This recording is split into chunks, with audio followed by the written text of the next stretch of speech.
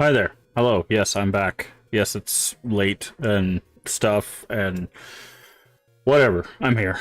Hello. I'm sorry. We're back. It's Dark Cloud Night. We're playing more Dark Cloud. I don't know why it looks so funny. That's not what it looks like in real life. I guess it is, kind of. I mean, green screens are doing weird stuff too, I guess. Oh, that would explain it, because green screen. But I don't know why I put my hand behind it like it was going to green screen my hand. Anyways, sorry I rushed off this afternoon. I was going to do something with a friend, went to do something with a friend, and then did something with a friend. And then did some stuff, and then now got back late. So we're here, and we're doing it, and welcome in. I don't know, man. I don't know where my brain's at. So we didn't do a whole lot of Ghost of Tsushima today. We did a couple hours, but so we'll continue that tomorrow. So if you were here earlier, I do apologize for the abrupt ending. I needed to go do some stuff. And then we are starting an hour and a half late, which is fine. I don't get to spend a lot of time out of my house, so it was nice to get out of the house for a little bit and spent probably more time than I anticipated, but that's fine. Again, I don't spend a lot of time in the house, so getting out of my house is probably good for me. Especially this time of the year where the air is not super hot and I can exist outside in a house for longer than, I don't know, 5 minutes without catching fire. So hopefully everyone is doing well today. Again, we are back this evening with some Dark Cloud on the PS2. We're going to keep making progress in the Sun and Moon Temple. I think that's what it's called, Sun and Moon something. And we are going to try to make some more progress and continue making progress in this game so we can hopefully beat it within a reasonable time frame. And then move on to something else that is somewhat, I guess, horror or horror adjacent. That should be fun and something I've been looking forward to. And then the other game we're playing is Shadowrun, which we made big progress in. I think we might be close to the end of that game, actually. So we might be getting done with Dragonfall sooner than expected, but I don't know. I haven't played past where we are now, so everything will be new to me in Dragonfall. And then, of course, we'll do Hong Kong after that. More Shadowrun, because I love Shadowrun, and the game is fun, and the setting is my favorite. So, and then, of course, we're rotating between those, and in the afternoon we are playing Ghost of Tsushima, and I've basically soft-announced that after we're done with Ghost of Tsushima, we will be playing Ghost of Yotai, which came out October 2nd. I didn't realize it's only been out for a month, so we'll probably just jump into that right after we're done with Ghost of Tsushima, but I think we still have quite some time for Ghost of Tsushima, because we are trying to basically do everything, and there's a DLC that I never played, because it didn't exist when we played it 5 years ago, so we're going to play it as well, so look forward to that. But yeah, and also Friday, do not forget Friday, we're jumping back in Friend's Favorite Friday with Chrono Cross, so that will be fun. And Thursday, no no morning/afternoon stream because I have a doctor's appointment. So that should be everything going on. I know that was a quick little ramble, mainly because I'm late getting into the stream and I would like to jump into the game. So we're gonna turn off our music and we're just gonna get into the game. Not a whole lot of talking here at the beginning. I just want to get into our game and get right into it. So, all that being said, let's play some Dark Cloud. Let's make sure our stuff is all working properly. YouTube seems to be good.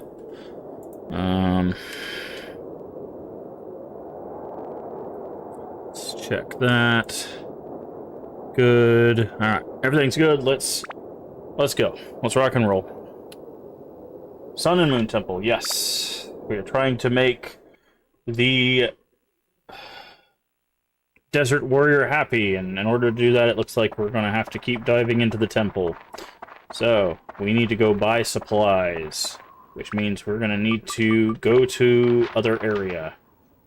I'm going to go to this village because I think we can buy everything in like one shop, which is going to be much easier to do than running around getting it all from different shops. So let's go ahead and do that.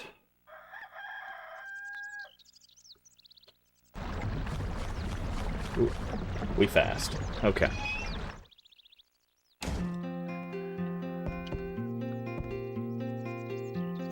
Nice shop here. Perfect. Yes, we can get basically everything from this one shop. We're gonna sell these. Alright, we got a lot of stand-in powder. Probably don't need this much. Let's sell a few of these. We got a couple escape powders. Let's grab a couple more. We do not have that many repair powders. Let's go ahead and get rid of a couple resurrects. These charms, these amulets did not work for us. I'm just going to get rid of them. Sell the bait, because we're not fishing. Alright, and we need a lot of repair powder. Alright, how much should we get? That should be good for now. Still don't know what this foundation is for. Applying it to your face makes you pretty. I'm gonna need a lot of that. We don't have a whole lot of water, but we can get more if we need it from the desert place.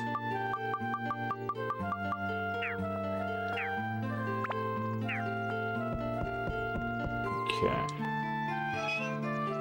I'm gonna need a lot of that foundation because this face ain't pretty. Anyways. Not shipwreck. Sun and Moon Temple inside. Yes. Alright, let's just jump back in there. And let's do some work. Alright, where were we at? Floor 5. There's nothing on this floor. I'm gonna be real upset.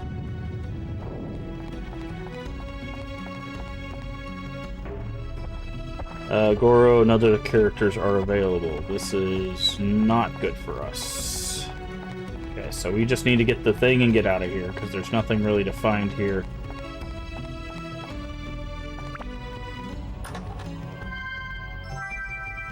Bait.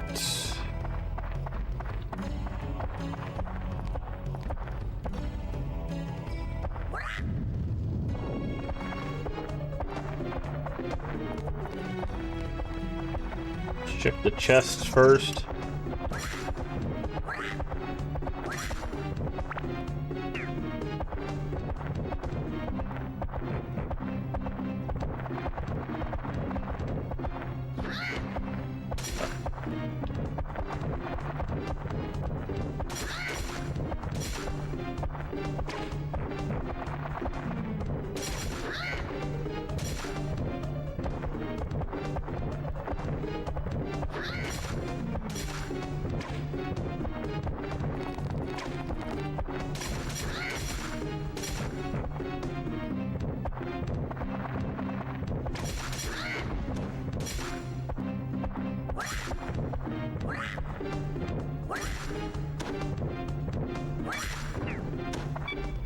Okay, that's all we needed.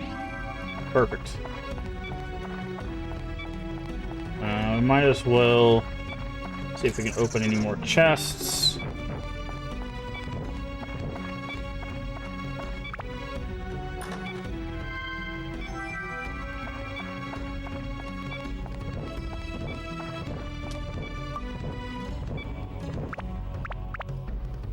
Let's go ahead and use a repair just in case we accidentally...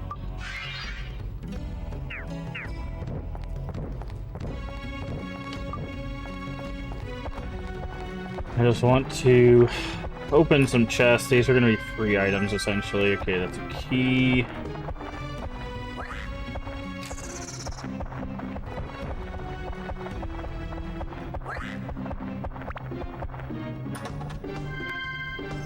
Yeah, so let's grab that water. And we don't really have to worry about damage because we have access to a pool.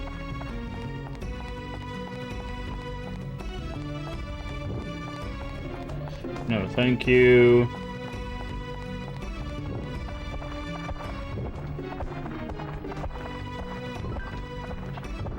Okay, the weapon became full. That's good. What does this need to build up to? Attack and MP. Rock and Mage. Mimic, Mage, and Rock. Attack and Endurance.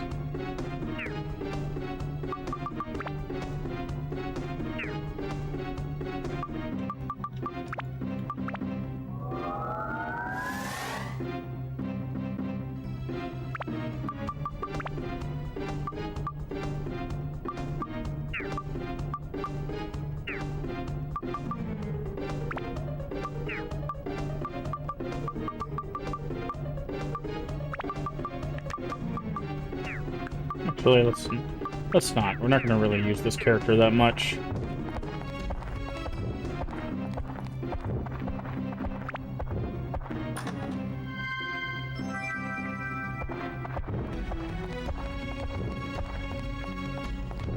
Okay, I don't see any more chests or anything, so let's just get out of here.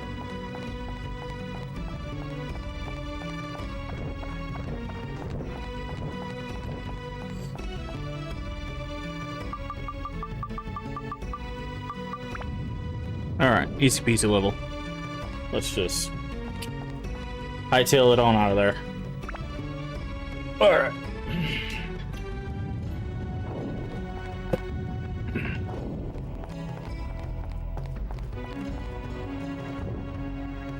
Switch back here.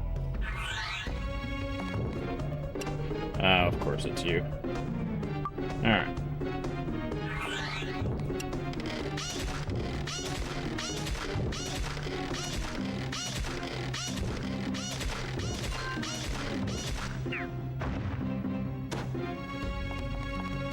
Okay. Stuff.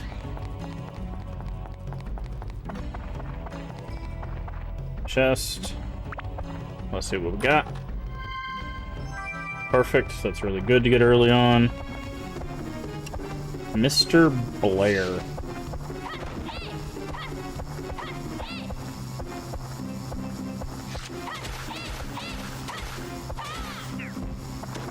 Okay. Let's get Ruby out here. Okay, gold ring ABS is full.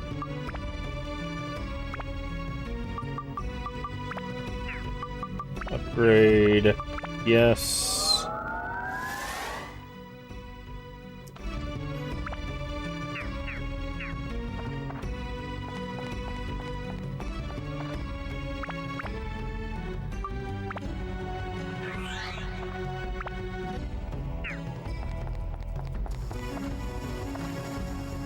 Okay, we got a bug over there, we got a bug over there, so that means more Ruby.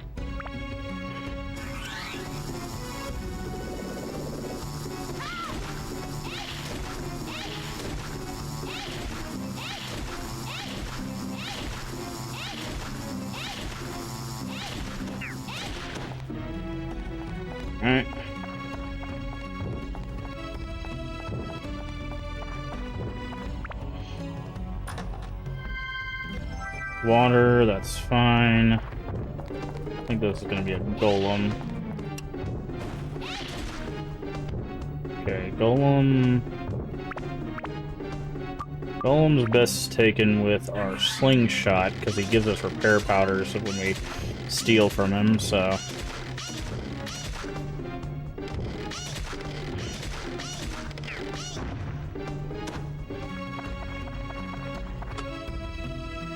Alright, we got a good rotation going here.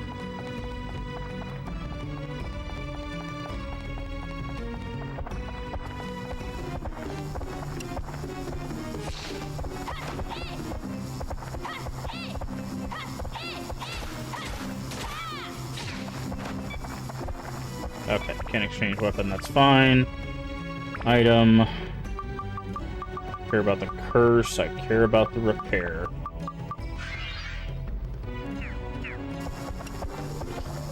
Care about you.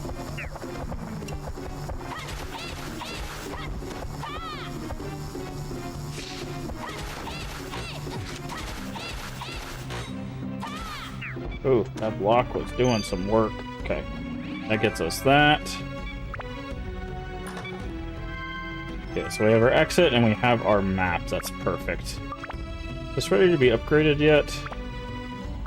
Okay, build up. What are we looking for? Attack, Holy Thunder, what is that? Beast and Plant. We can get Plant? I don't know what that...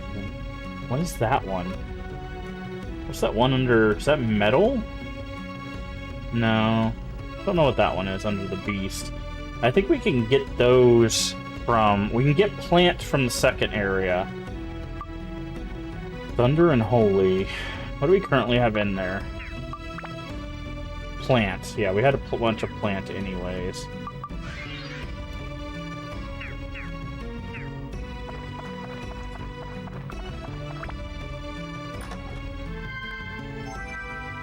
Gooey Peach.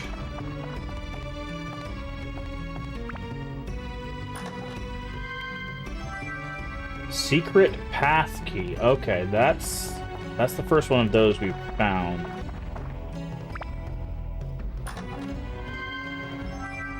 Anti-freeze, useless. Use treasure chest key. Chopper. Go ahead and use this. Alright, I'm gonna switch between our characters to get everybody topped off.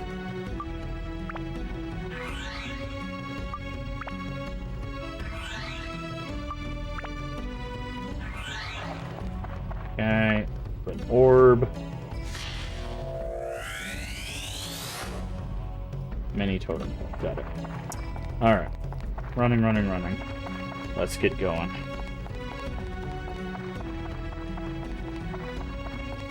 Okay, we do have the exit we need, but we got to get the orbs out of here, and I do want to check the secret path.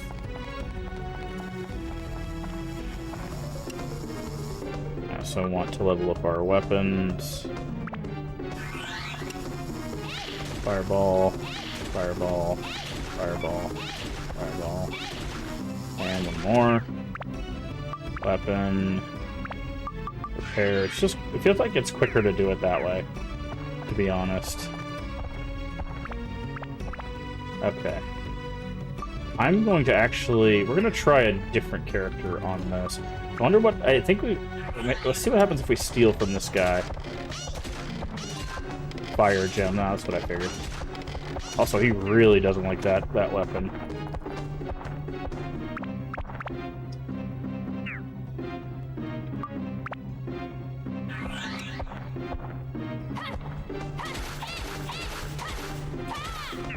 That should level that up. Yep. Weapon. Upgrade. Confirm. Alright. Is that enough plant? Build up. It is not. Customize.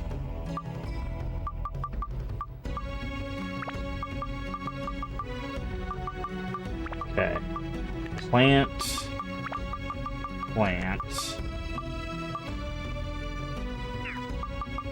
build up. What else did we need?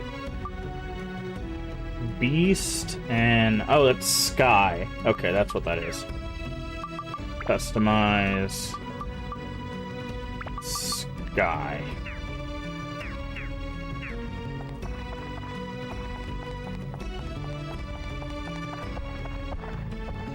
Okay, we need our hammer friend.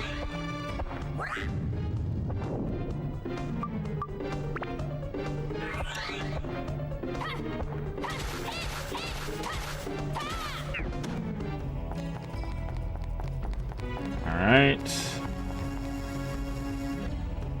Ruby. Fire mode.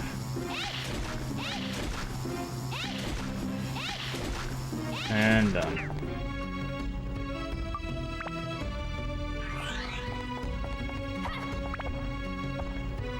Let's get some of this open. Tree.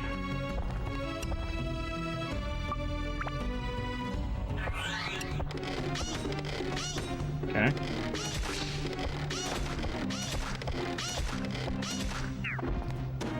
Nothing stolen, but some money. And then finally, last ball. And then we'll go do a secret area.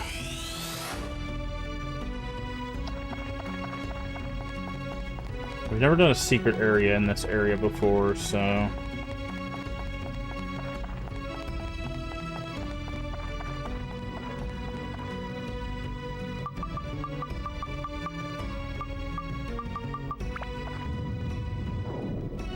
Quicksand is turning, Coffin is about to drift away in the quicksand. Climb into Coffin. Alright, let's see what we got.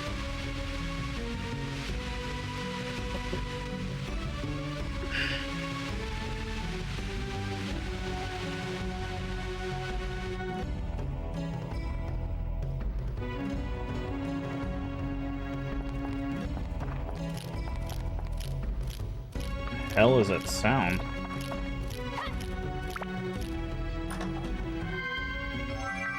Undead Buster. Crabby Hermit.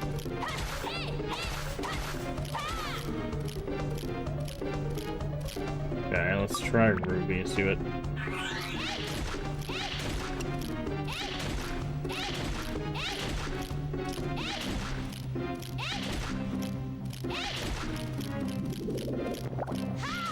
Oh, that's not good.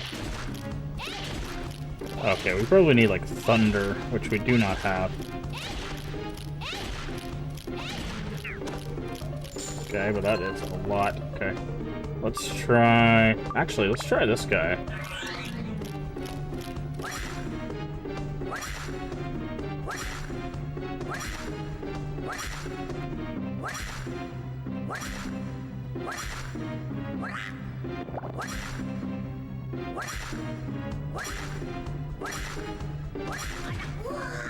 Okay, he just got instantly killed.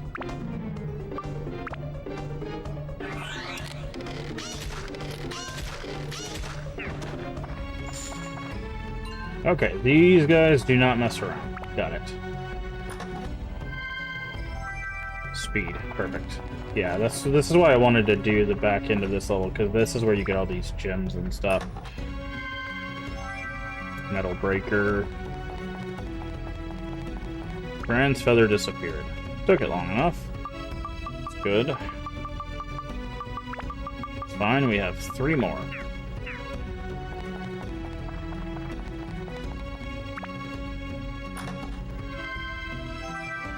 Ice gem, okay.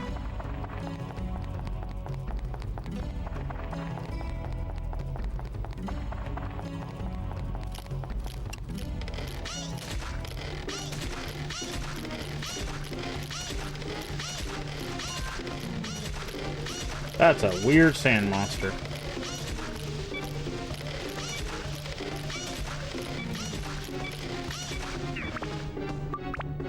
Weapon. Okay.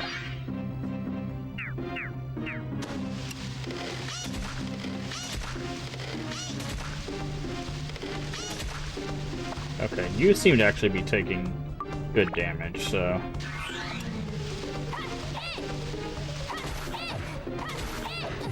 Okay! Never mind.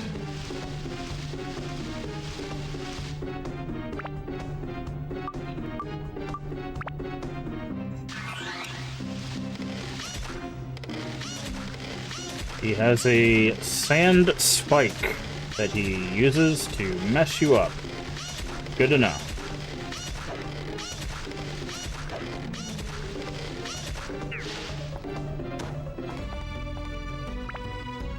Okay, weapon. What are we building this up to?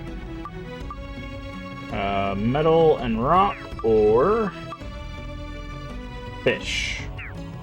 Probably fish. Yes. Upgrade. Yes.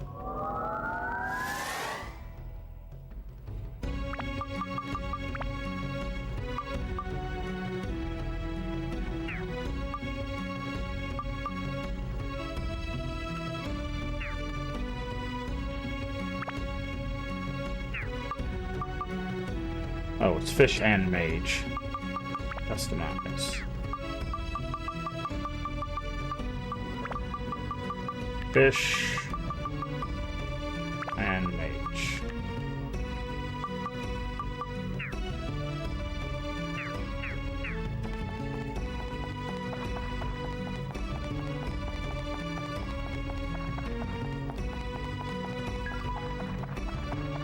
The status of equipped weapon has changed? What?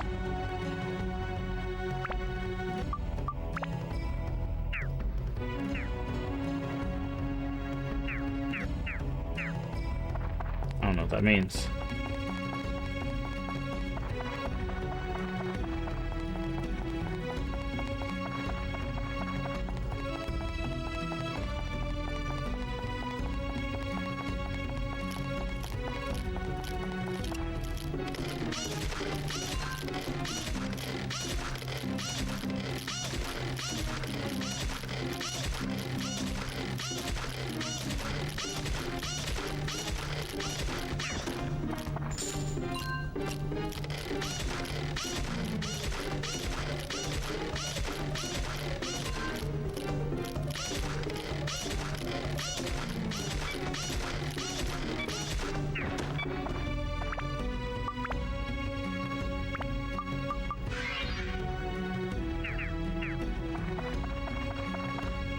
Okay.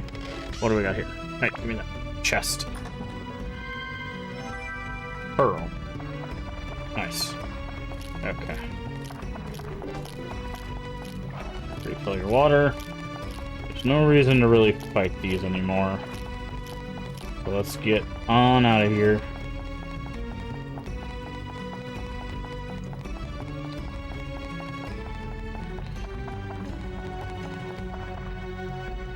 Alright.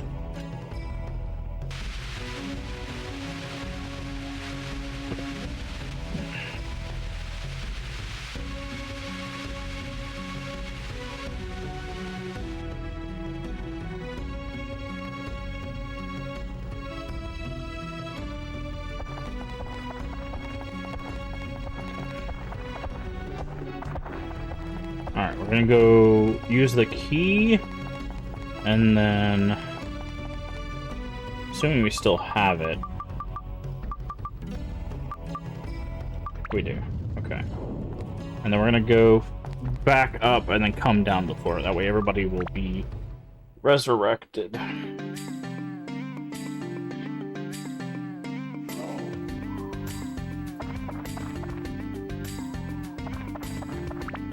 Actually, hold on. Go to other area. Let's go to the village. We can buy certain stones we need. I need to see how much they cost.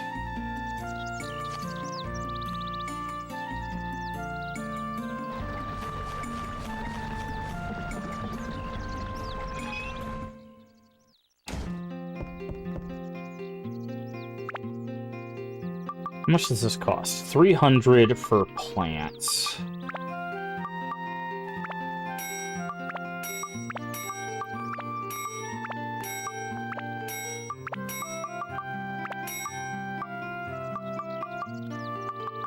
Okay, we need...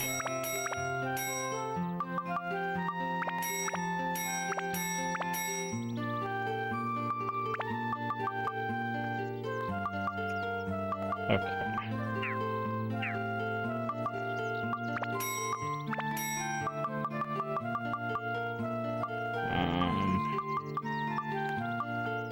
Okay.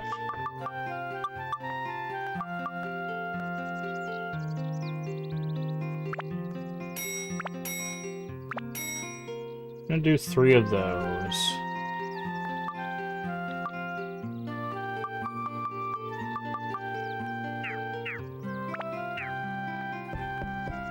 For now. And that should be enough.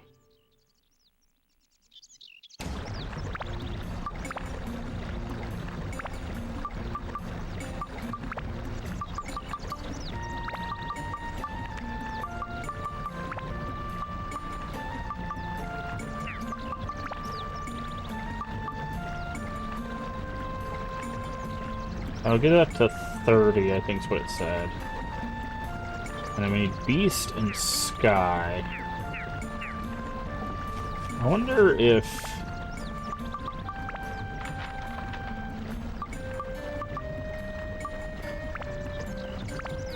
merchants in other places sell... I know this guy sells elemental stones. But I don't know if he sells the other ones.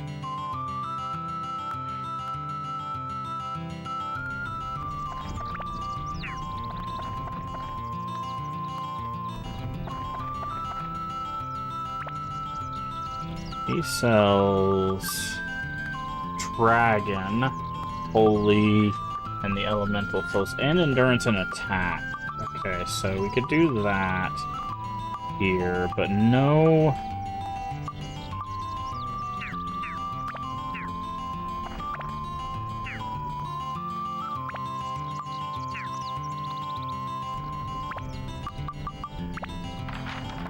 Let's check the desert town.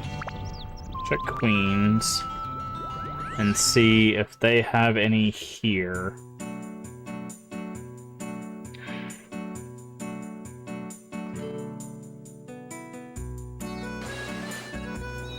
If they do, which ones?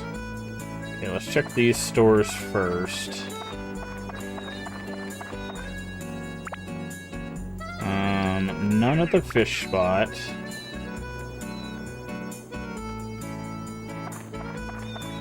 Joker sells stones, but I don't think he sells any... Oh, he does. Elemental and fish. Oh, and mage.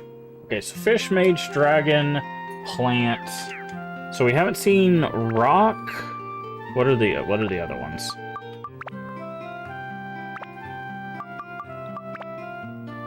Okay. So we've seen dragon. We haven't seen undead. We haven't seen rock. We haven't seen metal. We haven't seen beast. We haven't seen flying.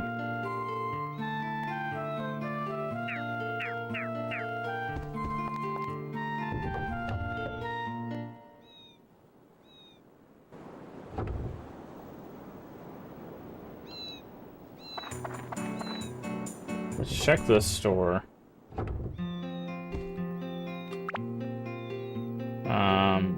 None. None whatsoever. Okay. Alright. So we can get most of them. Alright, so if we want to build up this, what do we need? Okay. So 2 of the 3 that we're missing.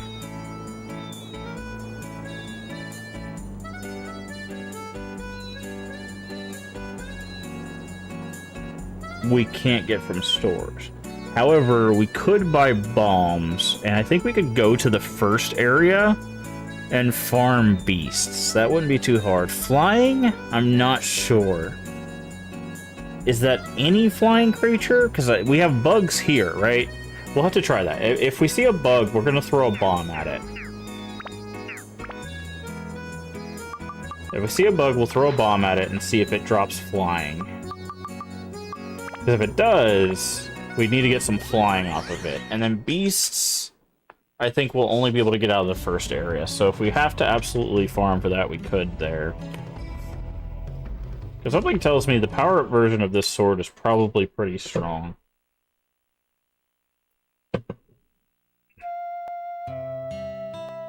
Oh, we're having another chat with Sad Warrior. Another terrible pep talk. Can I ask you something? I'm listening. You are a warrior. What does a warrior fight for? I made an oath to fight for Mikala, but I have failed to save Mikala. Mikala? Ngaga. Is she the one you care for? Kala is my fiancée. I loved her. Kala is dead? She disappeared with the village. Oh, I see. So that's why you are so down. Well, let me tell you. I assure you, Mikala is alive. Is that true? Probably.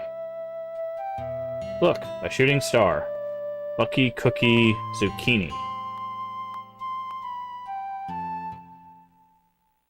Okay. Well, I mean, if they disappear, that means they're in one of the bowls.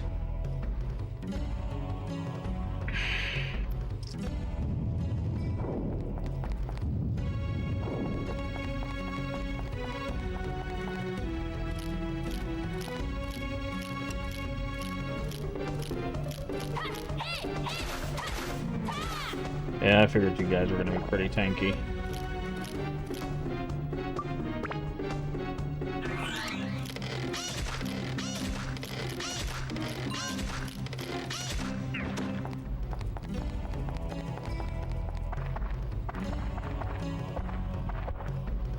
Okay, bomber heads. Not a fan of Ruby.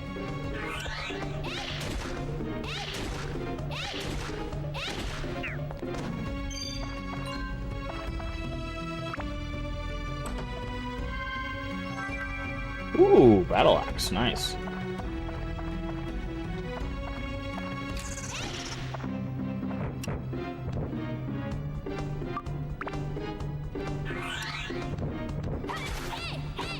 Ooh, that was almost bad. I've got to stop doing that.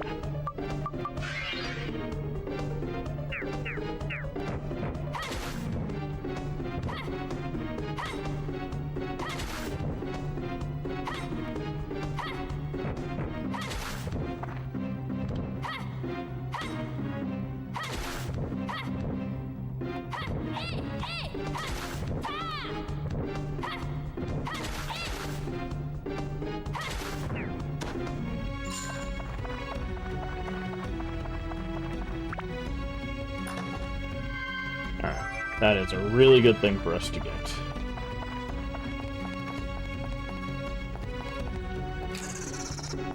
Alright, I'm gonna switch over here.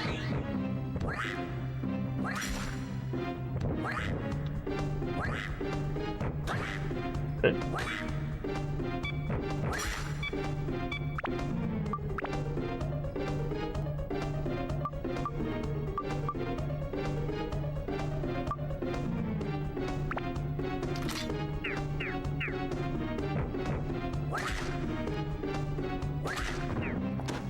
Heck yeah. Okay. We're just gonna use the big, use Goro to big battle axe on that.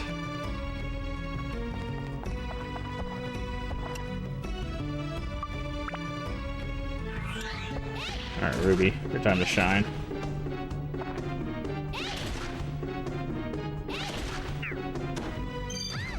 Okay, visual hitbox.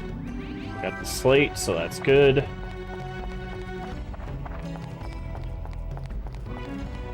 We need to... okay. We need a key for that.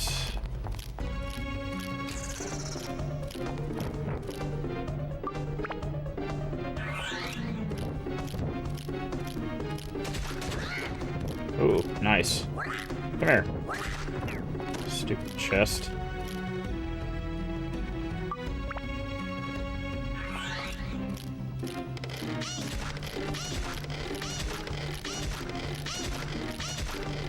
Don't you know what you're circling for? You're not getting anywhere with that. Wind gem, okay.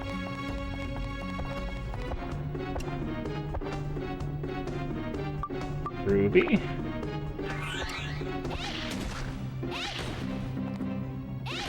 Okay, stop guarding. Oh, ow. Okay. Get away. Those old hitboxes suck.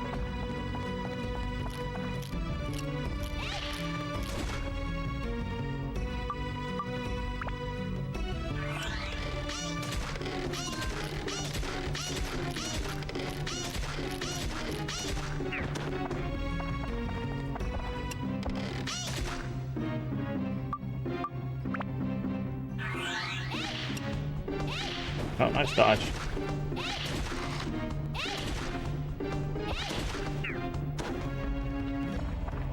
Okay.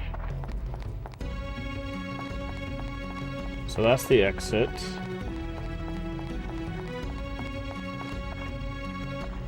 Okay, so one of these is gonna be the key. Yep, there's the key. The rest of these are probably mimics. Alright, Goro, your time to shine, buddy.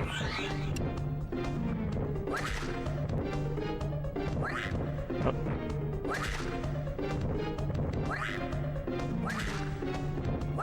Come on, buddy.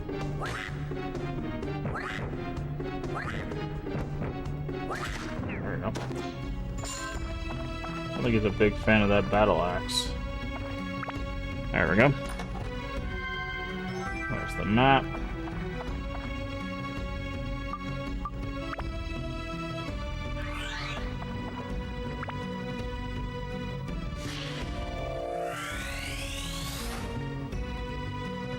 Pull ahead 3.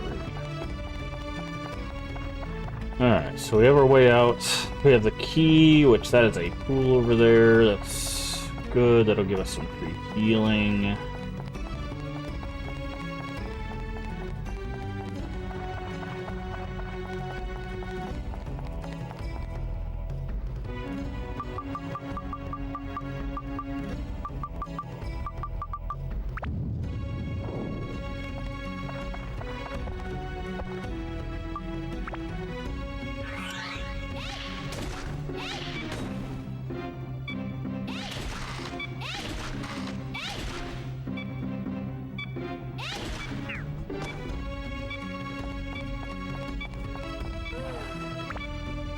Weapon. Pair. Perfect. We got 2 chests over here. One of them's probably a mimic. Cash. Yep.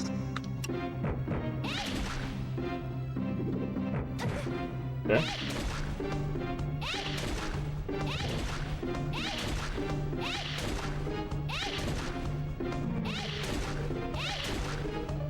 Oh, okay. Ruby can actually consistently hit these things. So maybe you just use Ruby on these mimics since we're trying to level up Ruby's amulet. Alright. Let's go all the way over here to get this last ball. And then...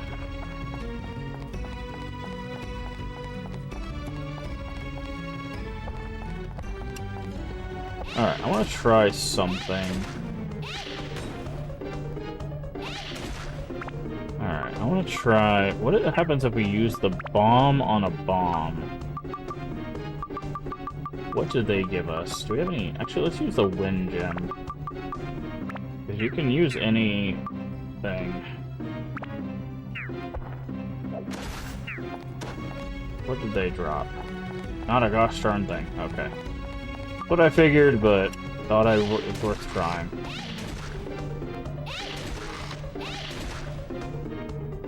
I thought I was gonna throw one more, huh? Alright, perfect. Grab this last ball. And on to the next floor. Road.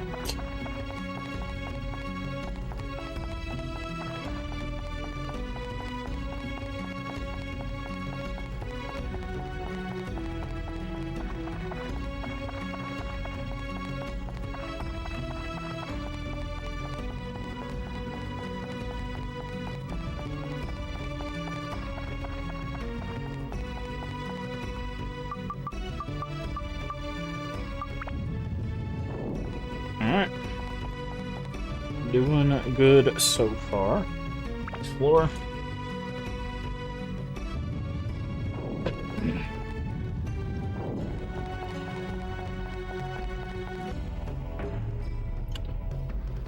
You get thirsty quicker. Good to know. Oh, good for us. There's a pool right there.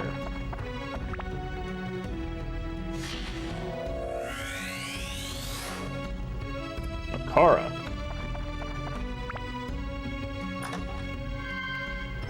That is going to be exceptionally helpful.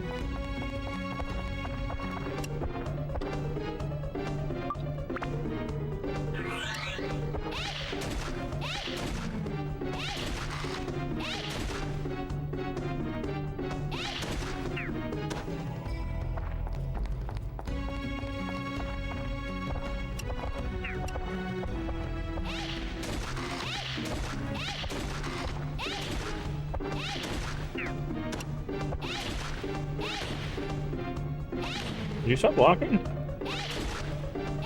Wow.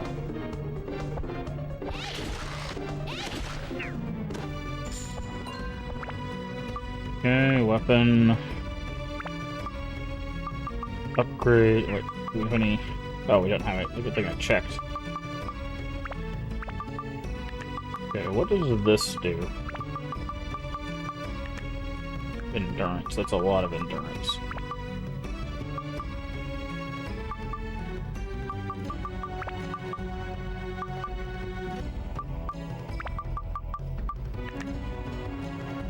.69 speed.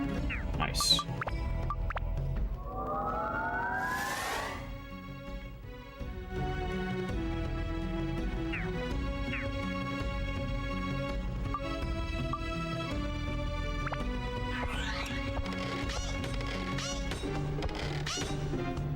You stop blocking?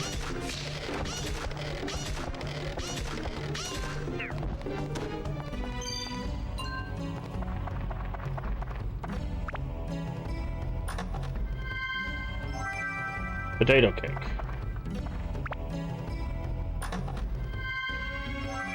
Ice gem. Okay.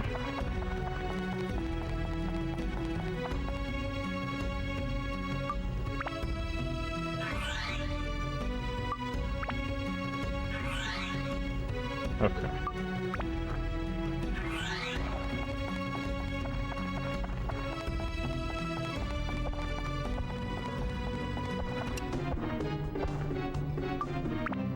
Alright, Ruby.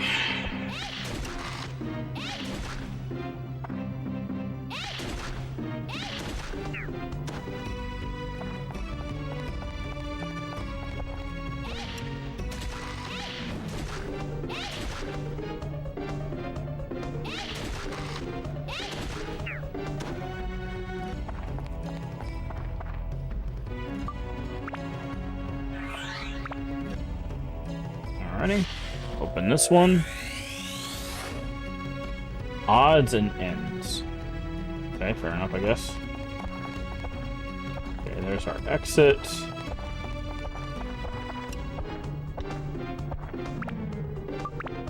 I'm just gonna go ahead and go for a repair here on this before we break it.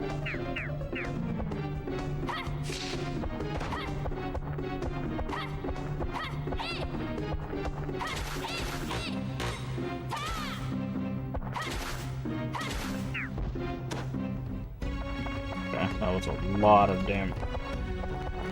Hey, thank you for the follow. We do anonymous follows here. If you'd like a personalized thank you, just say, hey, I followed in chat, and I will give you a personalized thank you. Otherwise, feel free to keep following and lurking. Dragon Ball Z versus Aladdin. Is that a question, or...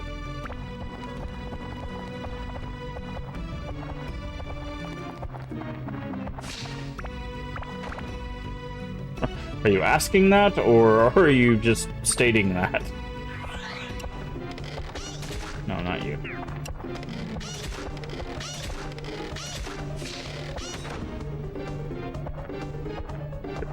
Your character look like that?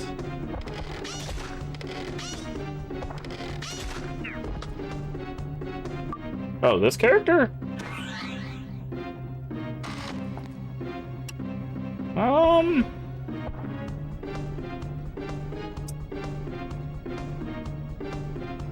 I don't know.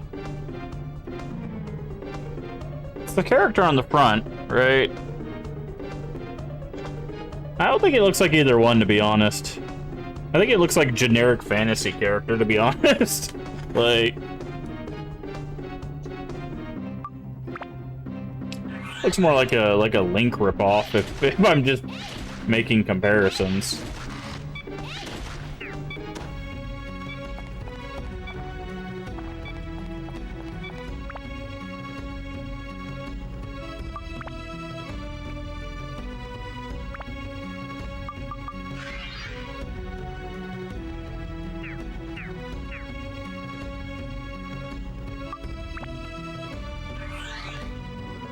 Kind of like if Link wore like a poncho, essentially.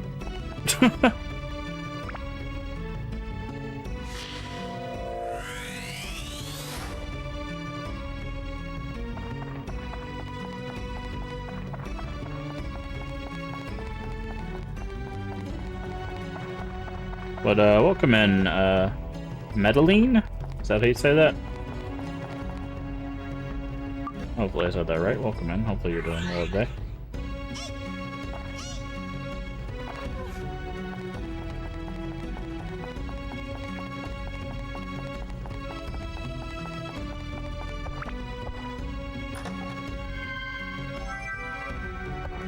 Alright. What are we looking at? There we go. Oop. Oop. Stop. Stop blocking.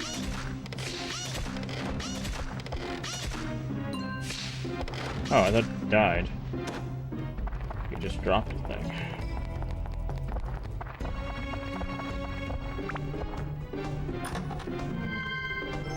Banana! Oh, hi. You got really close. Oh, there's two of you.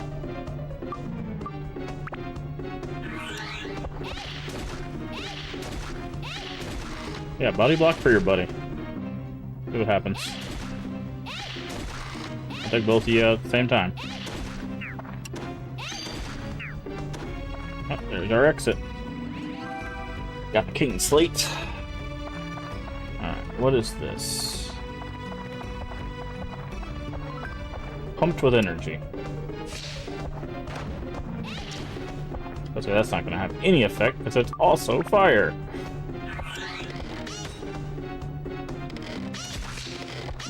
Have you played this game before, Medellin?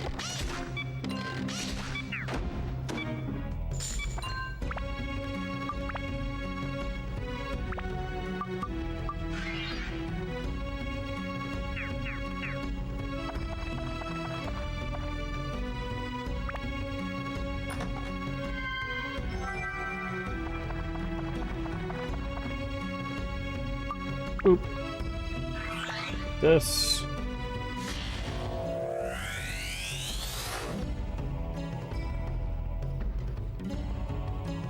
Brook. Okay.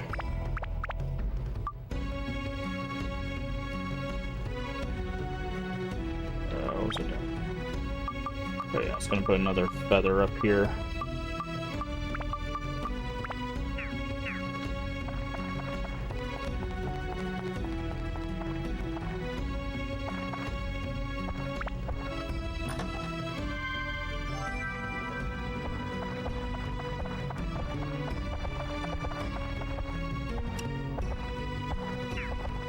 Let's get in there.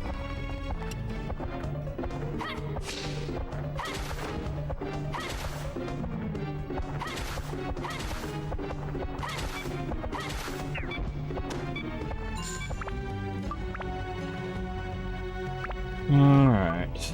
Prepare. Let me check something real quick. Yep. And that, ladies and gentlemen, is why I have anonymous follows.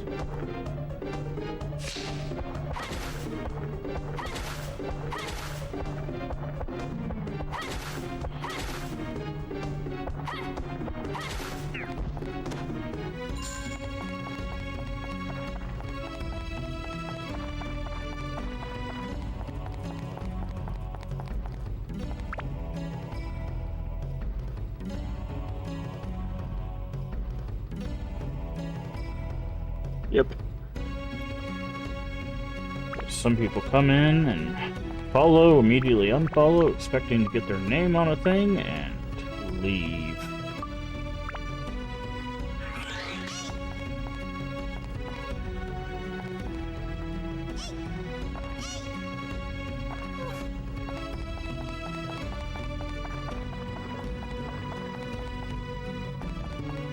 And don't think I can see it. Which I can.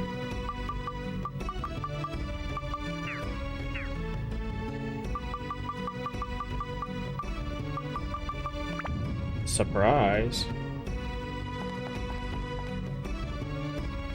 Doing this 5 years.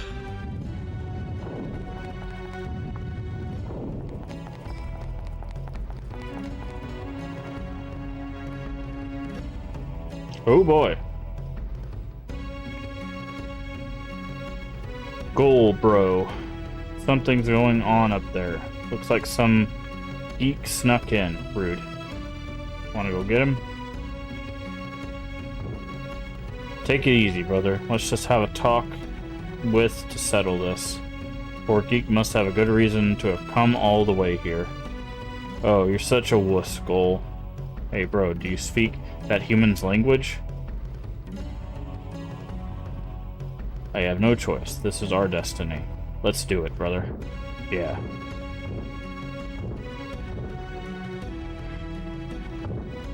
Oh. That's not good. Let's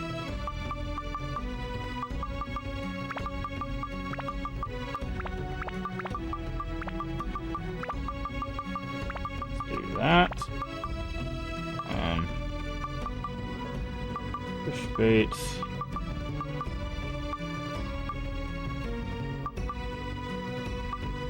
Board. Like I was looking for something.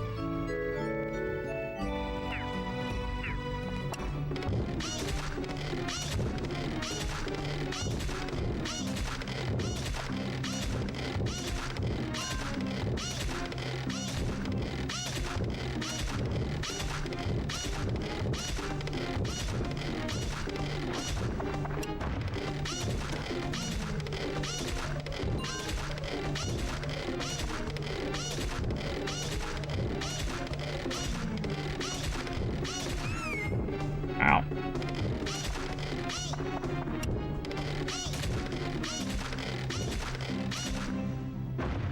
Alright, well. Black wind bars the way. If we could be blown away, we could get through.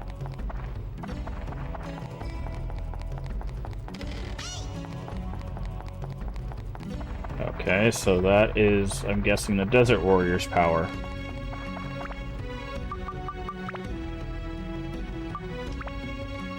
Alright, Desert Warrior, you're up!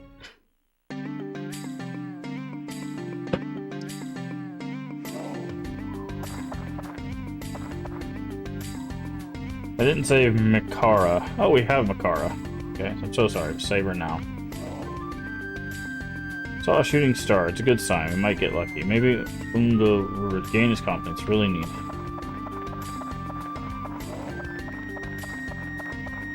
How do we rebuild the village? Anti-goo amulet.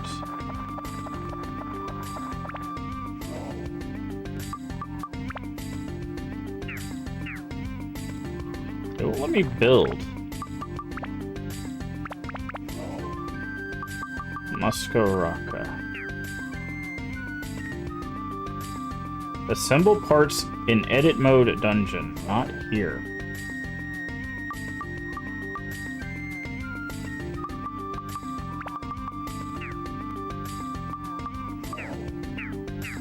It won't let me go to edit mode.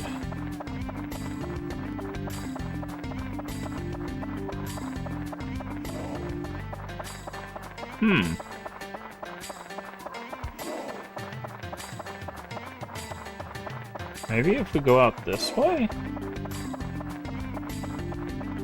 Maybe this is it. Ah, there we go. We had to go out that was confusing. Alright. So we could have built this whole time. That's fine. That's fine. Config and assembly. Tree. tree. Tree. Oasis. Right here.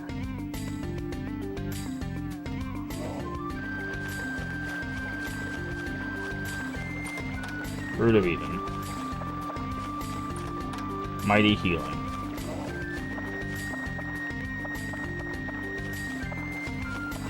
That's a fishing hole, so... Okay. Temple A. Item Pill A. Head. Temple A. Oop.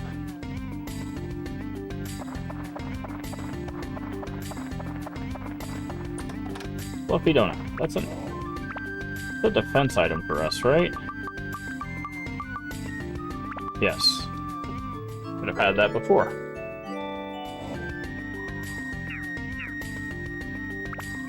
Okay. Amulet for such a family.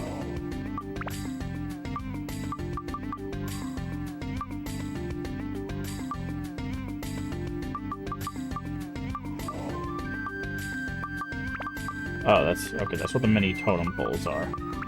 Mini totem pole. Stairs. This is prisoner cabin. Not a resident, but totally settled in.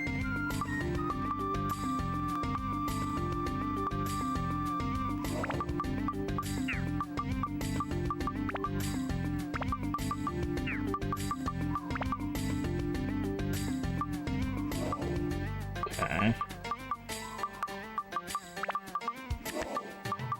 Brooke's house.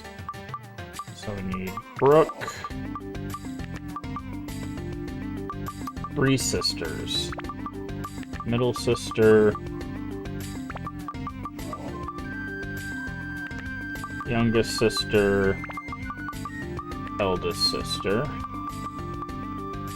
Boo Boo's house. Stairs. Odds and ends. Okay. So let's...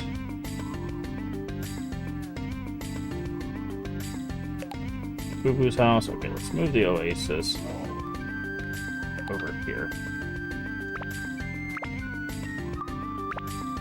3 sisters.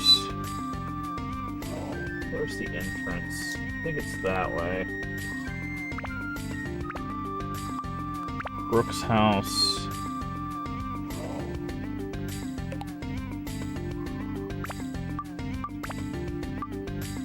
Prisoner cabin.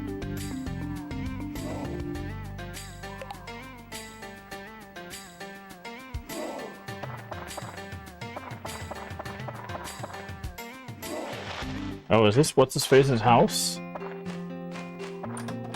Premium chicken. Gourd. Nice. Okay.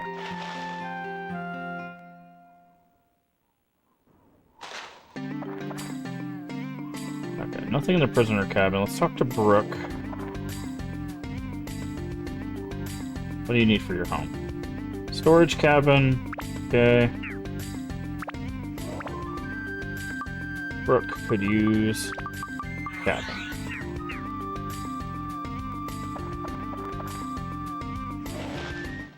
Let's see what Brooke has in store for us.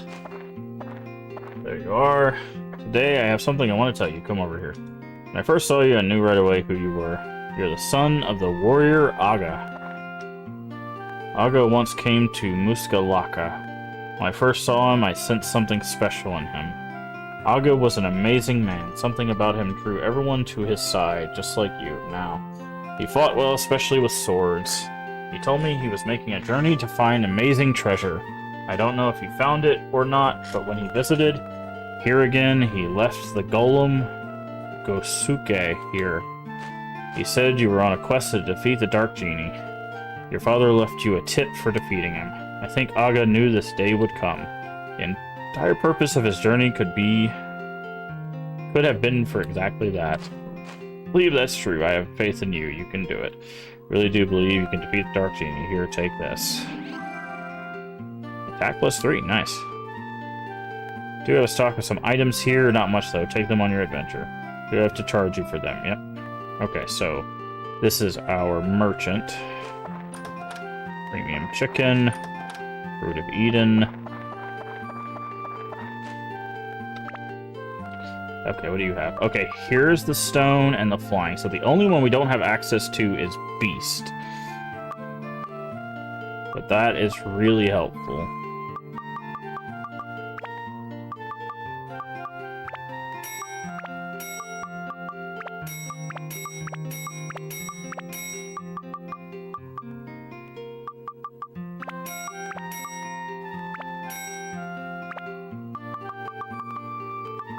We're gonna need some more repair powder.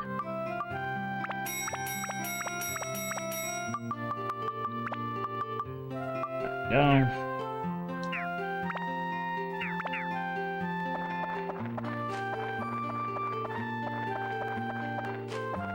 Alright. So now we need to talk to the sisters and see what they need.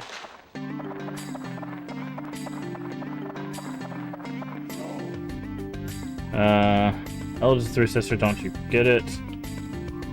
Put many of my dresses, odds and ends. To top of that, don't forget it. Okay. I'm guessing that's your shtick. Is saying don't forget it. Jeez. What do you need for your home? Please, the tradition of the Pole Guardian.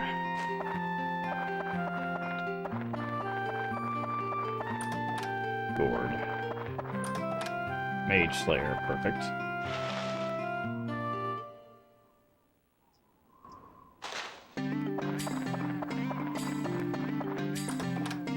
Attachment bag is full.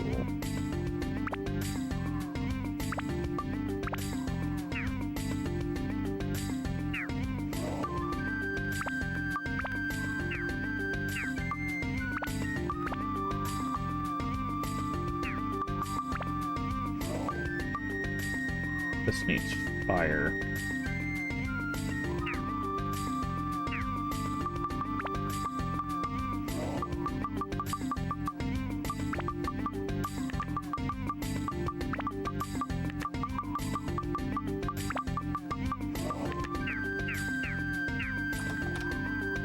Nice.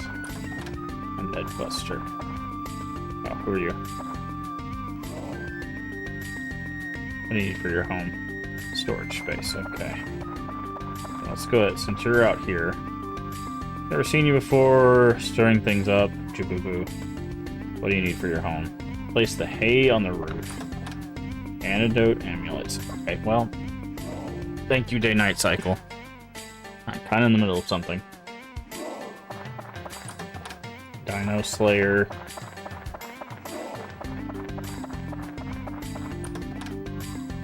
How's my attachment bag full again? I just put 3 away. Oh, okay, because I got 2, yeah.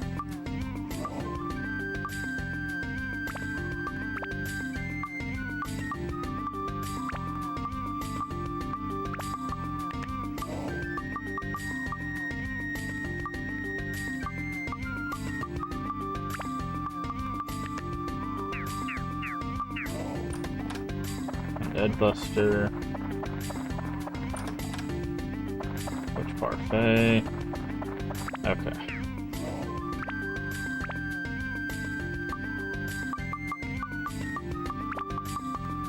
Boop. Boop. Boop. We still don't have the prisoner.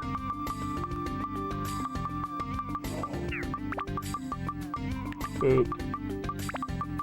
Boop.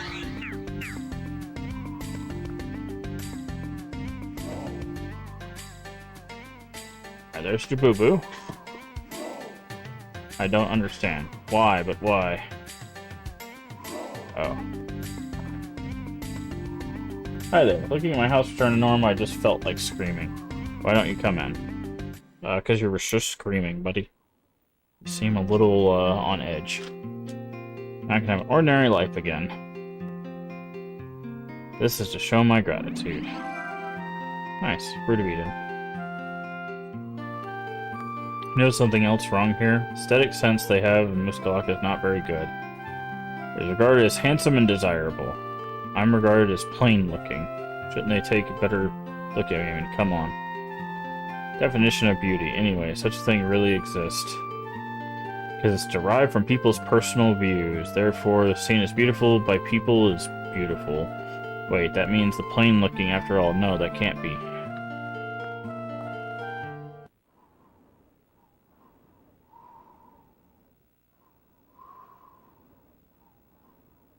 Why? Okay. Go in his house. Cheese. Fruit of Eden.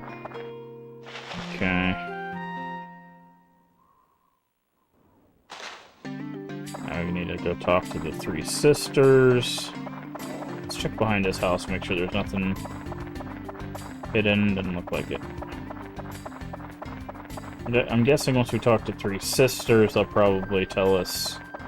Then we can talk to Ungaga, and then tell him that his love is back, and then he'll join us.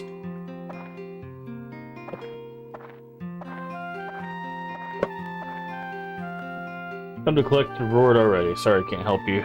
Give some candy. No. Come here with that, don't be mean.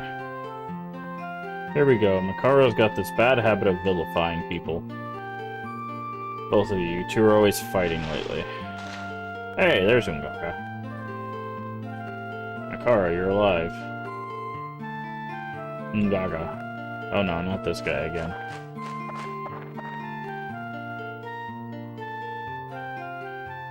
Okay.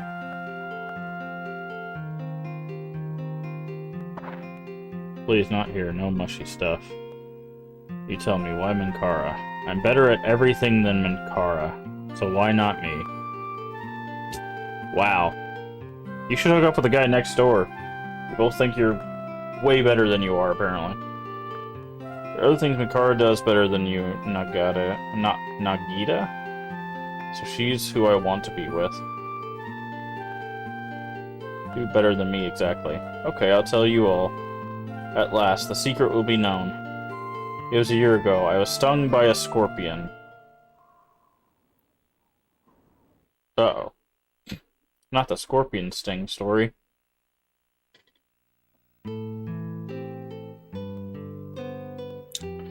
I am finished. A scorpion sting. I will die. Are you alright? Nagita, a scorpion got me. I won't live much longer. I'll call the doctor right away. Stay here. No time. Stay, Nagita. Don't want to die like this. I'll call the doctor. Stay here. Compassion. The thing he's gonna say is compassion.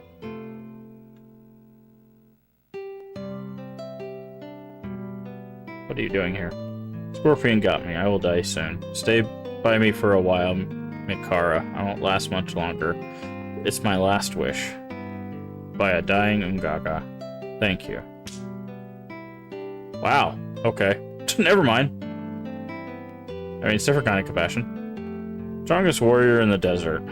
Who will protect Muskalaka when you're gone? Scorpion's venom. Nothing can be done. I am dying.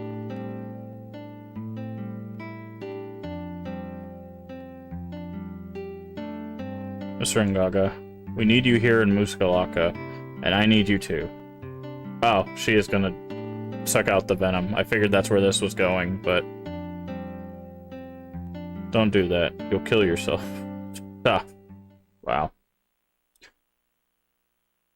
Muskalaka needs you, and I need you too.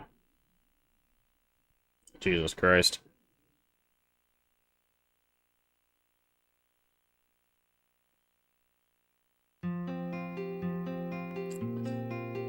Became infected, was dying, and fought for 3 days.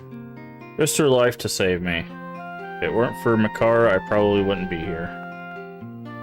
So that's what happened. Has incredible courage. No one can match it. Not even me. Fell in love with Makara. Now I see, so that's why Makara was lying there too when I brought the doctor to you. Makara probably asked Ungaga not to say anything about it. I admit it, I can never act as bravely as you did. You're the one for Ungaga. There's really no room for me between you two. Take me with you and we'll beat the evil wizard. I understand now what Theo was trying to say. I forgot this. Real strength doesn't come from your fist. It comes from your heart. Jesus Christ. This is a very 2001 messaging. Probably wants more to become the strongest warrior. Became an ally. Alright. Well, apparently you have fan, so I'm guessing that's spin staff fast enough to create air. I will be with Makara for just a while. You go ahead, I'll catch up with you. Well, I kind of need you, like, right now, so...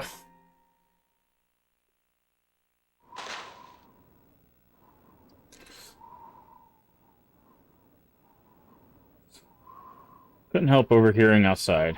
So Ungaga is back to normal. I really wanted Ungaga to get back to his old self again. Really glad.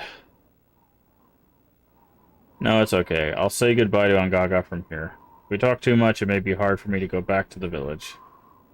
It's the end of my mission here. I'm sure Ungaga will be a great help on your quest. So long.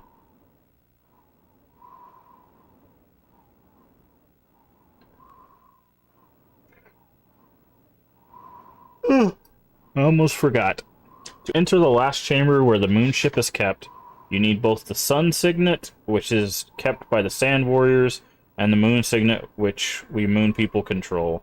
I believe that the sun signet has been handed down for years to the village chiefs. Problem is the moon signet, which is supposed to be kept by us, Nem doesn't like little hassles, so he left it with the sand warriors so they could manage the entire temple. But please don't blame Nem. Managing a tomb is hard work. Anyway, both of them are kept by the people of this village. Remember now, you need both signets to enter the last chamber. So I guess this is all I have to say. Make sure you beat that wimpy genie.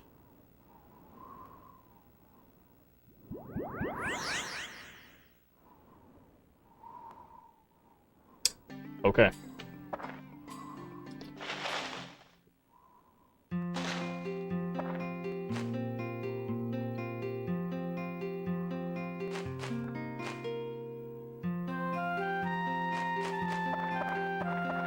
Okay, make sure there's no chests in here.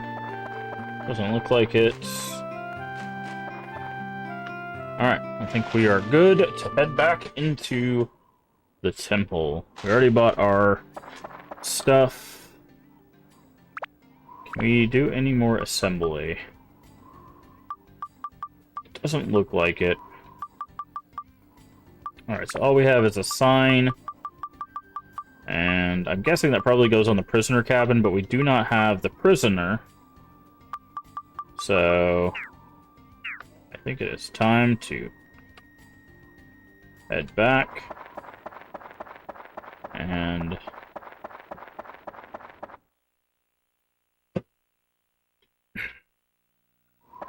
head on in. I guess it's always better just to do it like this, to be honest. Yeah, so it looks like, based on the map, right, we have a region here, a region there, a region there, and a region there, but we only have, like, one more spot in the save. So, like, if I go to save, right, and I save right here, you can see that there's two open spots. One of those is going to be filled by Ungaga, so there's only one more spot, but it looks like 3 more locations on the map, right? So it looks like there's 3. There's 2 down here and then 2 up there. So I'm wondering if we have more of this than it seems. I don't know. We'll find out. We will find out.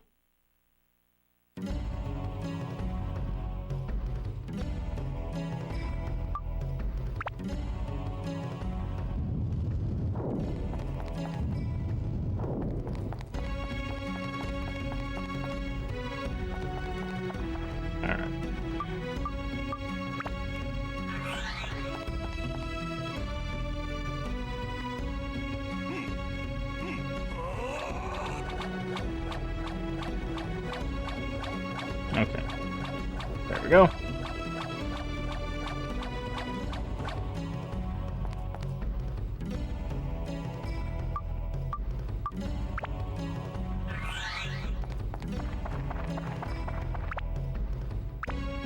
Alright, so let's do that.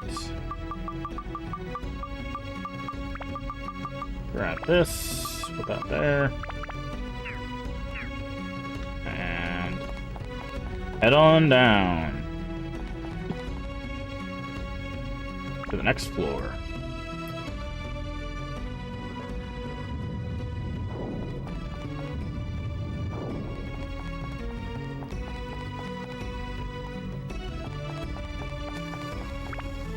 Immediately grab this. Also, I hear a bug. We said we're going to throw a bomb at the bug to see if it... I'm getting all the wrong buttons. We're going to weaken it just a little bit, just to make sure. Alright, and I want to throw a bomb at the bug to see if the bug drops flying.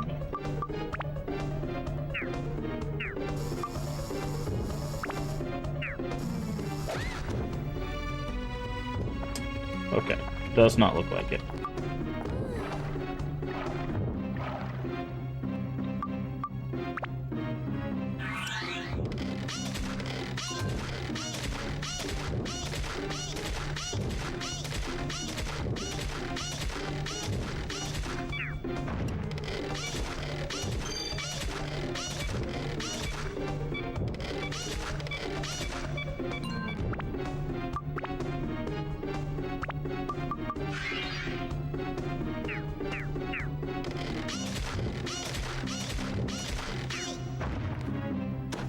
Okay. Does not look like the bug dropped flying, unfortunately, so...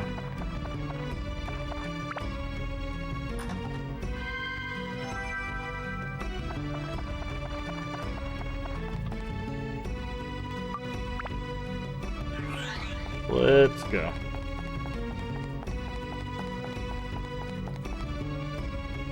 Okay, so, yes.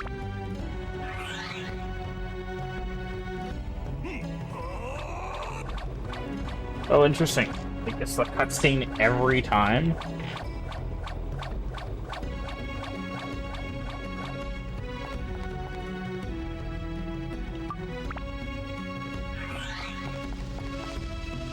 Okay, these guys were not a good time to fight melee.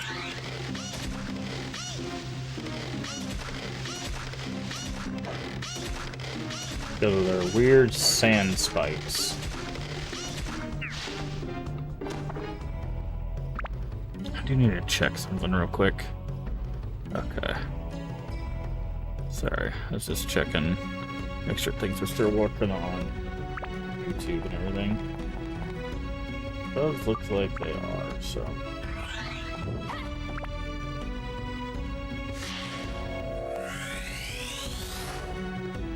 Oh, there's that person they mentioned.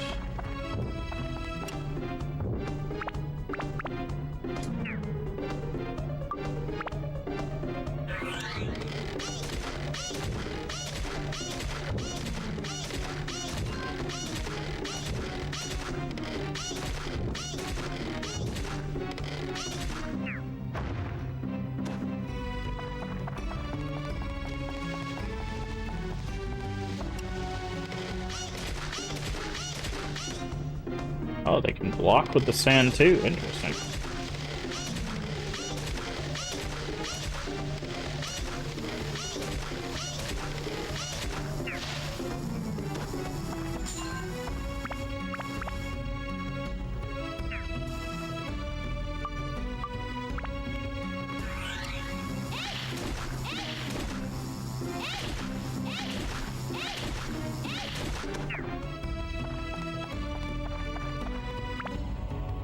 Alright.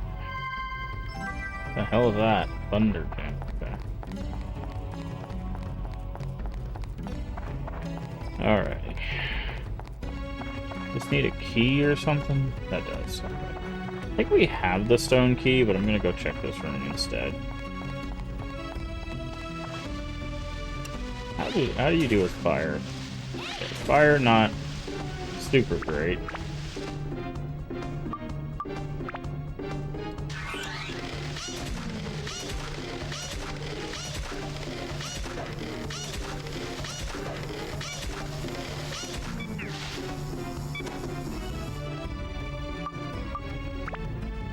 Here's a bug. Where's the bug go?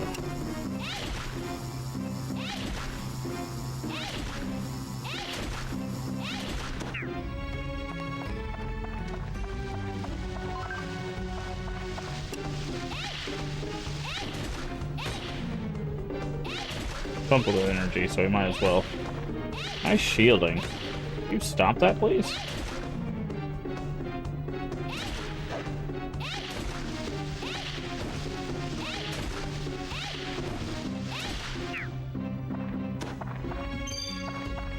What is that? Oh, there's our key. Okay, so we probably have the other key already. Unless it's in this chest. Nope. But there are orbs up here, so we probably already had this one. Ah. Sorry, I was trying to use that.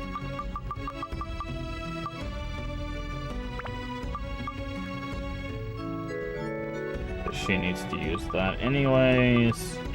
Okay, yeah, we do have the key. It's right there.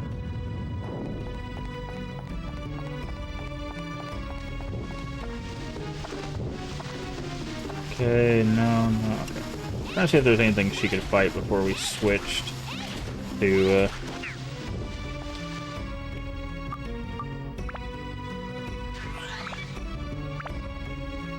item.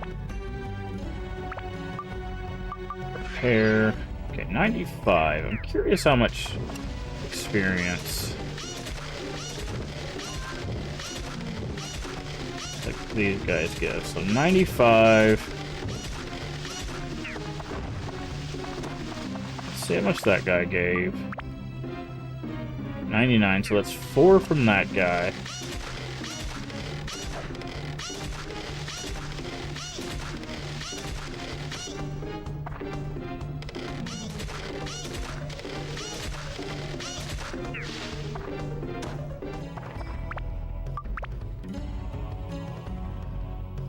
Okay, 95 to 99, that was... Okay, so that's 10 from that guy. So the dunes do give a good amount of experience. Poisonous apple. Alright, and then we switch back so we can open these two bowls up.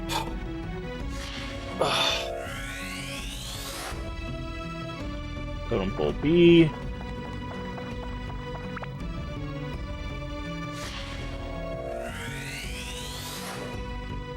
A.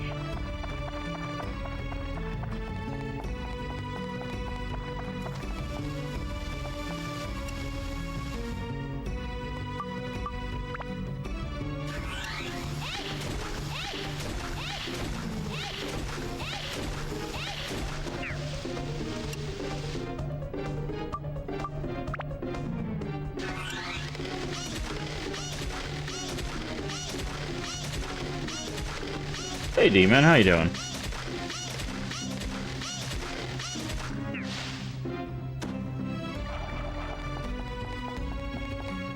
Let's go ahead and refill everybody's water while we're here.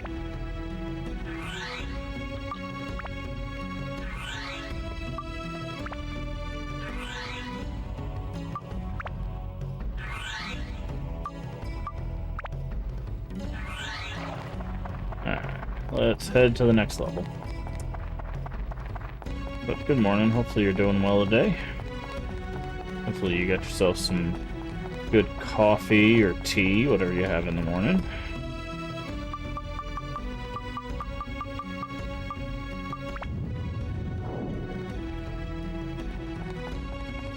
Got me some water. Working and lurking, drinking coffee. Yep. Good to... Hopefully work goes well for you today.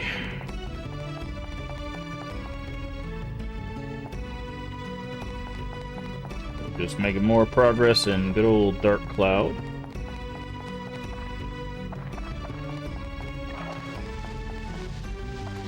Alright.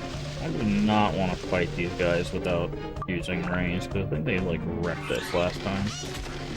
Okay, and this will also level us up.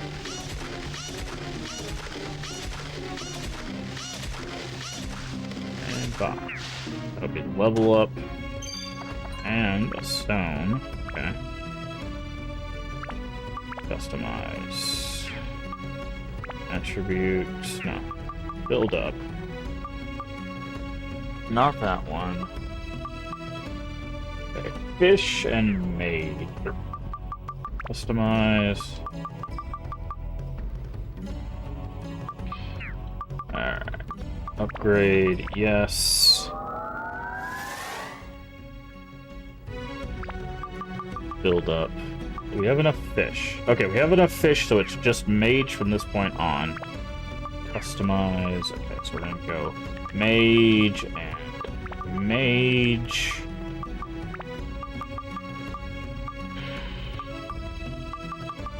What does this say?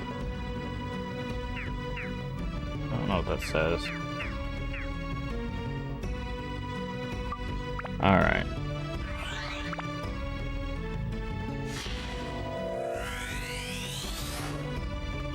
Chief Bonka.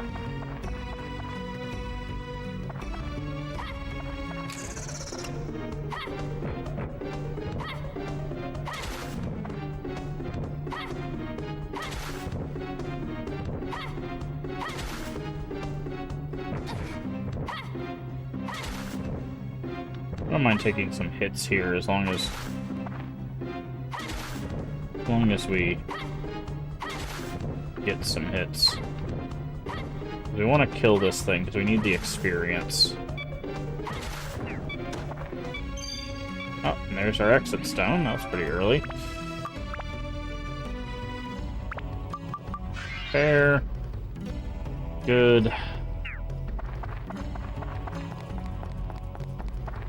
That was a really quick exit zone. That's literally like the first chest we engaged with. Zabo's house. Who's Zabo? Who knows?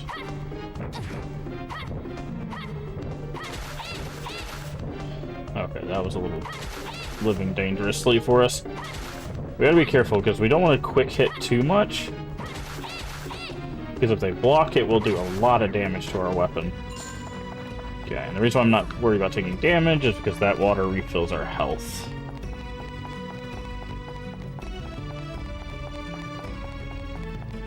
It's just a short level. Oh, it's looking pretty short.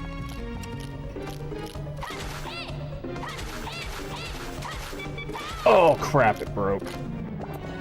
Because the combo didn't stop. That sucks. Ah, crap, dude. I hate that so much. Okay, well, that's just mage and ice. That's nothing except elements. That'd probably be the better one to go for.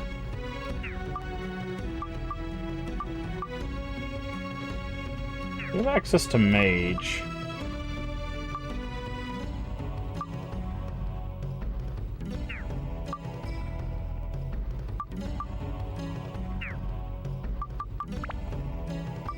That sucks so much, dude.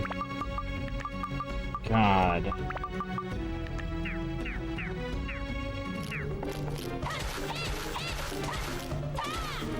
I actually legitimately do not like the melee in this game.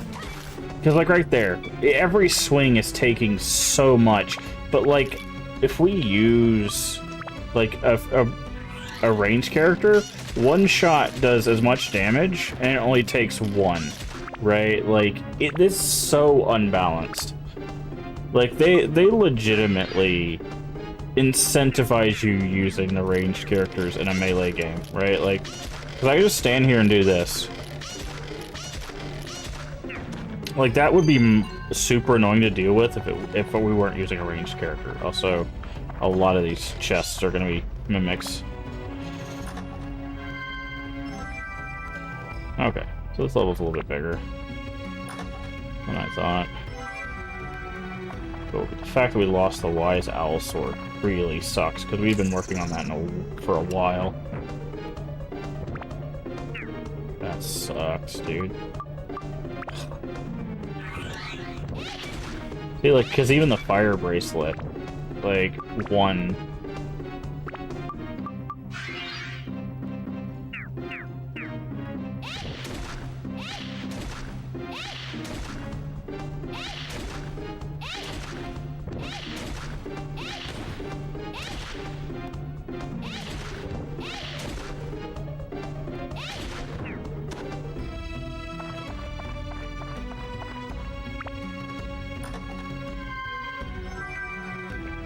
That's why I wanted to check all these chests first, is because I figured there might be a key in one of them.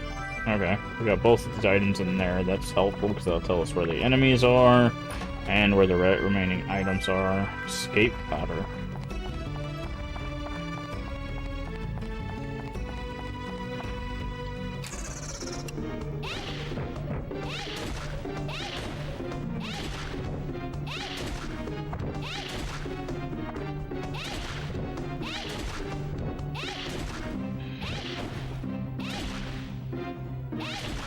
At this point, it's almost to our benefit just to level up our range characters.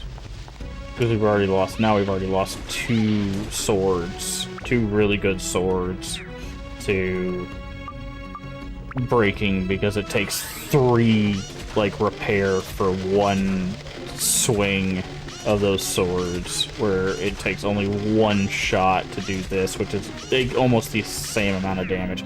51, 76, like, it's just... This is just the better option. That's such an imbalance, dude. And all I have to do is just lock on. And like, even if they guard, it doesn't take any extra. Like, all I have to worry about with like Ruby is that they're resistant to the element. Insane. And the beauty of this slingshot is it also steals items. So, like, if I attack the golems, they actually give us repair powders.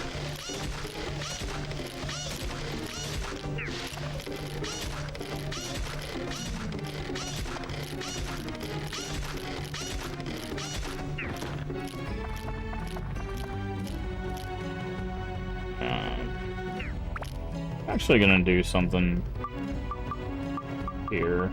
Where is it?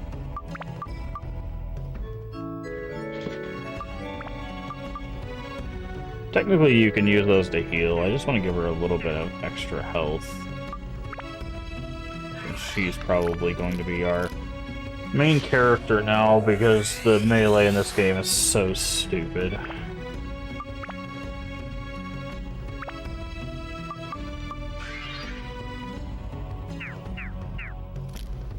Wait, am I using the... Why am I not using this?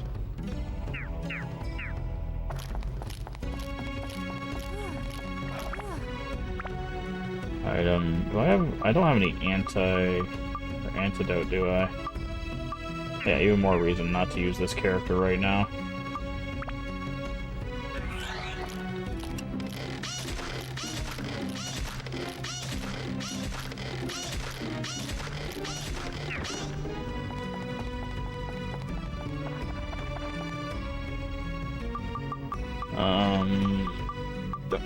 There we go.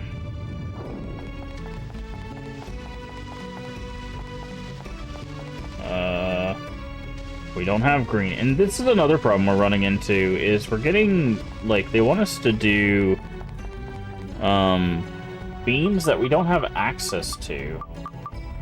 And I'm not sure how I'm supposed to have done that. I guess I'm supposed to have, like, gotten other elements into Ruby's, like, rings, like, forced other elements, but I did not mean to go further. I need to go back to that level at some point.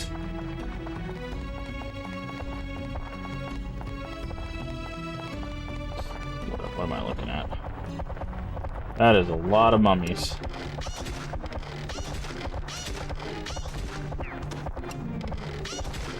Two, three, four. 1, 2, 3, 4.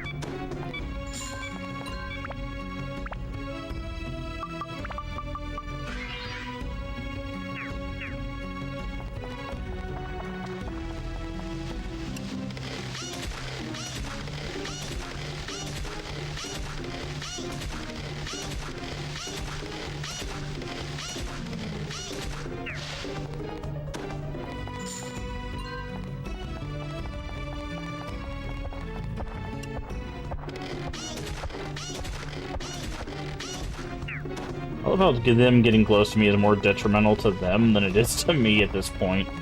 Because they have a... basically, their way of balancing ranged is there's a fall off. The further away they are, the less damage they take. But if I'm firing at them and they keep getting closer, it essentially means that they just keep taking more and more damage the closer they get.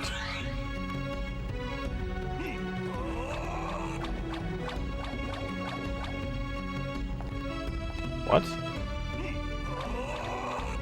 I hate that this gets a cutscene every time. That is so weird. Like, the jumping one does too, but the cutscene's much shorter, I feel.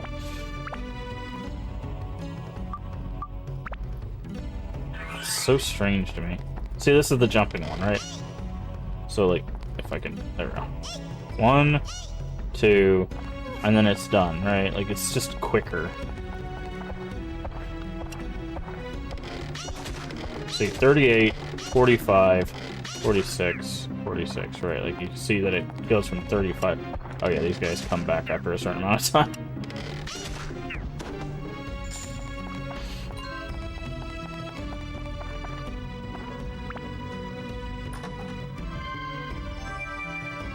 Alright, stone key. Is he still poisoned? Is poison? Yeah, poison lasts per floor. I guess that's to make sure that you keep antidote on you, but we'll just not play that character. How about that? See, like these guys, if we shoot them enough, they sometimes spit out repair powders. Sometimes they don't, though. It's kind of crazy. I think it's the first one of the first golems that have not spit out a repair powder. That's good.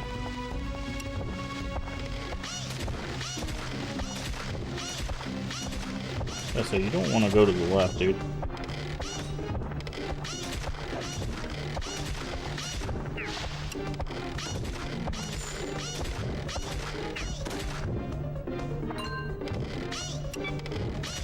See, there it goes. Repair powder. So, like, as long as we fight golems, they essentially can help us just repair our weapon.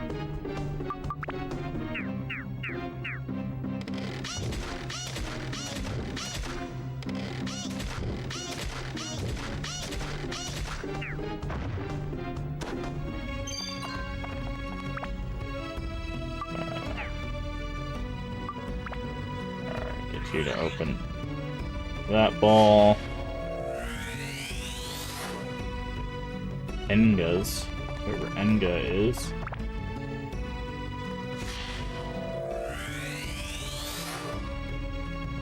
Gonna pull head 2.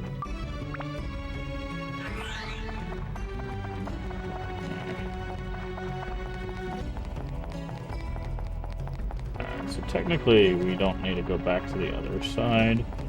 The last ball is over here, but it looks like our exit's going to be over there, so that's unfortunate.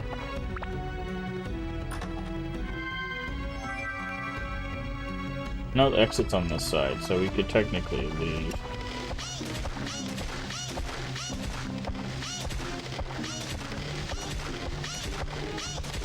Assuming we have the stone.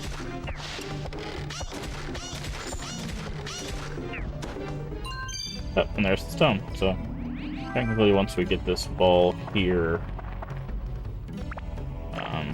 we could leave. I'm gonna go open these chests first.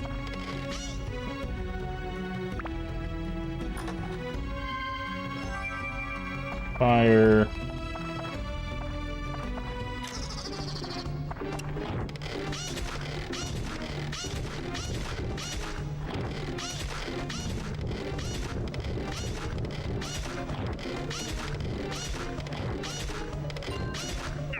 Oh, they got stand-in powder. Nice. Oh, it's like they can't touch Atla.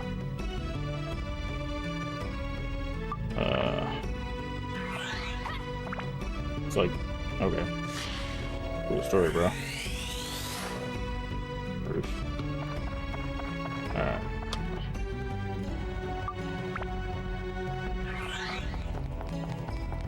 Alright, so the exit is on this side. We don't need to really go to the other side.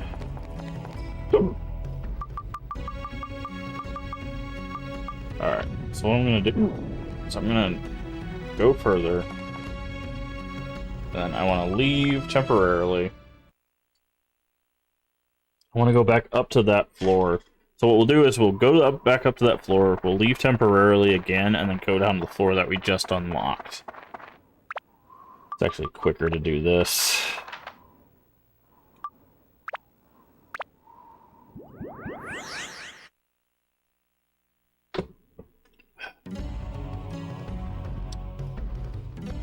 A lot quicker to do this. Yeah, see, we missed 2 on this floor because it was blocked by that green gem. So depending on what this floor, how this floor is structured this time around.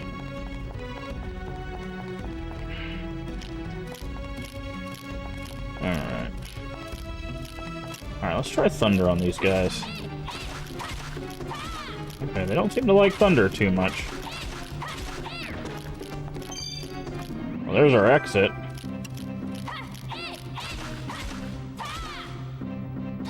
Ow.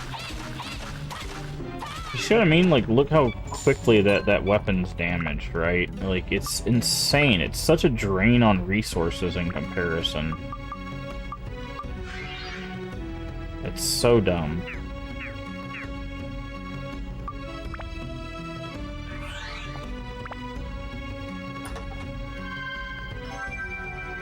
Alright. So it looks like there is one locked door. And as long as it's not locked by something we can't open...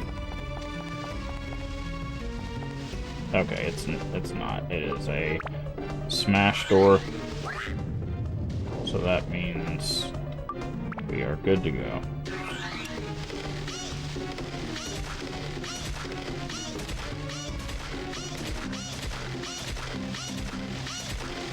Machine gun slingshot.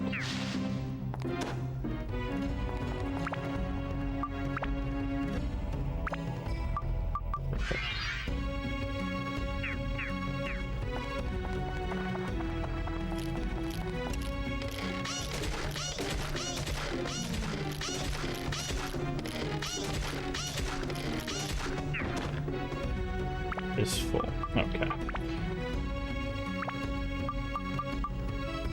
This does have, yep, mage. Upgrade, yes. Build up. No, not that one. Okay, it has enough mage, it has enough potion. Now we just need attack, endurance, and speed.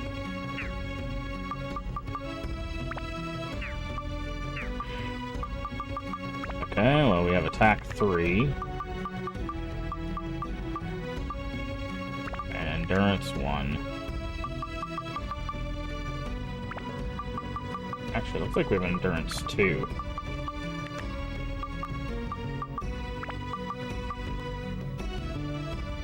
So...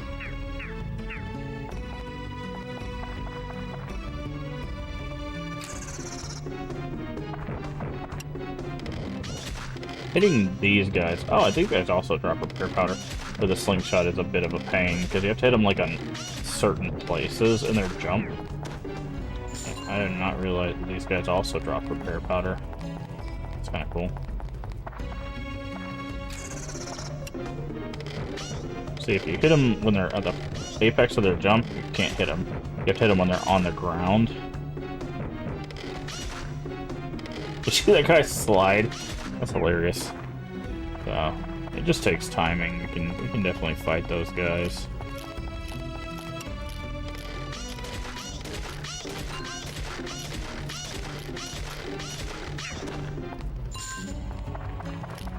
Oh, there was a chest back there. I thought I walked past a chest, but I wasn't sure.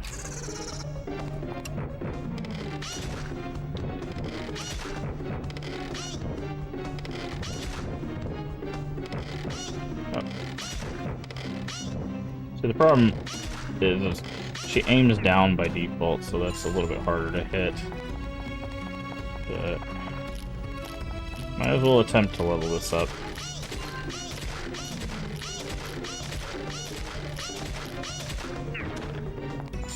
Probably going to be our weapon of choice. Okay.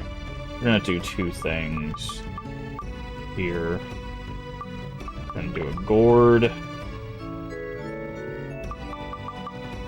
then, how much repair powder we got? We got 4, it looks like. Oh no, we got 6. Okay. Let's see, I thought we had more than that.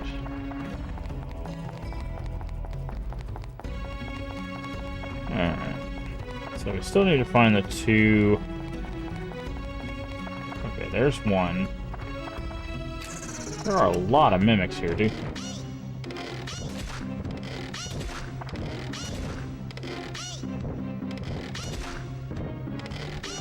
Oh, can't see you.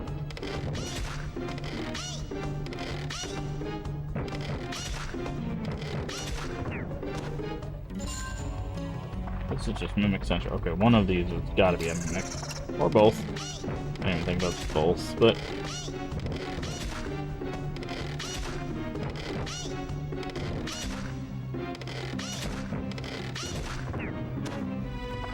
Yes, they could technically both be Mimics, but they're not. Oh, back path key. That's actually kind of helpful.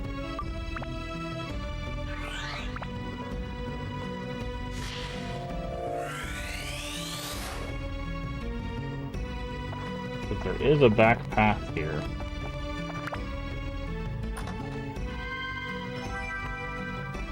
Alright, the ball is this way.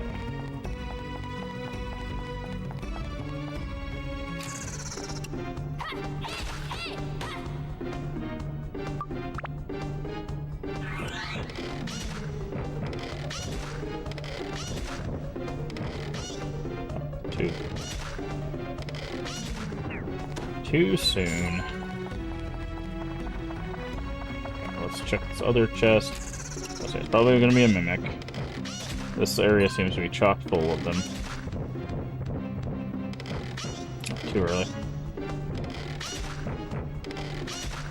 Again, we have to do it when they're on their way on the down of their jump. Alright, switch back. This should be the other one we needed. We'll go down and check that other area, because sometimes those blue circles will immediately fill up your weapon. Toto.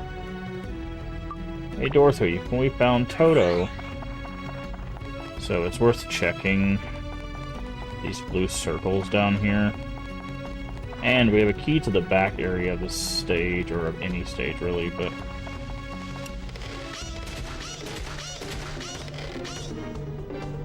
Plus, if we're going to be leveling up the weapon we're using, we're going to need to kill as many monsters as humanly possible.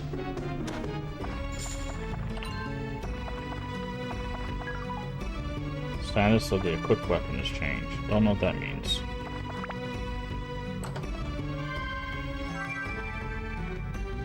Five-foot nail. Nice.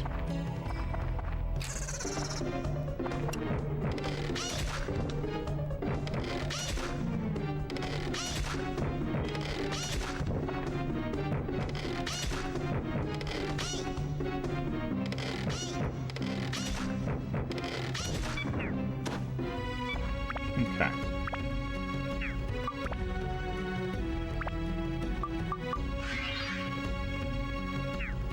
Alright, let's go check the back area of this area.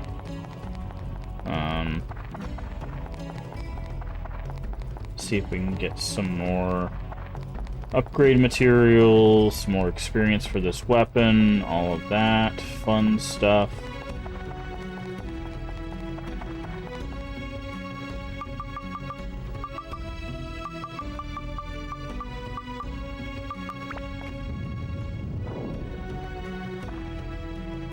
Alright.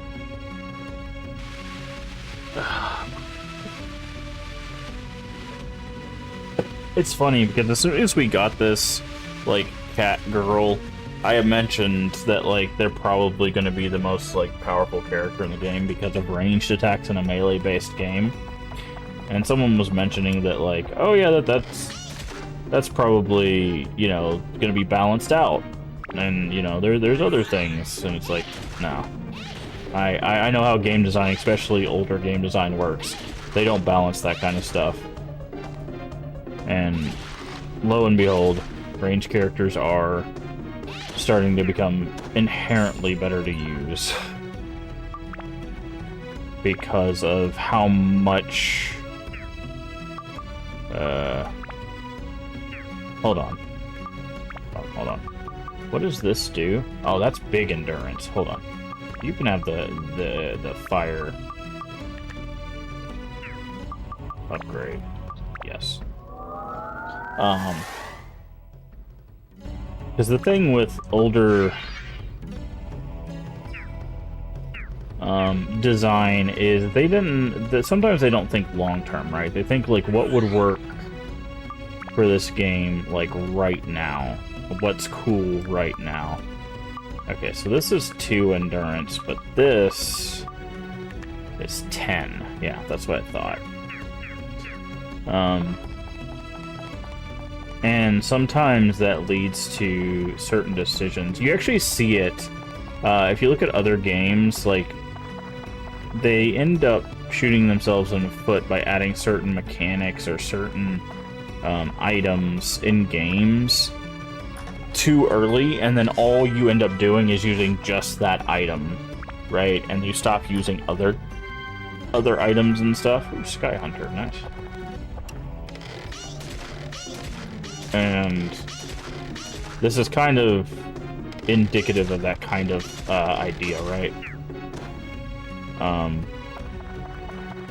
Where it's just like, why would I use a sword that takes 3 repair per hit when I can just do this? It takes 1 repair. I don't have to worry about swinging and chasing this guy around. I can steal bombs from him.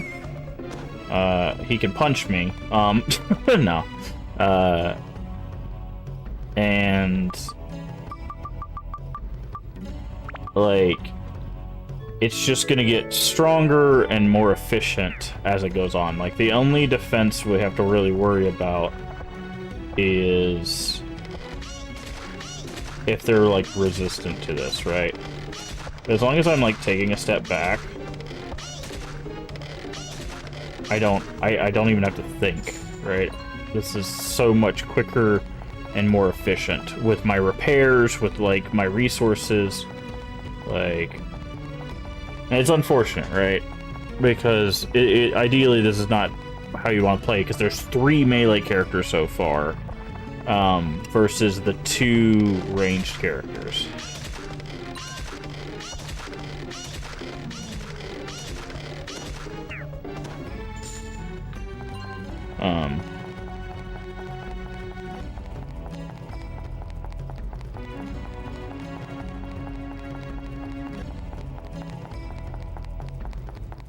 And again, it's not just this game. There's a lot of games that fall prey to this. And like, I can also machine gun this thing, right? As long as these guys decide not to block, I can just... Because what's happening is, because of the speed of this... Where's that? There it is. Because of the speed of this, as soon as it hits them, it resets, right? So...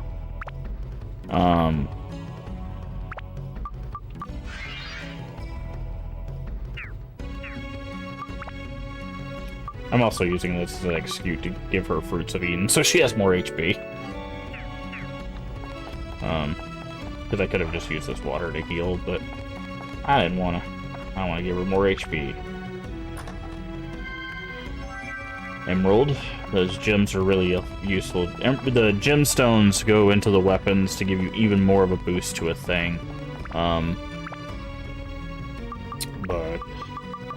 Where's our feathers? These feathers are actually really useful. There was someone that was talking about how using these feathers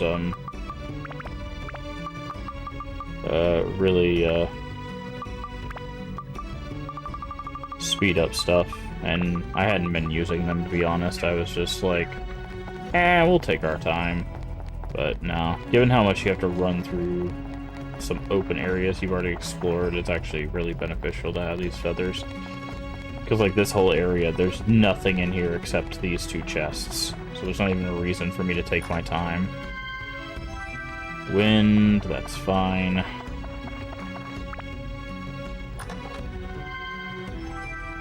Anti-curse, which is, as far as I know, garbage. Because all curse does is lock you to the current weapon, and there's not really a reason for us to switch weapons, so... And also, we had an anti-freeze amulet that did not stop us from getting frozen, so... I'm not even sure how those amulets work.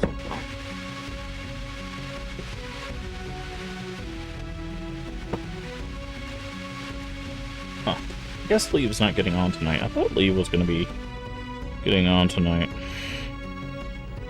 Oh, it's... never mind. Lee takes tonight off. I forgot, because his schedule changed.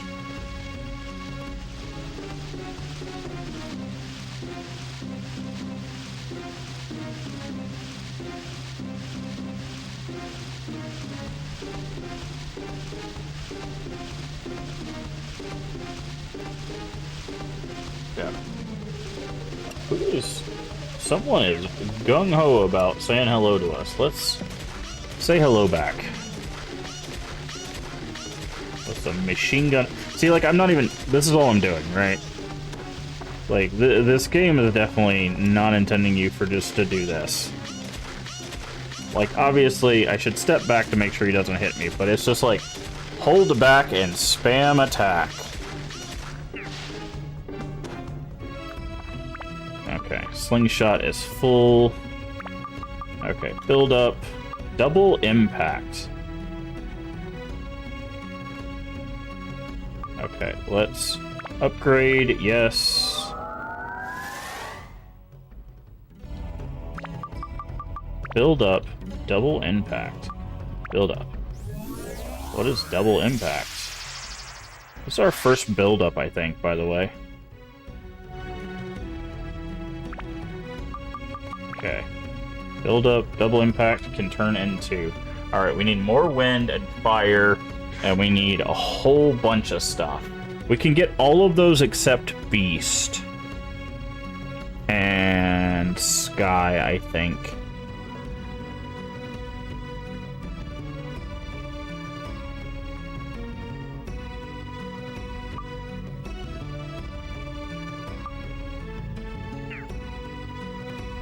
It still has steel, which is interesting.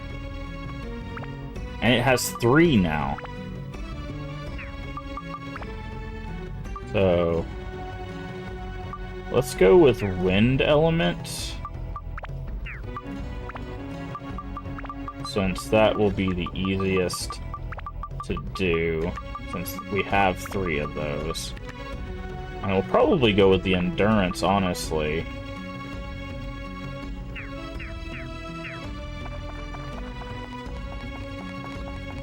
Alright, so let's check out what double impact gets us. Okay, so not a whole lot of difference so far, but... So this guy just moves away from us and we just destroy him, so... Looks like some chests respawned. Oh, it's because it's mimics.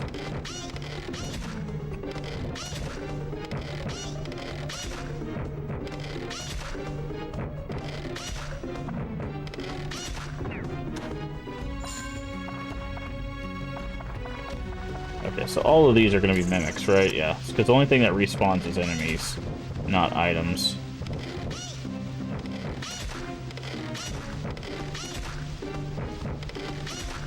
You can actually use this to farm some experience. I think I'm going to do that. Might be like a little bit of a time loss here, but I guess I'm not really a speedrunner. I don't know why I'm calling it time loss, but we're just playing a video game.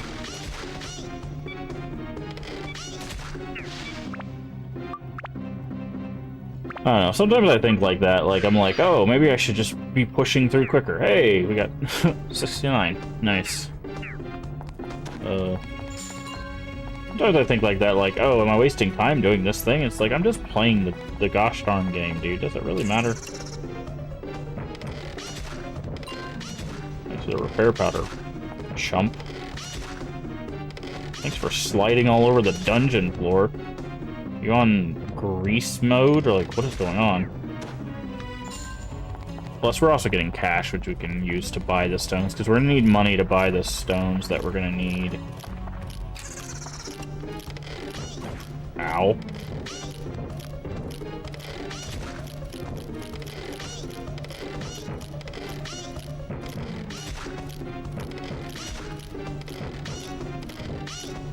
Okay.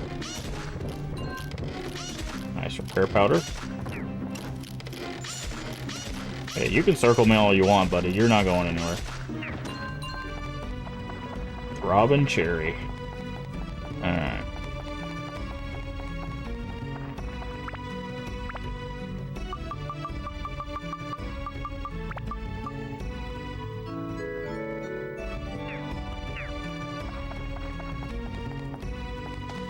Like I said, we're going to go ahead and re-clear this floor just because we want to go ahead and keep leveling up this weapon. Nice shield.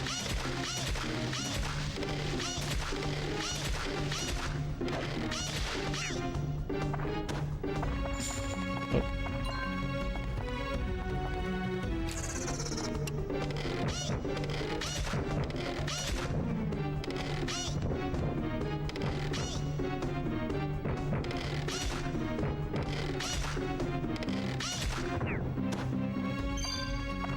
Oh, nice.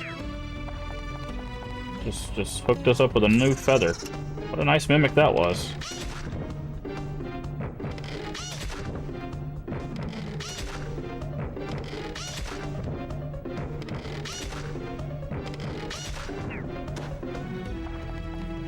ABS is full.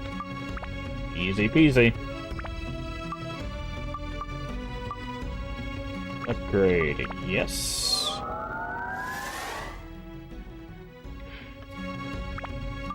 Alright, build up. That is enough wind. Now we need fire, but we don't have any fire on us. So let's go with sky. Do we have any sky? We do have sky. Sky. Sky. Sky. Actually, let's go sky, sky, and... oh, that's MP. Do we need MP? We do. Okay, so let's actually... we'll drop the emerald on it, then. And we'll see if that's enough for the next round.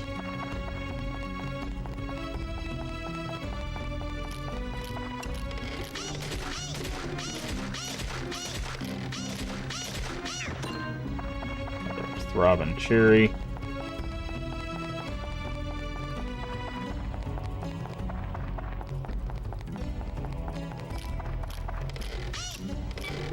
Okay, let's go ahead and repair, because I'm not making that mistake with this weapon right now.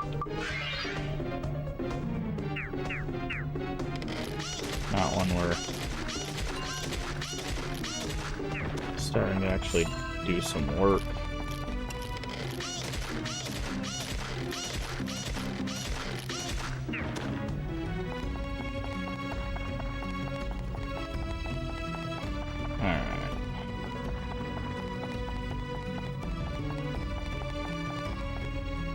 Alright, where is our... perfect. Go further. Alright, that was a really long floor, but it was worth it, because we upgraded our slingshot. And we leveled it up and all that stuff, so we are Doing well. Alright, that was a solid first chest to open, to be honest. If this is the stone, that would be amazing. No, it's fishing. Okay, well, based on what I'm seeing, it's probably better to go down here first and clear this. We'd have to backtrack anyways. It says there's a chest here. Okay, I couldn't see it. It was, like, really hidden. Okay, ice gem,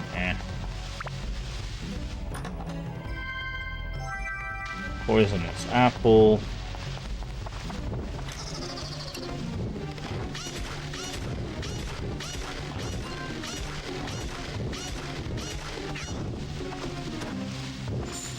Hi, Dune. Stop blocking. Also, I saw that golem back there, which means we're probably, hopefully, gonna get lucky and steal a repair powder.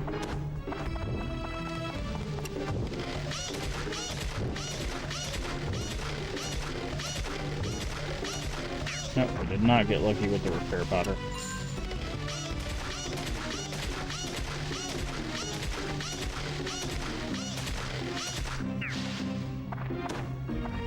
Alright, what is this? Pumped with energy. That is really good for us, especially with this character right now.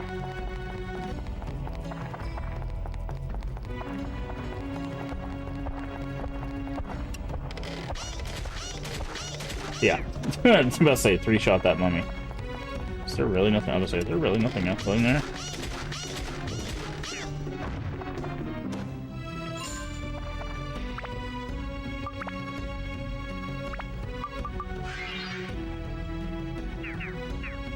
Yeah. Alright, time to wipe this floor clean. Oh, hi. These guys are gonna... Hey, hey! Put the shield down. Stop being a chump.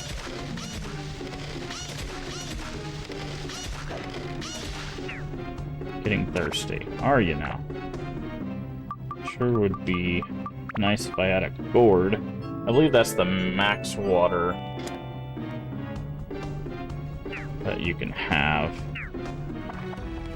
Hey Void, how you doing today? Oh, we need to switch.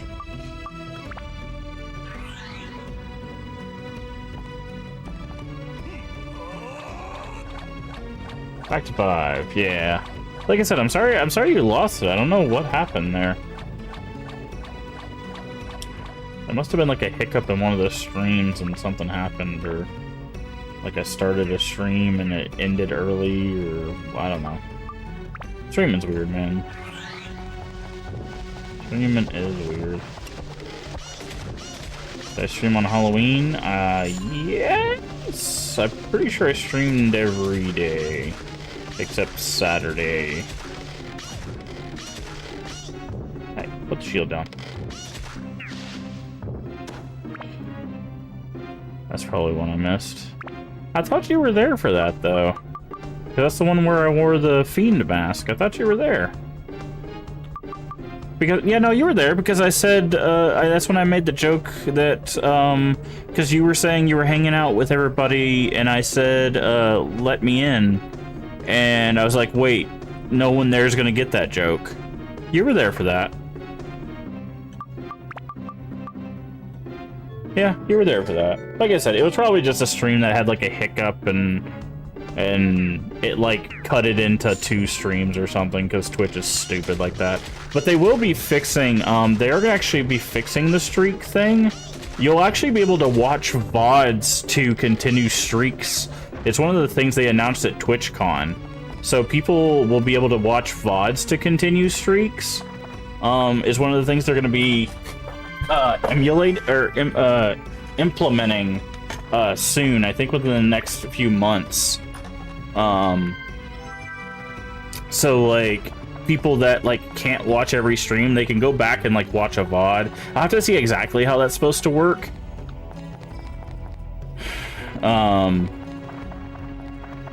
But yeah, supposedly that's something they were gonna work on, is so that way people can keep their streaks.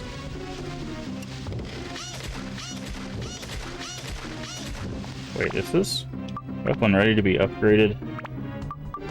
It is.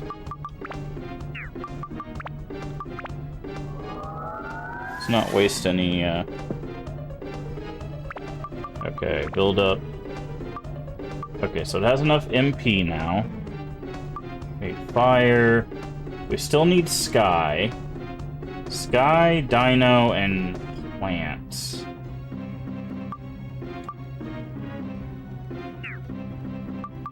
Customize.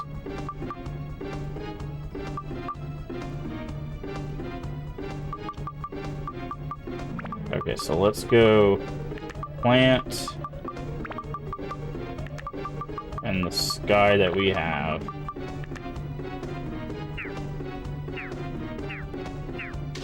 Leave it as ribs and say scratch out. Yeah, I was wondering, I was like, is he gonna stream tonight? Because I thought, isn't tonight... Yeah, it was Tuesday night, and I was like, doesn't Leave usually stream on Tuesdays? I thought it was going crazy. But he posted that he wasn't streaming, and I was like, okay. I mean, as long as he's doing alright, I mean... Take those days off. That's why I kept telling him. I was like, dude, just take days off. If you're not feeling up to streaming or whatever, just take days off. Like, it's better for you in the long run. Bring that energy back on the next stream, right? Like...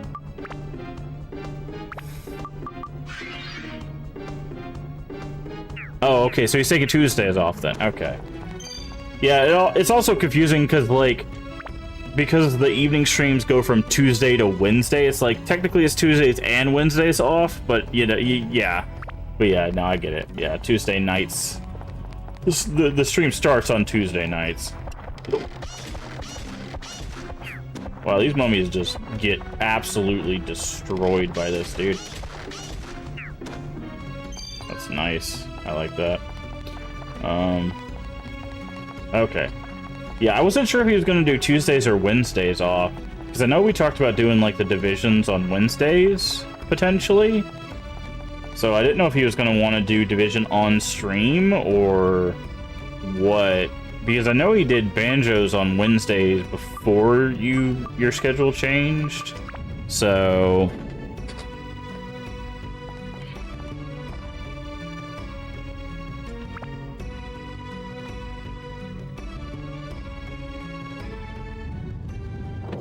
But we talked about... Oh god, now I have to use this guy. No other characters available. Okay. We do have another weapon for him. Why is that got a star on it? Cursed Lance. A stab may finish off the enemy. Special critical.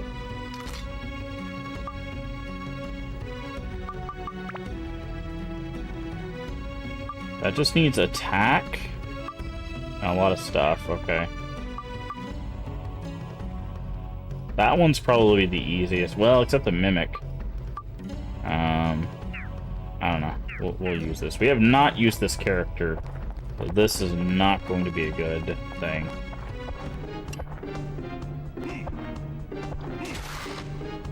We just need to get this stone and get out of here, so...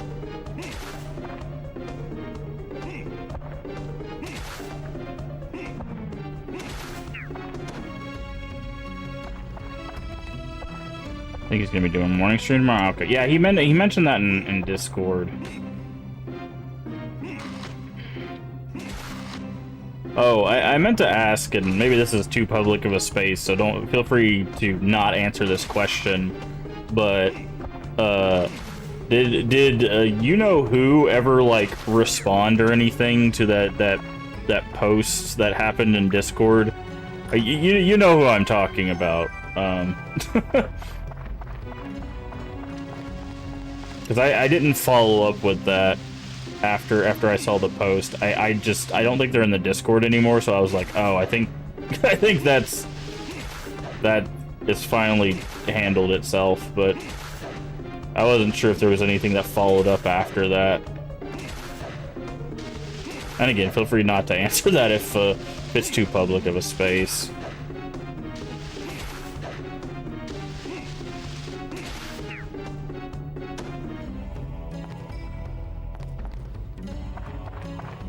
Oh, okay. Alright. I figured something like that would come, like, follow up. That's why I was asking. I figured, like, that particular individual always, like, I don't know. I was talking to a friend about it, today. And, like, I mentioned, like, how, like, they tripped some flags for me with how they phrased things, like behaviors that I had seen before in, like, other people, right? And I figured it was gonna be some sort of, like, self-sacrificial, like nonsense of, like, oh, you know, I get it, it was all me, blah blah blah, you know, that kind of thing. Felt like they were trying to, yes, that. Yeah, that using that kind of thing. Yeah, that's why I was like, I wonder how that turned out.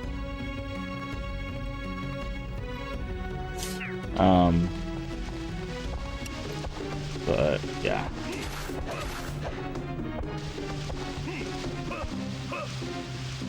Yeah, I don't know. I was like I said, I was talking to a friend about it today about that specific situation. And I was just like, yeah, I don't think I have the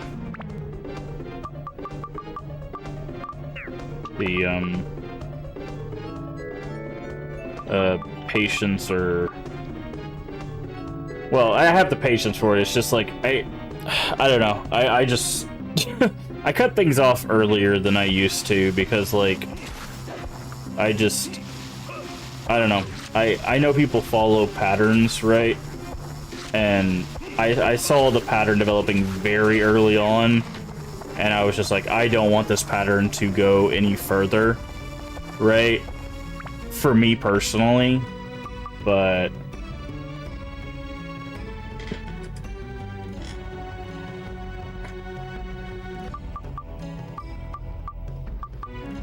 do we have any? I don't know if we have any way of dealing with the poison. Oh, we have the needles, right? Heals all conditions. Yeah, there we go.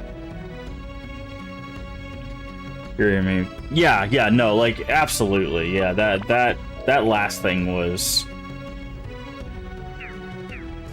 insane. Like, just saying that at any point would have been insane, but that specific time was even worse. Like, I don't even know how like you would look at that time frame and be like, yeah, this is the perfect time to go off the deep end about this. Like,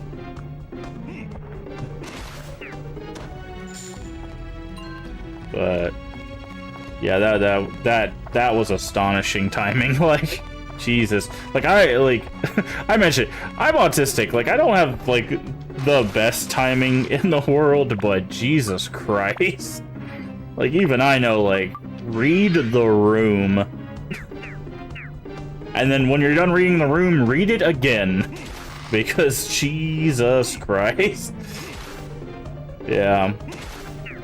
Like, the thing is, like, at the end of the day, like, I just mainly felt bad for, like Leave in the community, right? Because it's just, like, it sucks when you have to deal with, like, negativity or any sort of, like, things like that when you're trying to just be positive, right? Because it's just, like, where's this gosh darn thing? Okay, Dune, come here.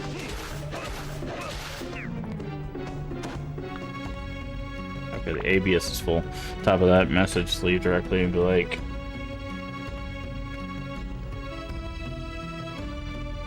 yeah. No, it's interesting because that message that Leave got, that the direct one, that was the message I was waiting for personally, because I had said stuff, like, directly to them, like, look, I'm not backing down from calling out bad behavior, like, period, right? I'm not the kind of person that's ever going to back down from calling out bad behavior. ever. And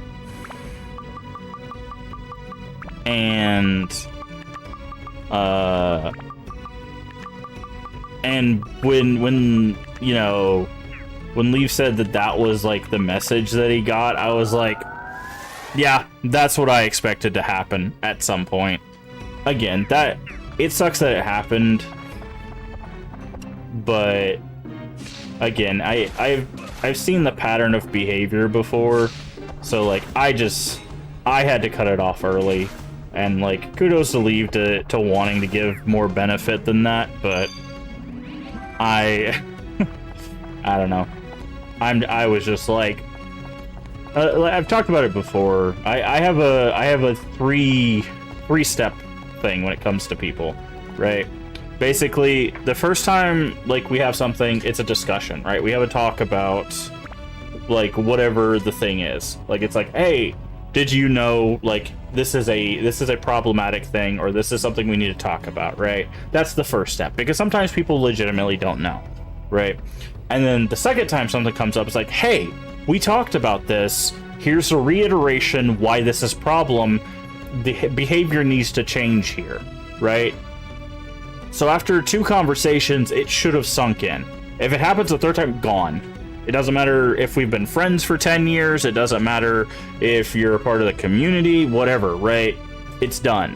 Because the first time is to learn. The second time, it's a start of a problem. The third time, it's a behavior, right? It's a pattern. And that's exactly what I did with that person, right? The first time, I'm like, hey, this is a problem. The second time something came up, I'm like, look, this is problematic behavior, and here's why. So, yeah, it's what I do with everybody. I don't treat anybody different than anyone else when it comes to that stuff. Because, you know, I try to treat everybody with respect, because that's what I expect, and I don't, expect anything for me that I don't give for someone else, right? And, like, I don't know, it's like I said, it's just unfortunate that that's how that kind of shook out.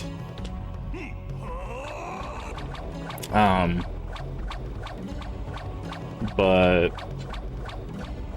I was just curious if there was any, like, after for that, because I mentioned it before, like, there's been some people that I've had to, like, distance from because, like, they basically created spaces that made those kinds of people feel more comfortable or more safe, and it's just like, you can't do that, right? Like, you can't let them kind of get away with those things. Not like Leave was not letting, and the community definitely was not letting that person get away with those things. Which is obviously why they said what they were saying, is because the community was not letting that person get away with anything that they were trying to get away with. I mean, if you go back and watch, I think it's the last Astrobot stream, I was literally telling them in public that they they do not need to. Here's the perspective and why this is problematic, right? So, like, I have no problem telling people, like, hey, problematic behavior is problematic, right? You don't remember that?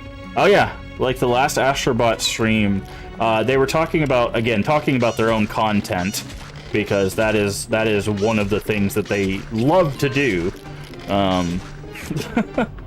Which, it was a big faux pas, but, like, I can get over that, because, like, we're streamers, everybody's making their own content, everybody's trying to make their own way. But, like, they were talking about doing a specific kind of challenge run, and they were basically talking about making an overweight character who had to carry a bunch of weight, and it was going to be this, like, a gimmick that they were just, like, it was basically a fat-phobic gimmick, essentially. And I was like, this is fat-phobic, and here's why. And they just never saw it like that.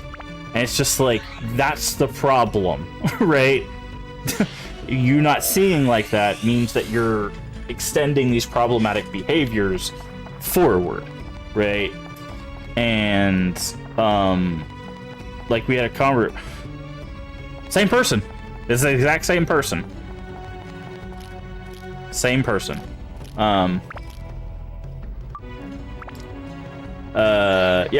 Like I said, it's in the VOD. It's on my YouTube. But I just don't have chat on screen. That's part of the reason why I don't have chat on screen, is because people say wild stuff. But yeah, no, same person. And it wasn't one of those, like, again, I don't think this person was trying to be malicious about it. It's just one of those, they don't see it as a problem because it's so ingrained in their mentality that it's become normalized, right? And when it's become normalized like that, like, that's when it becomes a harder behavior to go, hey, this is problematic. And that's why you have that pushback of like, well, people are being too sensitive. And it's like, no, they're not. You just don't realize that the things you're saying are not okay. And once people point that out, you're getting upset. And, you know, that's what leads to those kind of things. But, and that conversation I'm talking about, the one about the fat phobic stuff, was actually the reason. That was number 2. That was the second, like, hey, I'm noticing a trend of phobia here, you know, or isms. You need to think about what you're doing, right?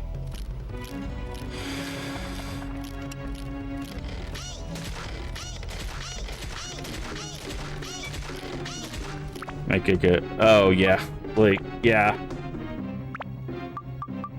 Well, there's a difference between, like, dark humor and punching down, right? Like, that's the thing, is people, when they talk about, like, crossing a line and stuff like that, and that's actually a conversation I had with that particular person, is the fact that, like, people don't understand where the line is, and when you're doing comedy, the idea of comedy, and like, why did I not grab that ball back there? Is to, you know, sometimes make light of dark situations, or to punch up, right? To make fun of the people above. It's never to make fun of the people below, right? And that's one thing I was trying to get across to this person. It's like, if you're looking at someone going, I'm gonna make fun of this person who's struggling, right, or is dealing with something that I don't have to deal with, like, that's not a good form of comedy, right? And that's why they kept getting, you know, people who kept getting on to them about their behaviors, because every time they would make a joke or something, it was always punching down on somebody. And that's the problem, right? It's like, if you want to tell a joke, you know, tell a joke that is not punching down on somebody, or tell a joke that, you know, some people can relate to. I even told them that, like, the most, like, comedy that, like, people tend to, like, laugh at is relatable comedy. Things that they can joke about, like their jobs, or about, like, situations that they've been in that they're like, yeah, I know what that's like, you know. That's the stuff that kind of sticks around, you know. Like, hell, slapstick is still funny nowadays, you know. And the reason why is because it's not punching down, it's punching yourself in a lot of cases. You know, self-deprecating humor to a certain degree can be funny. Like, obviously, when it gets to the point where only doing self-deprecating humor, then it just becomes insulting yourself, and then people are like, okay, buddy, you need to go talk to a therapist. But, which, you know, that could be grating in its own regard. But, like, it's, and the thing is comedy is also subjective.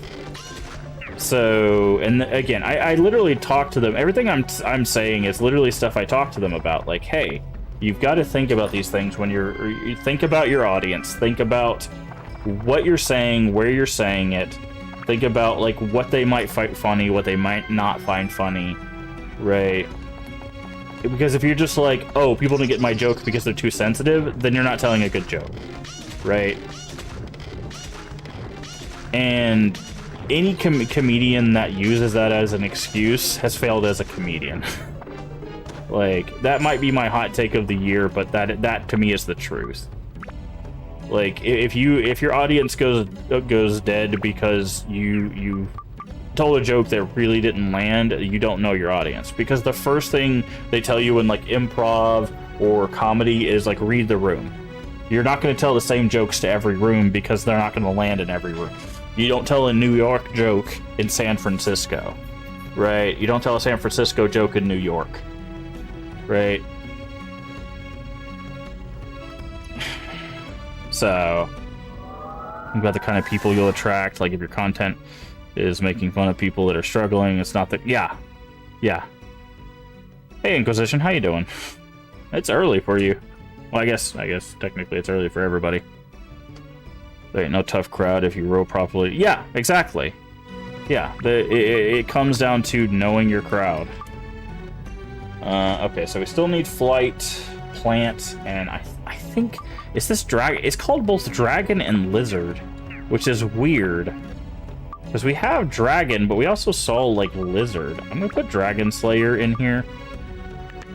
And we don't have any of the other ones, I don't think. We need water, flying, plant, and lizard or dragon.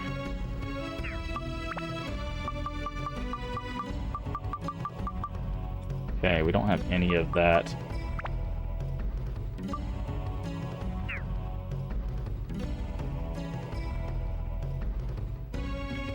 I mean, we're not talking. We're not really talking crap about them. We're talking about the situation and how, like, how it started and the things you can do to be better, you know, from that kind of stuff.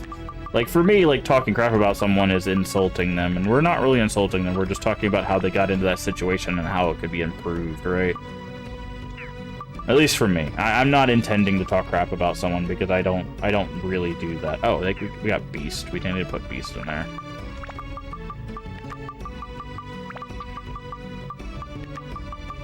But again, I'm also autistic, so maybe this does classify as talking crap about someone. I'm not trying to talk crap about someone. Oh, you're talking crap. Okay. No, I'm just... I think, again, I think there are people that don't understand, or... Again, there's the old phrase, don't assign maliciousness in the case of ignorance, right? And I do think there is a lot of times where that is the case. Now, there is a thing called weaponizing ignorance, right? Where people will be like, I don't know how to do this thing, why don't you do it, right? Or, I don't know what you're talking about, right? Like, there's weaponizing ignorance. That is a very real thing, right? So sometimes people will fake ignorance so they can do mean or cruel things. So that is a thing that exists. I don't know if that's what this individual might have been doing. There might have been some of that, in all honesty, given how iterative the behavior became by the end. But... Stupid mimics.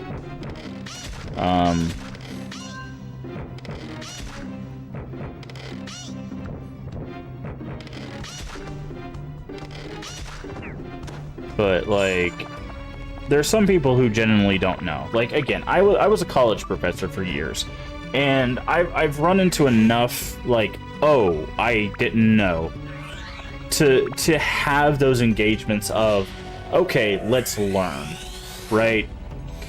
And so you can't always just assume that when someone has, like, a run-in like that it's going to be bad. However, you can learn...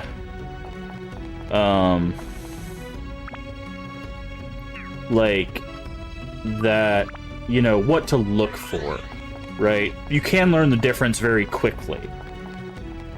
Oh yeah, yeah, no. Like again, like I said, I removed that person from my community long before you guys like had him removed or he removed himself from your community, right? Like I gave him the boot long before you guys did. I absolutely. So if anything, I showed less sympathy than you did, if you want to do that comparison. So, you know, but it's one of those things that like I've talked about it before, that people follow patterns, right? And patterns are hard to break, but they're not impossible. And people willing to learn will do their best to evolve from that, right?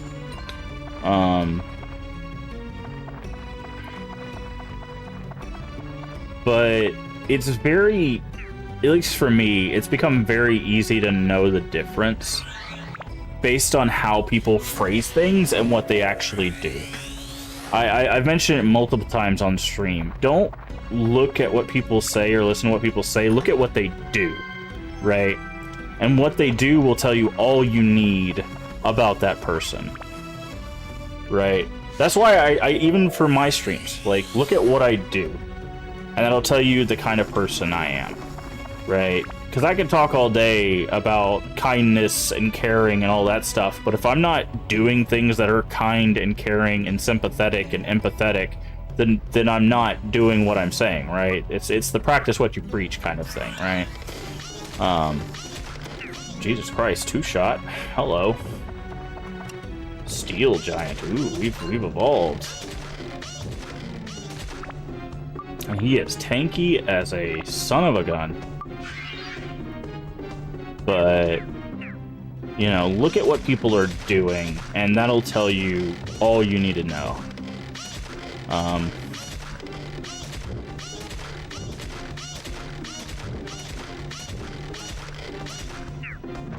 And it's important, right? And again, people can change. People can evolve. People can become better. But how much you're willing to deal with is up to you, right? That's another thing. Don't feel obligated to be there through someone's journey. That's another thing that I think I've seen people struggle with, as they're like, well, I know this person can be better. It's like, true, but you don't have to be there for it. Like, because I've seen a lot of people have to deal with, like,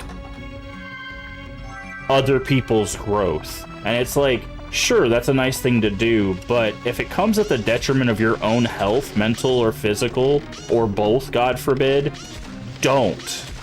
You know, go about your life and do what you gotta do to take care of yourself. You know, I talk about it all the time. At the end of the stream, I say, you know, be kind. But I reiterate on occasion that being kind is not just to others, it's to yourself, right? Being kind to yourself is just as important as being kind to other people. And sometimes being kind to yourself means taking space, like taking the space you need away from social situations, away from family, away from friends, you know, taking those moments, that bit of space you need for yourself, right? Because someone else's healing journey is not your responsibility, right? It's not your obligation, you know, in case, and we're talking in the case of other adults. Now, of course, if it's like your kids and stuff like that, that's a whole different conversation. But we're talking about other adults, right? Like, that... Can I hit you from here? I can. But if it's other adults, it's not your job to fix people, right? It is not your job to fix people. And as much as we'd like to, sometimes you just have to be like, nah. I've had 2 friends of over 30 years. I've had to basically leave. Like, I've just been like, sorry, we cannot be friends anymore, because of their actions. Because it's not my job to to deal with the repercussions of their actions. They are adults, they made their choices. I do not want to be a part of the future of their choices. Right? Plain and simple.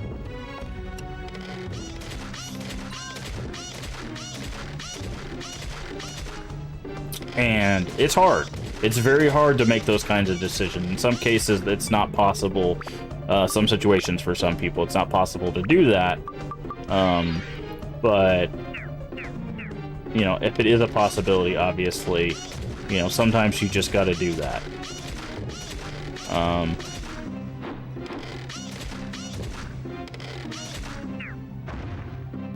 And that, again, it's a very hard thing to kind of do, and it's a hard thing to grasp. But, you know, you got to do it. Hey, repair router. They're loading us up over here.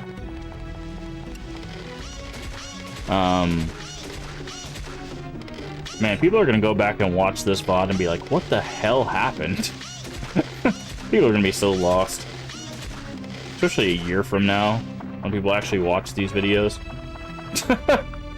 Like, what apocalypse happened in 2025? Who has conversations like this while playing Dark Cloud from 2001? But just the conversations we have. I don't know. It's one of those things that, like, I constantly do introspection. I've talked about this a lot on the channel. Like, I make sure... At least you're not wearing a rat mask. I mean, I don't have a rat mask, but I could put on a mask. Like, that is a thing I can do. Some people would probably be into that, to be honest, but we're not going to talk about that, just saying.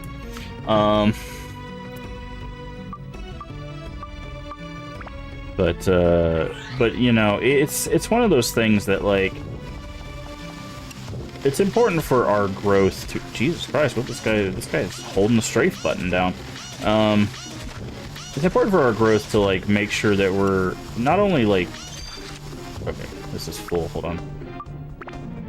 Not only to... Yeah, that is. Upgrade. To look at ourselves, but also look at the people around us, right? Because I talked about it, I don't remember what stream we were talking about. We were talking about, like, differences of opinions. I think it was one of the Pokemon streams, right? Where we were talking about, like, why it's important to have people that have differing opinions around us about, like, games and stuff. It's because even if we love a thing and someone hates a thing, we can still have those conversations and learn, right? And that's why it's important to have introspection, but also have people around us with those different opinions who can talk to us about ourselves from a respectable, you know, respectful place. And it's like, hey, so this is a behavior that I've noticed, or, you know, we could talk to each other about, like, hey, you said this thing and it's kind of, like, worries me, or it's, oh, this thing I noticed that, like, kind of, you seem kind of anxious, right? Like, these things that we can talk about each other with respect and go, okay, well, I didn't think of it from that light, right? And that's why it's important to have people around you that you respect and respect you, is because that can help you personal growth. And that's why, like, I always tell people on social media or in the stream, like, people are like, you know, they always wonder, it's like, oh, why do you say, oh, if you see someone who's problematic, just ban them? Why don't I just give them, like, the benefit of the doubt? Or why don't I just see where it goes or whatever? Because I'm like, because if you do that, that causes this, like, encroachment, right? Because it starts with one comment and then it goes to 2 comments, and then someone else like that shows up thinking that they can comment, right? And it starts this kind of, like, filtration of that kind of stuff. But if you stop it at the front, you don't have to worry about those thoughts. Now, don't create an echo chamber, obviously, right? That's not what I'm saying. But, like, you if it's respectable, like, hey, here's my opinion on the thing that we're talking about or that we're thinking about, that's fine. But if it's like, you're garbage, this is garbage, you're ugly, like, these things that are not helpful, you get rid of those things because they're not helpful. They're, you know, when you know it's not going to be helpful to you or your community, you get rid of those things right at the cusp of it, because it's not going to improve and it's not going to be good for you. Because, again, it's about respecting not only yourself but your community. And once you do that, you start going, okay, this is what I want for my community, and you start building a boundary, right? And that's a thing that happens a lot in today's society, especially with social media, is people forget that like you are afforded boundaries, right? Between you and your community, between you and members of your community, between you and your friends, your family. You are afforded boundaries, and you need to set them and hold to them, right? If you're not comfortable with talking to people about certain things, or not comfortable with interacting people in certain ways, set those boundaries, right? And it's important. Now, sometimes people cross those boundaries, you know, regardless if they're set or not, and that's when you have the conversation of like, hey, I set a boundary, you crossed it, we're not going to do this. And if they do it again, you're like, you need to get out. Now, of course, if it's someone in your life, it's like familial or whatever, that's a much harder conversation to have. But if it's community, sometimes you got to get rid of those people of 2 years, 5 years. Hey, Culture, how you doing? Abstract advocate. What if you do people cross those boundaries daily, or is there nothing you can do? So I'm assuming you're talking about like family and stuff, right? With like family and friends and stuff, that's when you have to find situation where you can take yourself out of those situations, right? You have to do what's in your power, right? You have a stalker. Okay. That's when you start taking legal action. Like that's where you go with that. Like you get restraining orders and stuff. Like in all honesty, if you can, you start going the legal route. Because if you can get those like restraining orders and stuff, you can literally go, I have an order. If they show up within an X amount of feet, usually it's like 500 feet or certain amount of like distance or whatever, you can call the cops and be like, they're breaking a restraining order, they can get in prison. And if they do it enough, the prison sentence goes further and further, right? Yes, obviously, forms of protection. Also, learning how to use protection. I know a lot of people, they'll get protection, like physical protection, but they don't know how to use it. Learn how to use the protection you get so you can better defend yourself. But like the legal route is a way to deal with a stalker, especially if you know them. Like a lot of people do know the people that stalk them. If you don't know them, obviously it's a lot harder to go that route. You picked up a copy of Rayman 2 on PS2. Nice. Nice. Have you played it yet? Or are you gonna stream it? Let me go ahead and shout out Culture here. Culture. Just picked it up today. Nice. You're trying to figure out who it is. Yeah. Like, it's honestly another thing you can do. As a recommendation, Abstract, I don't know if you have a lot of like, in-person friends. Like I will honestly, I would have like friends in the know be like, hey, I've got this person stalking me. Or if it's someone like online, have online friends in the know, be like, hey, I've got this person stalking me. I need to have people like on call if something happens. Like obviously your first call should be to police, but like if something is gonna get you uncomfortable, have the ability to like call a friend, because like what you can do is you can call friends while like in public spaces or like while traveling through public spaces, so that way you're being tracked on your phone. I know this is not the greatest defense, but you can be tracked on your phone by your friend, be like, yeah, I'm just walking past blah blah blah place, right? Like, so that way you can give your location to your friend. You're constantly being in communication with your friend whenever you're like traveling any sort of place. So if that stalker decides to engage, your friend will at least know where you were. Again, not the best defense.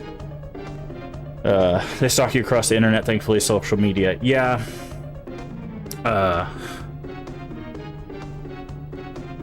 You don't even think they're in your country. Okay. I've dealt with a lot of people that have had physical stalkers. So I know some people that have had to deal with like legitimately like people following them. So that's why I was just like, okay, we gotta lay some groundwork here. But yeah, online stalking, there is still some legal stuff you can do. It's a little bit harder because of the anonymity of the internet and stuff. Yeah, obviously, yeah, still make sure, because people can get your location pretty easily. Unfortunately, the internet is a area where getting information is far too easy, unfortunately. Lizard plant, sky. What is it? Lizard plant, sky.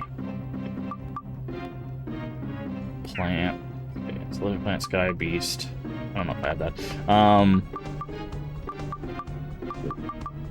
don't have any of that, so let's just go this one.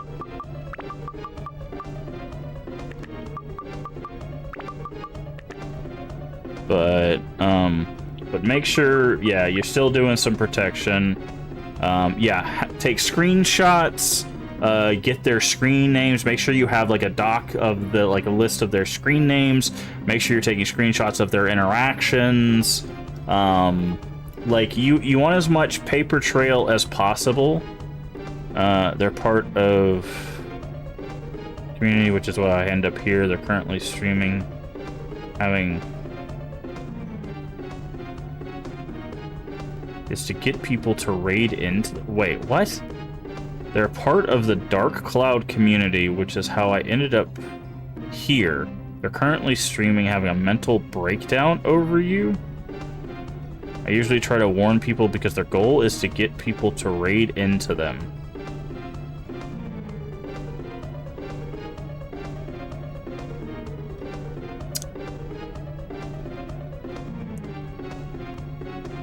That does not seem like something.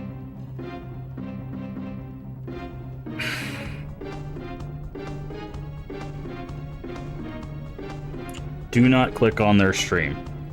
Okay. Well.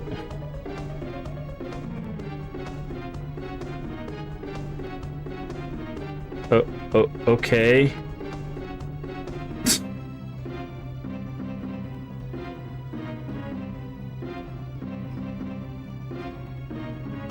So, reported, but it takes a while to go down.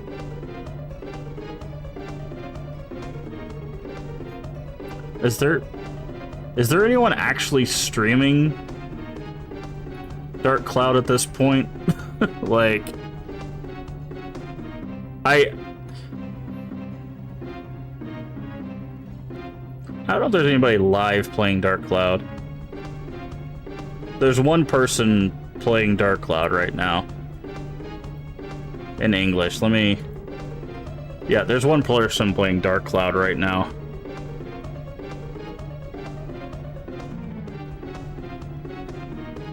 And it's not playing 18 plus content. It's someone playing Dark Cloud, as far as I can tell.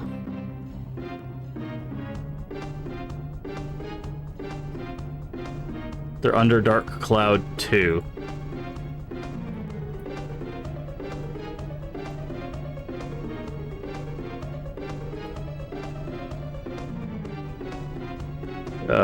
Again, that is someone playing Dark Cloud 2.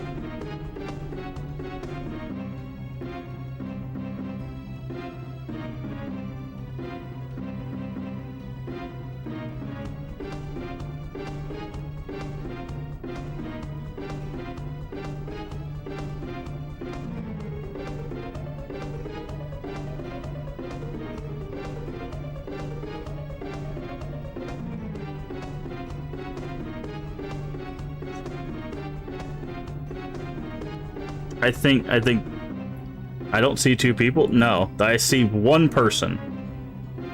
I see one person under Dark Cloud 1 and one person under Dark Cloud 2. There's only one person.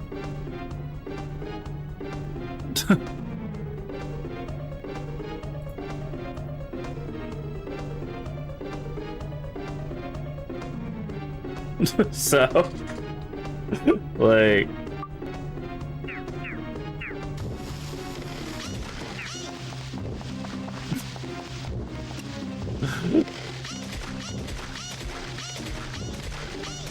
This is a wild story.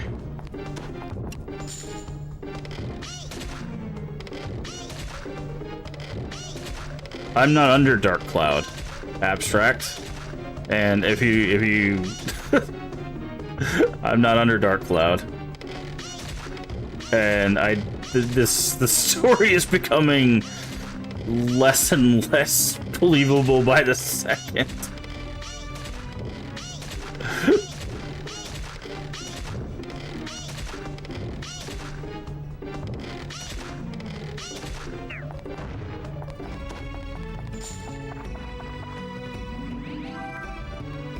Yeah, I don't think I've ever streamed under Dark Cloud.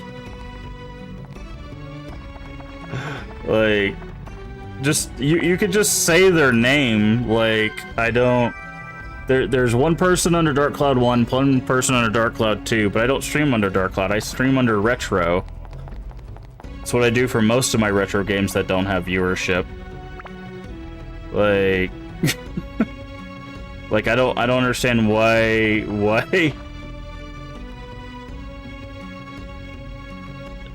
Absconded? That person? Hold on.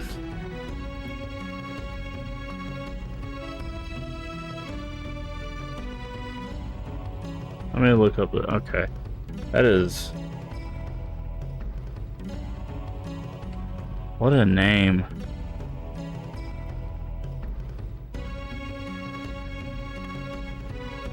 Yeah, they're not even live. They have a video that they did 26 hours of streaming a Dark Cloud 2 yesterday. They're not... It doesn't even look like they're a channel anymore. So...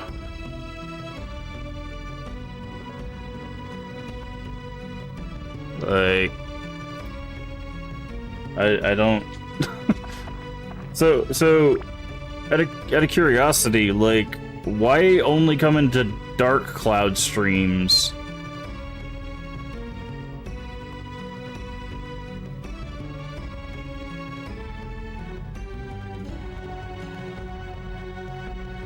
And mention that,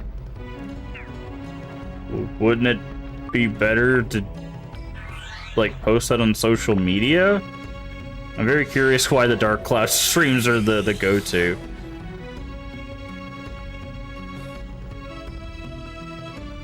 That was most certainly a video on that channel's VOD. Hey, Leave, how you doing?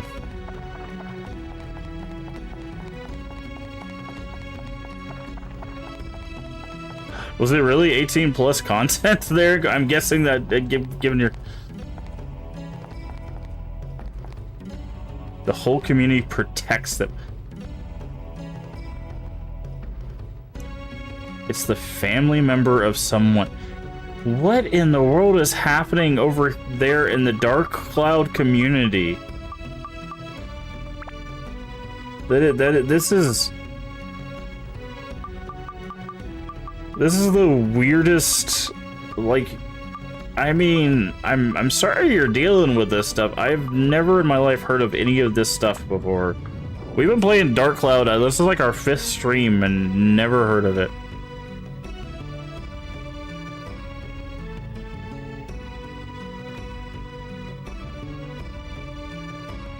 Like, again, I'm sorry you're dealing with it, but again, like, the best thing you can do with online stalking is just take screenshots, get the screen names, report all you can. Like, hey Leave, how you doing? Make sure Twitch knows. If you can, contact Twitch as directly as possible. Like, stuff like that. That's the best you can really do in those cases. Yeah, that's very straight. Again, Community specific. Didn't even know there was a big Dark Cloud community, to be honest.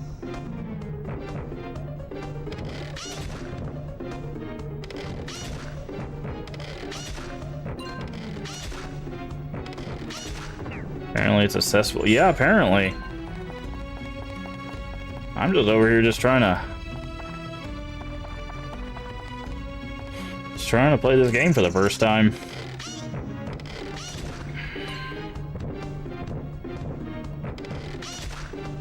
But again, I'm sorry you're dealing with that. Hopefully you can find some sort of solution to that problem.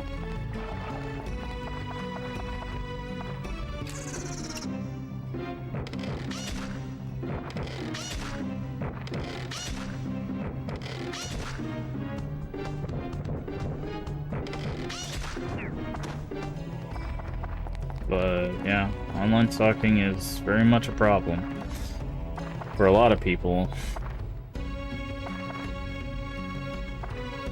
Yeah, I mean, you're welcome to be here. If they come here, I'll ban them. If anybody comes in here from their community, I'll ban them too. Like I will deal with them accordingly. I don't care. Like, no one's gonna come in here and mess with people. Anybody. Doing? Oh yeah, changing characters. It's so weird. So weird, man. Like, I know that there's other communities that like have like, you know, figures within them that are well known, so like it makes sense that there would be, you know, stuff like that in all the communities. But yeah, I didn't know Dark Cloud even really had like an avid community, so. But no, I'm also not big into like game communities, outside of like gaming communities that I wouldn't know. The last one I really engaged with was the Myst community when I started streaming 5 years ago. So like, and they didn't like that I didn't love Uru, so they probably shunned me.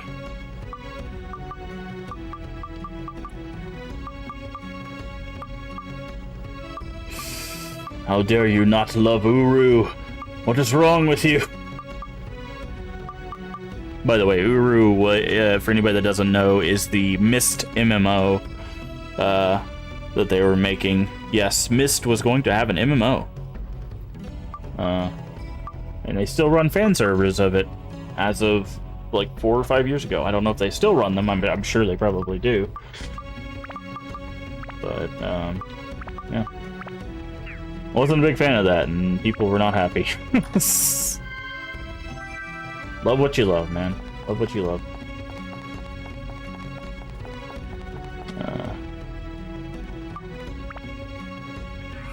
Eating a cheese Danish. I love cheese Danishes, dude. Cheese Danishes are awesome.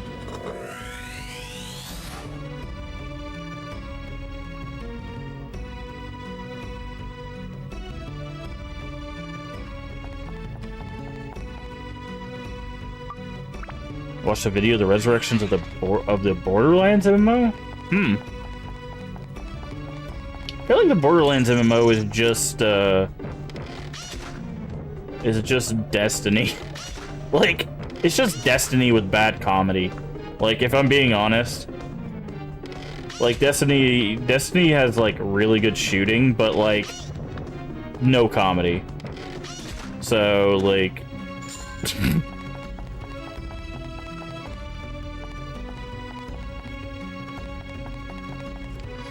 starting hard and you're getting crazy. Nice.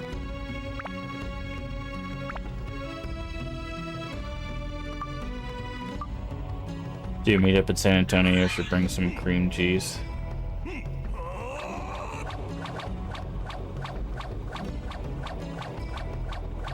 Cream cheese bread, twin bacon. That sounds delicious, dude.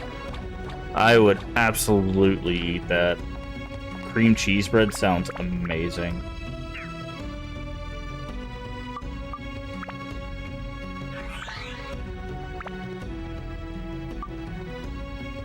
Apparently, Change MMO was live for 1 year. They since found the files for the MMO. Interesting. Especially, oh yeah, no, I can guarantee you, like, warm cream cheese bread, yeah, no. That warm sounds, like, really, really good.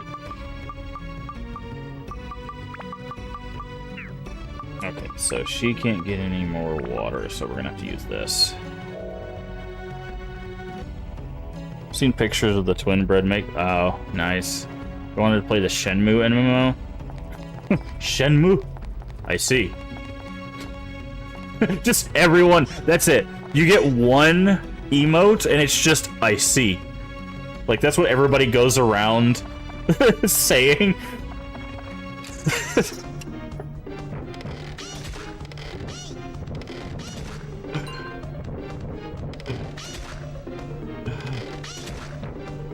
Like it's like, oh, you want to group up? I see.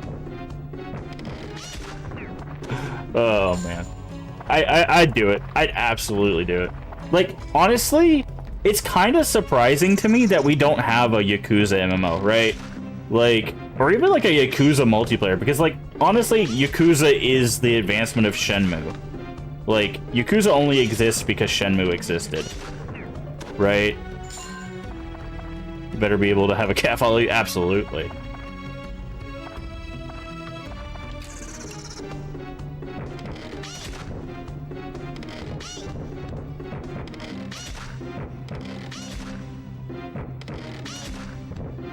Or the kid that asks everyone if they want to play. You want to play soccer with me? I see. That's not an answer. I see. Stop!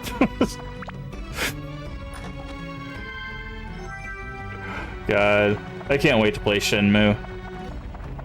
By the way, Friend's Favorite Friday is coming back this Friday.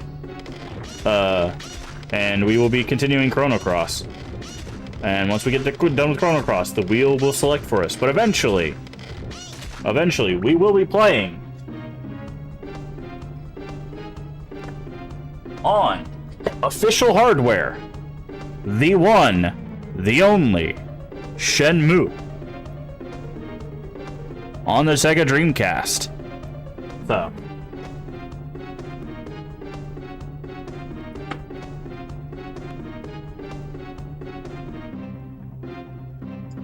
because we play things on official hardware, like what we're playing right now. Not that there's anything wrong with emulation. If you can't play on official hardware, emulate the hell out of it, because I'm not one of those sticklers that say you have to play on a CRT or you have to play on official hardware. Play however you can. Have fun. I don't care. That was Leave's choice? Yes, it was Leave's choice. Who else is gonna pick Shenmue? Nah, I'm kidding.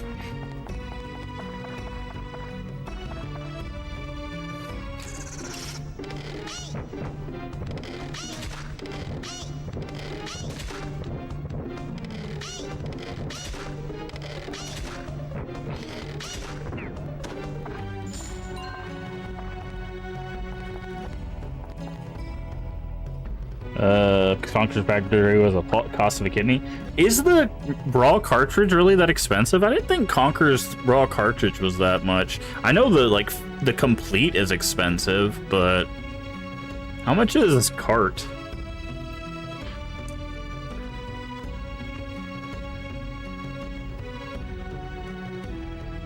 Oh, cart's not that bad. It's 103. It's only 103. Complete's only 260. Like, it was definitely like 500 a while ago. But yeah, 103 is not bad for a cart. Like, see, like, the thing is I look at that, like, obviously, $100 for a game, way too much. But, like, all I do is gotta flash that bad boy right there. You know, that's that regularly $1,600 game. And I'm like, you know, just throw me out the window. You don't even know what that is? That is Kuon. That is FromSoft's, so far as I know, only horror game. It is a 3-part story about resurrection through silkworms. It is a survival horror game on the PS2. And it is worth anywhere from $1,200 to $1,600 depending on the market.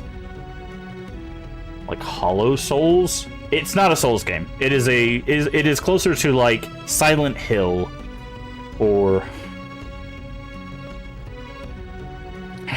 you got your copy of Shenmue for $10 at the thrift store late. Thought I was buying a Japanese karaoke pack because of the CDs and oh yeah,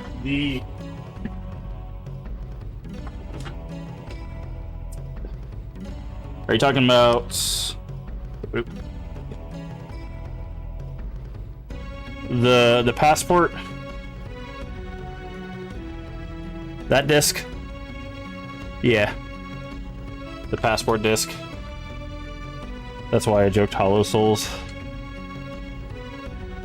Resurrection through silkworms, not something I thought was a thing. I mean, it's not a thing. Because, you know, it's a weird horror game. But yeah, the passport, yeah. You know what's funny? This game is actually not that expensive, to be honest. Does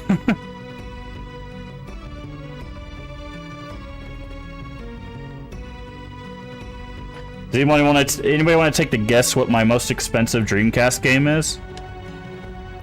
I'm pretty sure Leave can probably guess what it is, but anybody want to take a guess what my most expensive Dreamcast game is?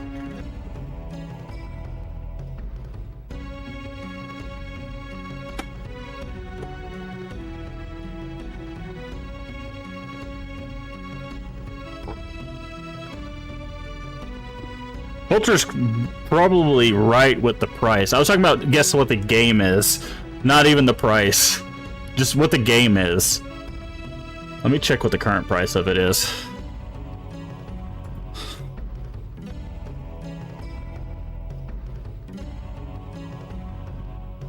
Oh, actually the price is dropped considerably, which is nice to see. It's still expensive though. Let's see. Actually, Abstract is basically on the money, so.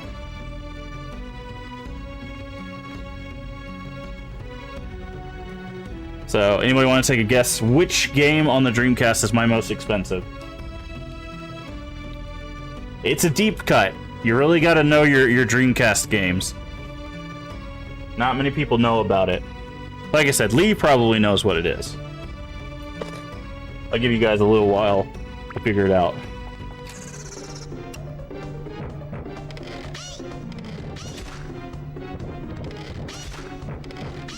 Yeah, I'll give you a little while. Because I guarantee, even if you look at the catalog of games, you might not be able to know. Now, I mean, I guess arguably you probably...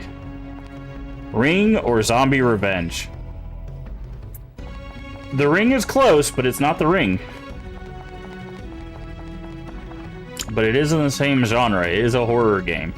Because horror games are usually expensive.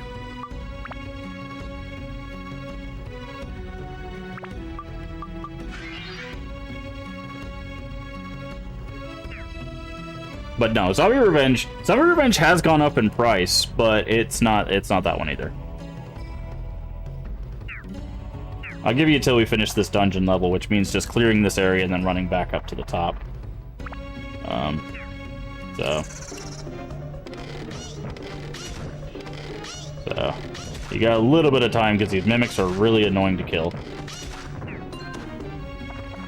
But you know anything about Dreamcast horror games, you might be able to figure it out.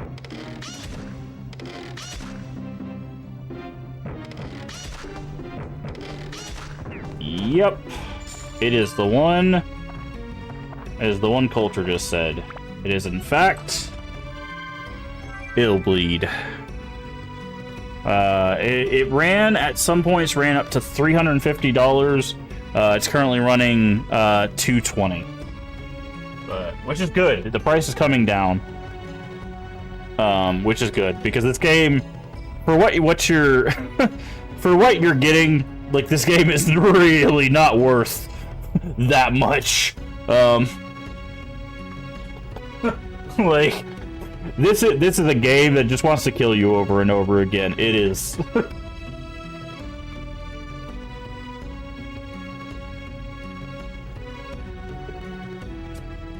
I think.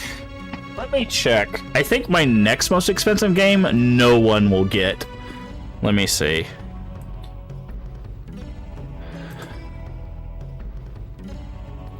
If it's not... Okay, let me see.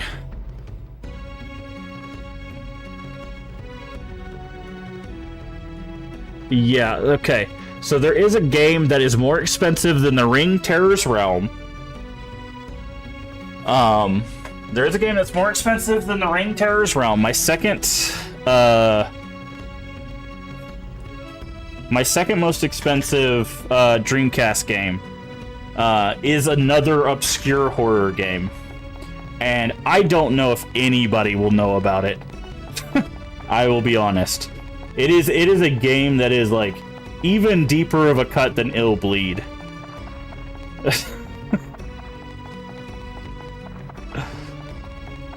I will say, Culture, it is one of those two games, but you have a 50-50 shot of getting it right.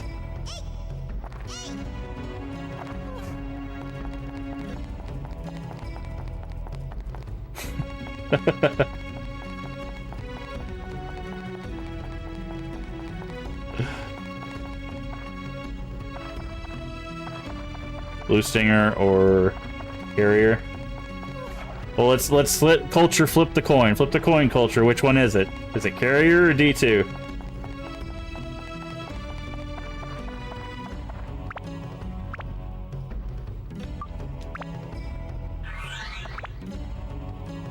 It is D2. It is D2. D2 runs 130. Believe it or not, Carrier is actually not that expensive. Carrier, I believe, is only like $40.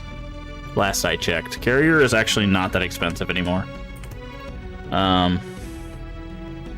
Yeah, Carrier's $42. Carrier has dropped significantly in price. This is $132 or more. I did not pay that much for it, by the way. Now, yeah, you saw a disc copy going for... Yeah, D2 can run really high. So,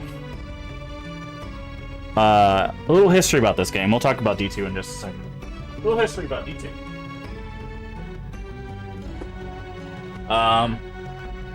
That one's sealed? No, I just have certain games in a protective case so that they don't get messed up and they don't get stuff in them. Because if they're expensive, I don't want them to get messed up. D2, the reason why it's called D2 is not because it's a sequel. It is called D2 because the director of that game made a game called D. It's just called D. And it is a game that came out on a few things. You can play D on PC. It is on GOG. You can play D. And that game features the same main character. And the director, in an interview, what he wanted to do is create what he called a digital actress. And that digital actress, her name was Laura. Laura is featured in 3 games. D, D2, which is why it's called D2, even though it has nothing to do with D, the first game. Does anybody know what that third game is?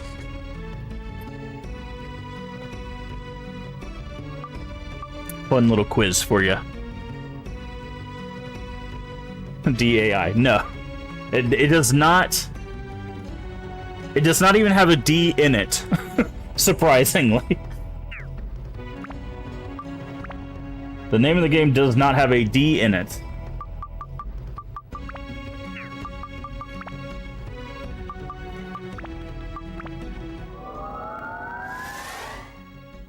But it's actually An interesting little factoid.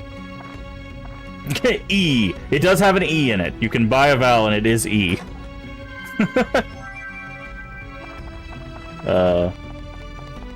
But yeah, so fun fact is the director did want to establish a digital actress that he was going to have in that was going to be featured in multiple games.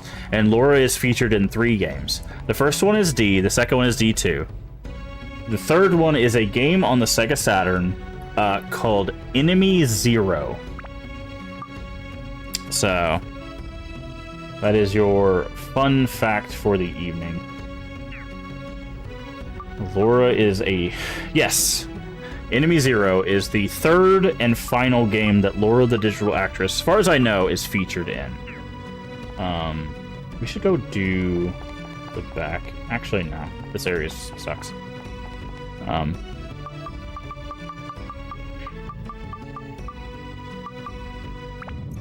E does come after D and Zero, looks like.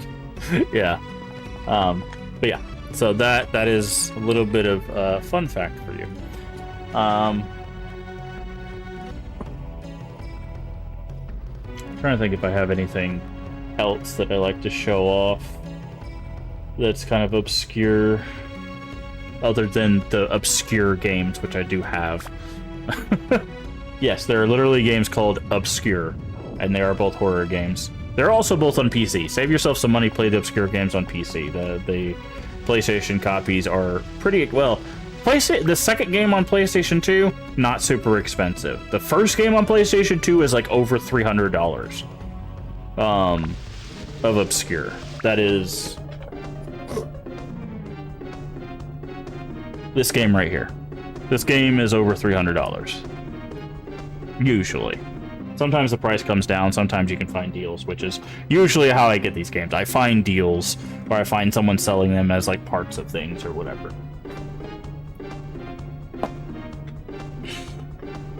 Because I ain't paying no $300 for that. That is crazy. That is crazy talk.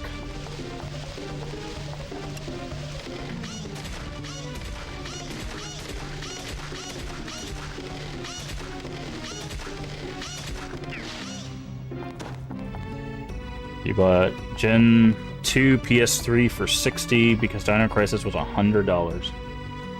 I don't even think I paid $100 for both Dino Crisis games.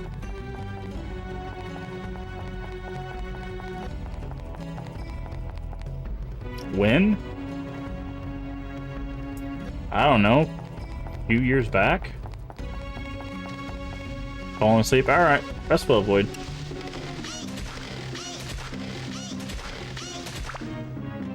Really? You can't find Dino Crisis 2 for less than $100? What are you talking about? It is not that expensive.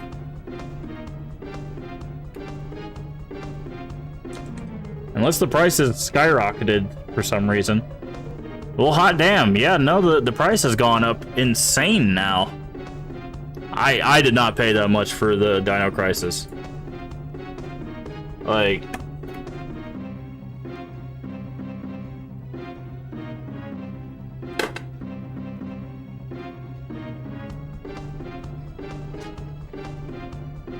Yeah, like I bought them and played them. I think together they might have run maybe close to $80. Maybe? I don't know. I don't remember paying that much. I'll have to go check. Here, let me. I should have it saved. Let me check. I'll be able to tell you. Give me just a second.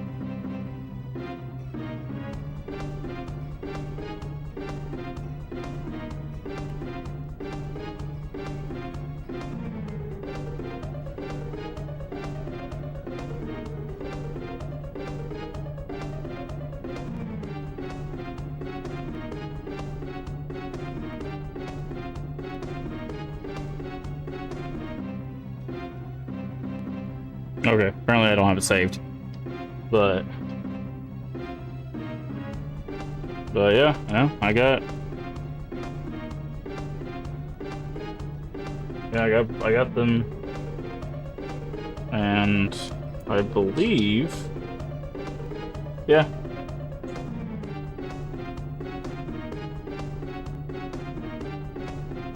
Yeah. I don't know. Yeah, good night, Void.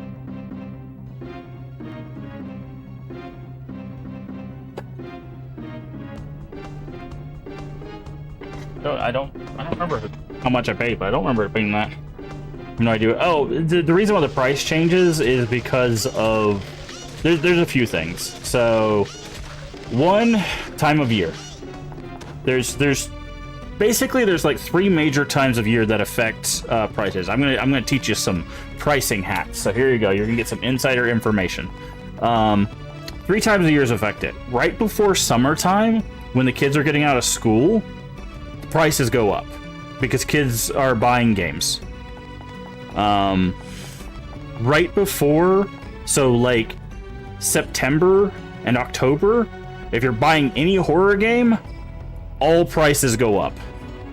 All horror prices go up in September and October because people are buying horror games to play for the spooky month.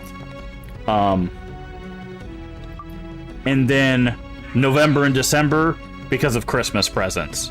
Those are the 3 times of year all the prices go up that I've seen from my personal experience. So if you're looking at to buy, those are the worst time to buy. But after those times, so like when kids are going back to school, at the beginning of the year when people are selling stuff for taxes, and basically those 2 times, like when they're going back to school and people are selling stuff for taxes, those are the 2 best times to buy. You'll see the trends tend to go down in price. Sometimes they go down at like as low as like $50 off. Like it's crazy. So I would say watch the prices around those times. Like I literally said, as soon as October hit, I'm not buying a single retro game, basically, because all the prices go up from October to like December. The prices are just going to be all over the place. Sometimes they go down, but most of the time they go up because people are buying for Halloween, they're buying for Christmas, they just buy, and then they'll go back down within like February-ish because everybody's selling the stuff so they can get prepared for taxes and stuff. And also people are returning gifts and stuff. So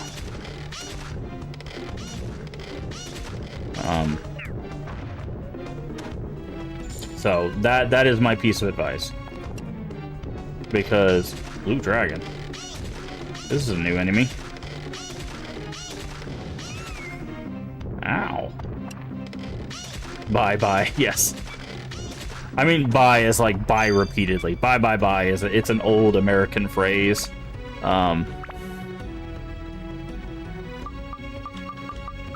As in like bye, sell. Blue Dragon. Oh, Blue Dragon RPG. Yeah, that was the enemy. yeah. But yeah, that's my piece of advice. Look at those 2 times of year. It's not a guarantee, but those 2 times a year are probably the best times a year to actually see any like actual chance of like down in the price. Alright, what do we need? Fire, Blizzard, Plant, Beast, and Sky, which we don't have any of. So let's see. I guess we'll just do full endurance here. We really probably need to get out of the dungeon at this level and go clear out our inventory and stuff. Also, never buy a From Software game after they release a new one. Oh yeah, From Software games are always high.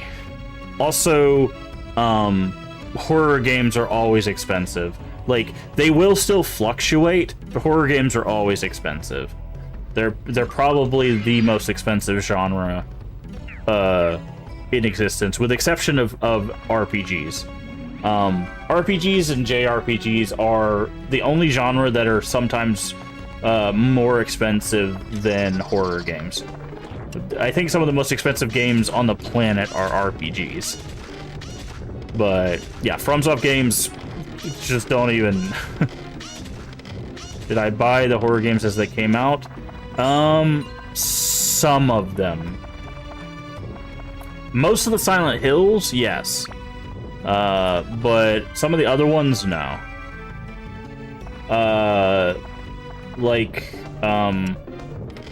Some of, like, Kuon, Haunted Ground, stuff like that, I didn't get until later, but I got them when the prices were lower.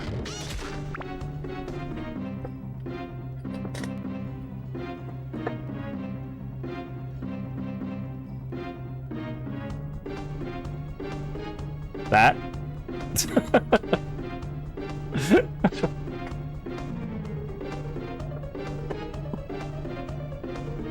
Yeah. That one's actually not that expensive now. It used to be a lot more expensive. There's a lot of stuff that's starting to come down, because collectors are starting to not do as much. Like, the big collectors have started, like, finishing off their collection, and they're moving to modern games, and the people that have collected horror have already kind of collected their horror. So some of the prices are starting to trend down, and also because of the economy, people are starting to sell off their collection to, like, get money. So a lot of the prices are starting to downtrend. So you might be able to pick up some of these games for a lot cheaper. So I would definitely keep your eye on it. But no, I love horror games, and most of my collection is horror games. And by my collection, I mean games I will play or have played. I don't collect for the sake of collecting. I play these games because I will play them or have played them, and I will probably play them again. Like, that's the thing, is I'm not a collector to have a hoard of games. I am a collector because I am going to play video games. Now, I will not say, like, people shouldn't collect games. If they want to collect games and that's what they want to do with their money, that's their money, that's their life, right? I personally get games because I want to play them. Like, that is why I do what I do. So if you're wondering, like, I'm not showing these games off to flex. I'm showing these games off because I'm excited to either play these games or I'm excited to have played these games. Like Kuon, I'm really glad to have played Kuon. I don't think it's, like, the best, like, horror game ever. It's definitely not worth... No game is worth $1,600. Period. But, like, I'm glad to have it. I'm glad to play it. I probably will play it again at some point. Also, I just noticed someone mentioned Kingsfield Abstract. You just fell for my trap card.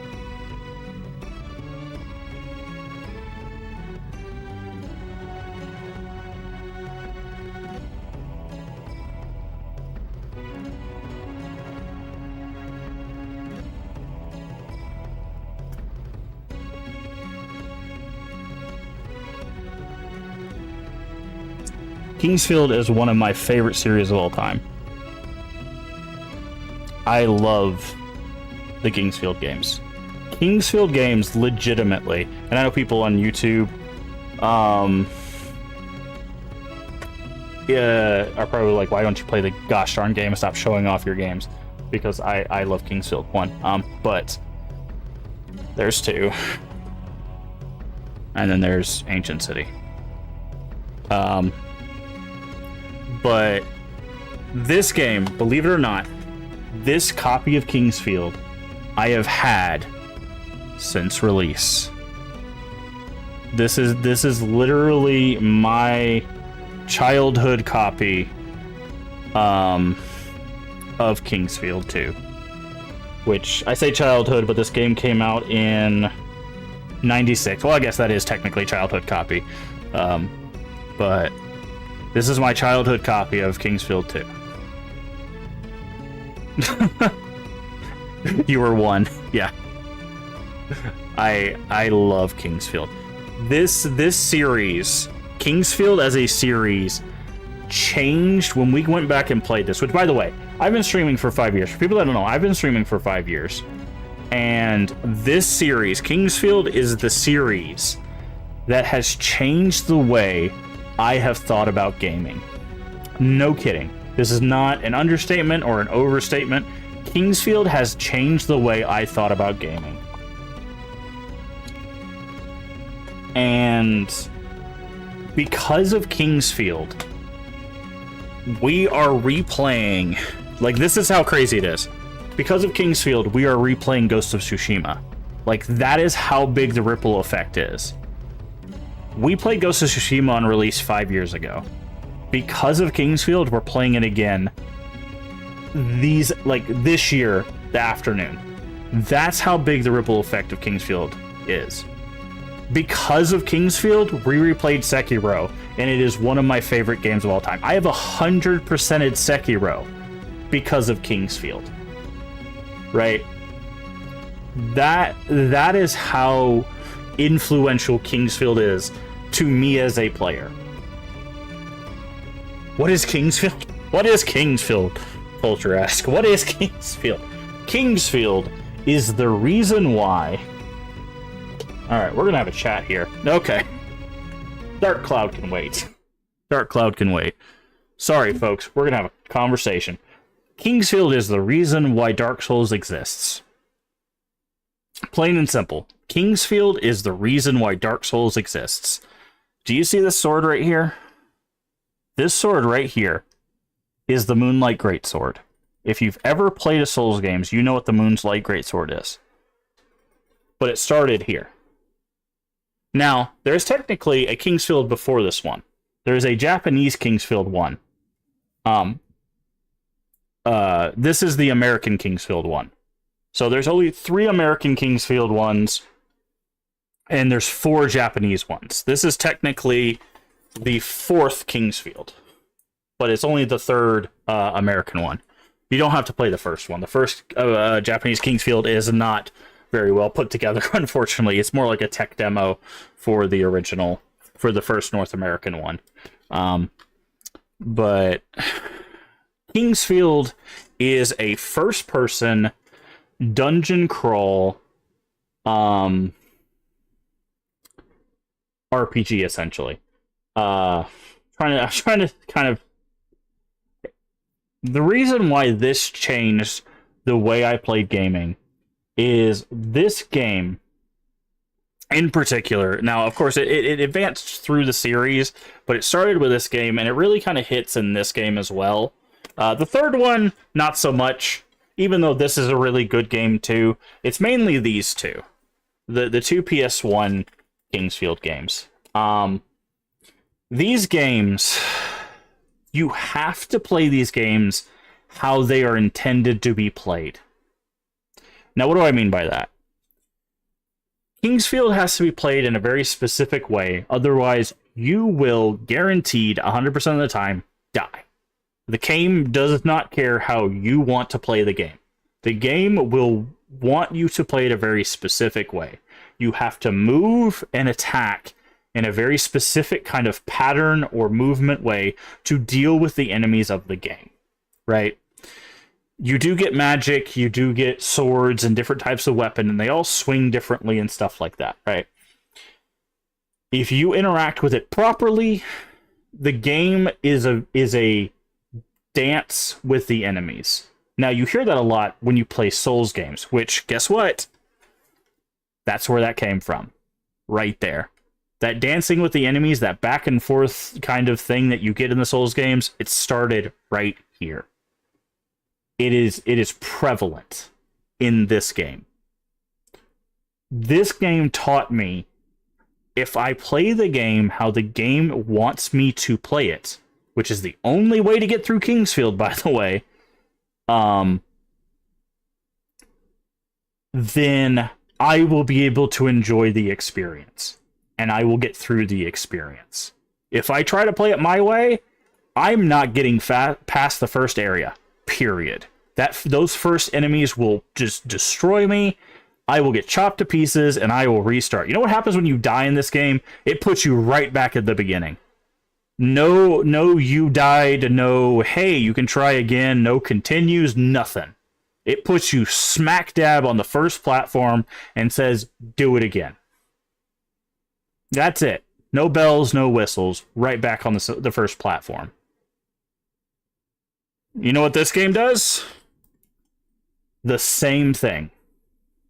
Now, you can get crystals that, like, revive you so you don't, like, start over completely. But you know where it puts you? Right at the beginning of the game. Like, bam, you're back on square one. Start running. Right? And it's the soul of what became the Souls series, right? Again, the Moonlight Greatsword's in both of these games. It's in all of the Kingsfield games. And funny thing about this game is not frame locked. This game can run at 60 frames a second. You do not want this game to run at 60 frames a second because the enemies' animations are tied to the frame rate. And there's nothing worse than watching a Plant 360 no-scope you because the game runs at 60 frames per second. It's got issues. It's not perfect.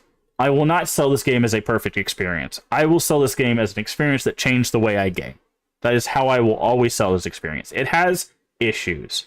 And I don't think this experience will be for everybody. In fact, I don't think this is the experience is for a lot of people, to be honest. But this experience and the second game were things that I will forever hold with me. Because they reminded me that there are some games that are built in a very specific way. And if you engage with those games how they are built, you will get an experience that is unlike any other experience. And that is what Kingsfield is. That is what Sekiro is. I've had this exact conversation about Sekiro. If you play Sekiro how Sekiro is meant to be played, Sekiro is a one-of-a-kind experience. Like, bar none. I think Sekiro is a fantastic experience that feels like no other game because it's like Kingsfield. And the fact that if you play Sekiro like you play a Souls game, you will absolutely despise it. How do I know that? Because that's how I played it the first time. And I hated it. Second time around, after playing Kingsfield, I was like, let me do this how Sekiro wants to play it. And then I loved it. I have 100% in Sekiro. You got a parry, that's all I know. Yes, the parry, you have to exist in a space where you know that it tells you, the game tells you, hesitation is what? How do they phrase it? Is it hesitation is failure? Hesitation is defeat.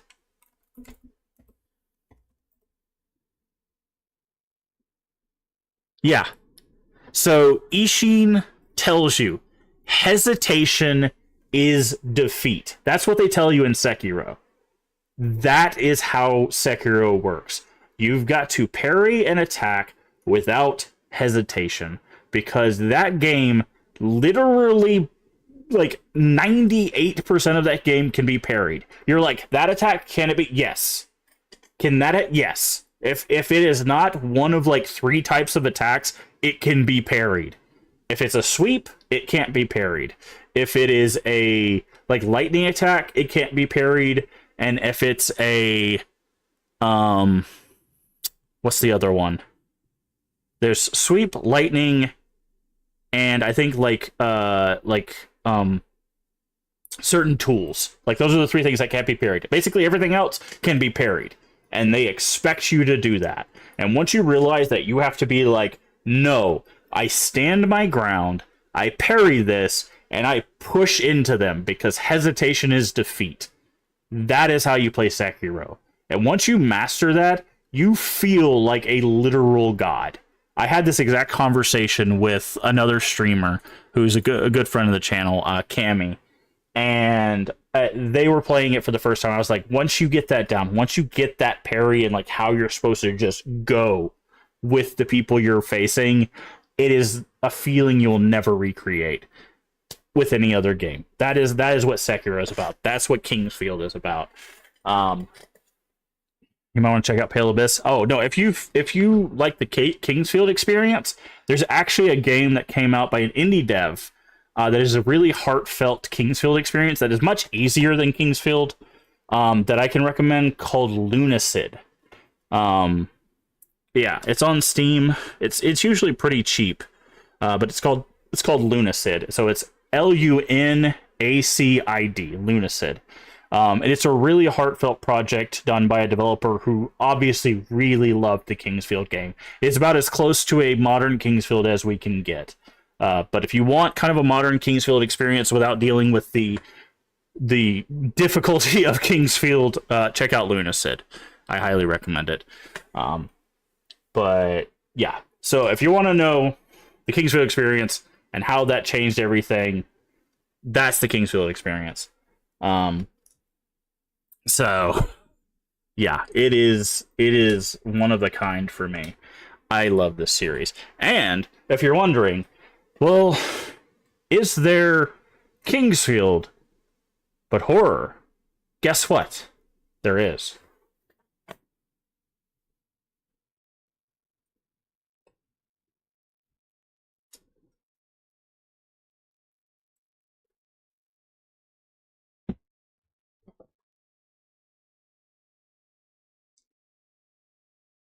Shadow Tower. This is actually done by the same devs. Shadow Tower is a horror Kingsfield. This game is unforgiving. This game, most people cannot complete because it takes everything that you work on and destroys it. Like, if you think Kingsfield is hard to do, Shadow Tower is much harder. I will say, unfortunately, this game does not have a soundtrack, so it is very ominous and atmospheric, but also very, very quiet. Um, one of our clips is for our trailer is from this game. If you've seen our acid spit clip, it is from Shadow Tower.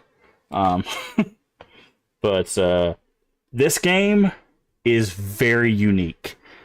I will say I did not get the same feel that I got from Kingsfield from Shadow Tower, but it is still a very unique experience. This game is also very expensive. I think I have not checked Shadow Tower's price in quite some time. I'm hoping the price has come down, but last time I checked, it was not a cheap game. The price has not come down. The price is about the same. This game is $325. It is a very pricey game. Ouch. Very cool game. No game's worth $325.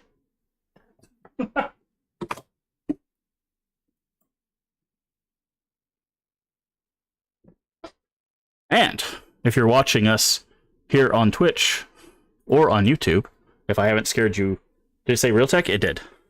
Realtek, or no, it should have said Age Tech. No, it's Age Tech. It's Age Tech. Age Tech is the people who brought over. They did the North American ports of Ancient City and Shadow Tower. Do I have Monster Rancher 2? I don't have any of the Monster Rancher games. I've been thinking about picking them up because I did have one of the Monster Rancher games back in the day, but I don't remember a whole lot about it. But I don't have any Monster Rancher games, no. But again, Kingsfield, one of my favorite series of all time. One of my favorite series of all time.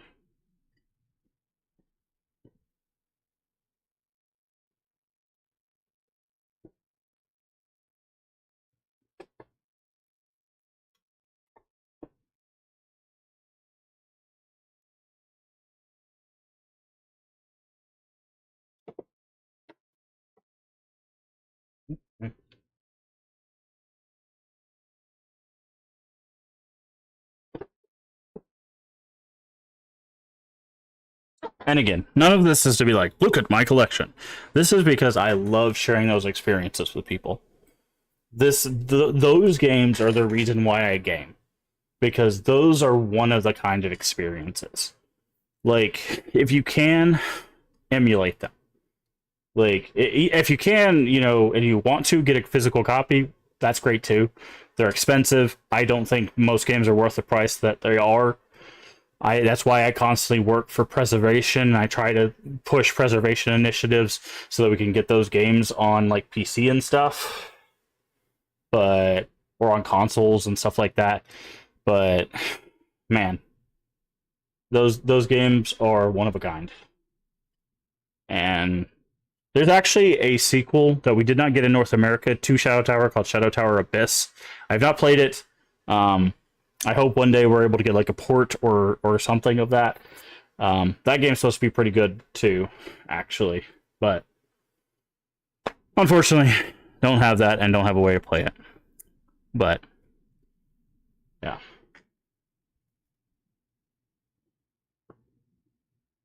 Trying to think if there's anything else I wanted to show off. They called Pale Abyss a Lunacid ripoff. Nice. I hate when they call something a ripoff of something. I don't. Dude, two things can exist at the same time. Two things can exist at the same time. Like, anyways, we're gonna get back to this. We just acquired a stone key. So, we're almost done with this floor, which I think is probably going to be the last floor before a boss. So we'll probably end up calling it after this floor. But, again, thank you everybody for hanging out with us. But what I was going to say, if you're hanging out with us on Twitch, and it's still up there, at the top of chat should be the link to our YouTube. Everything that I've shown, I believe everything that I've shown tonight, Shadow Tower, Kingsfield, Kuon, not Siren. We haven't played Siren. I haven't played Obscure yet. Trying to think. Okay, so most of the stuff that I've shown, I have done playthroughs of. If you go to our YouTube, there should be playlists. Go check out those playlists, right?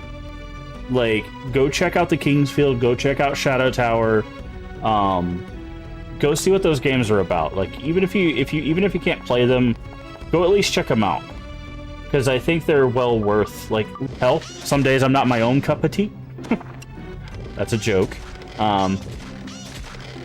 But you know, those games are really interesting, and again, they have impacted the way that I play video games.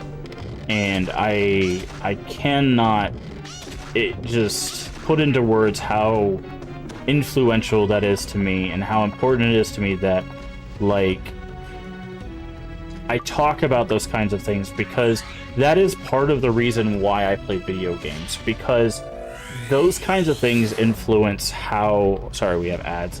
But those kinds of things that influence how we grow as people, right? So...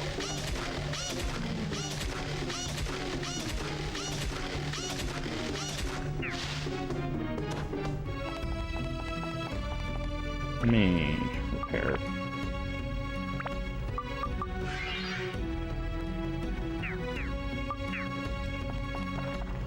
Let's open this chest. Another holy gem. It's a holy gem?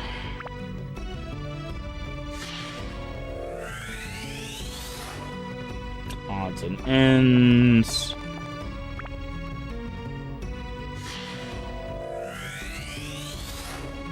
Stairway. As long as it's not to heaven, I think we'll be fine.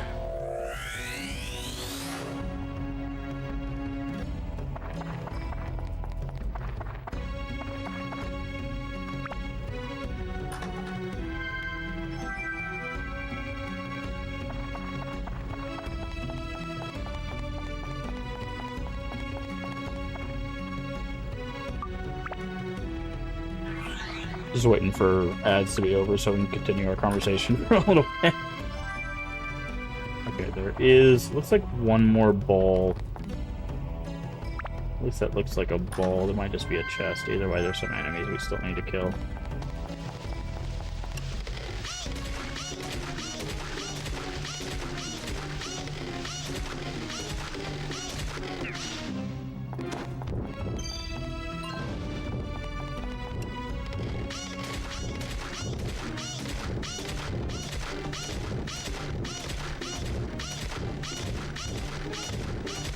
By the way, I don't know if I've reiterated this.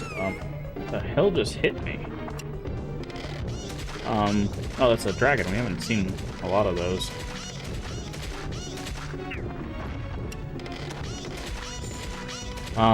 The reason why I run ads on my channel, for anybody that might be wondering, is because the ads I run keep people from getting ads when they come into the channel, which allows people to come in and experience the channel, like, for a little while before anything. Like, before anything pops up for them. So, if I could not run ads, period, I would. But that's why ads happen. Is just to make overall the experience easier. But hopefully ads are over now. But what I was saying before the ads hit is the reason why, like, I talk about those experiences. The reason why those experiences are so important is because, look, those can change, like, how we think as people, right? Like, they help us kind of see what's important to us and, like, help us learn to be better people, you know? And like I said, you know, it's strange to think that it's like, but that's just Kingsfield. It's like, yeah, but it's so much more, right? And the brain's patchable with hot fixes? Yes. Yes.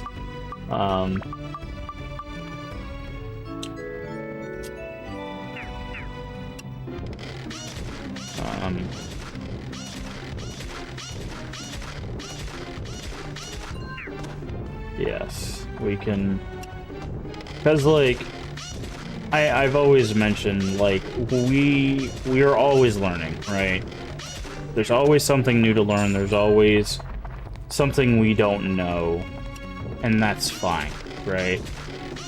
And sometimes we learn that stuff through... Can this be upgraded?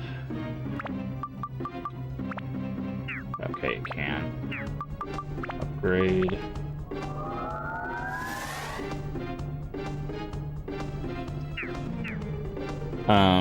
And sometimes you can learn that stuff through games, right?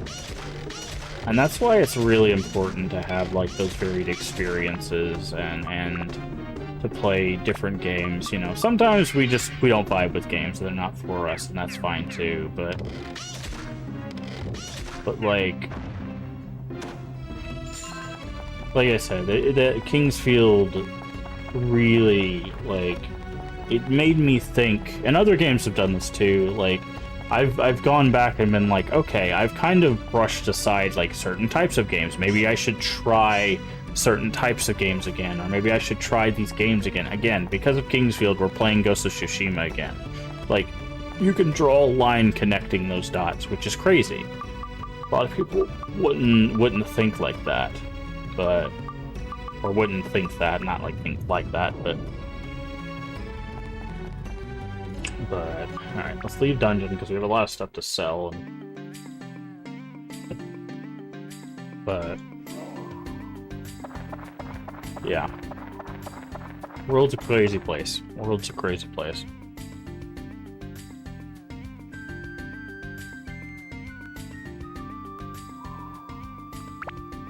So, let's fill this house. Okay, we want one of these. Okay, that looks like a cabin. Also looks like a cabin. We need the chief. I'm guessing this is the chief. Okay.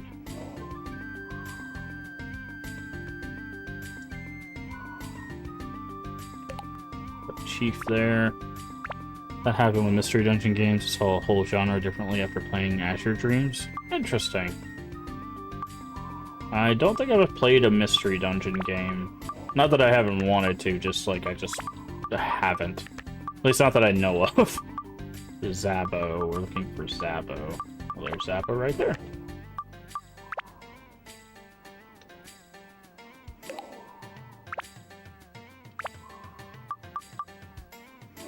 Okay, this is Enga.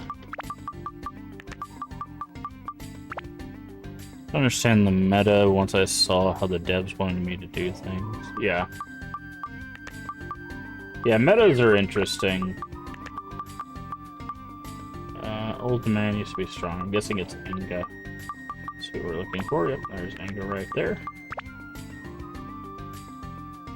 Because people like to get into like, oh, well, you have to optimize everything. And it's like, no, you don't. No, you don't. You just have to have fun. That's the point of video games. Prisoner. Still don't know who the prisoner is.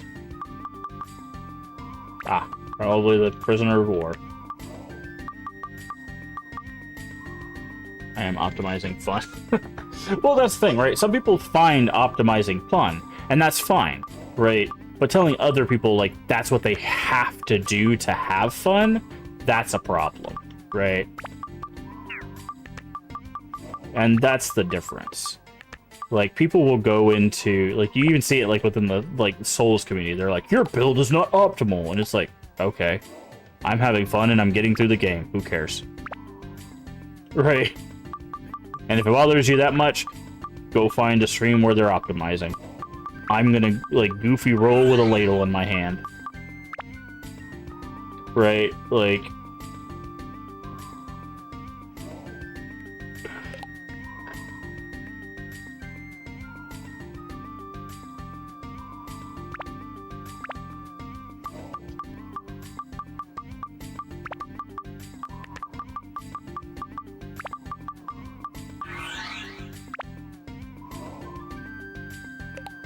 Oh, it wasn't because of the cap spam. It's because of that specific scream. People use that as a start of it, something derogatory, so the auto mod catches it.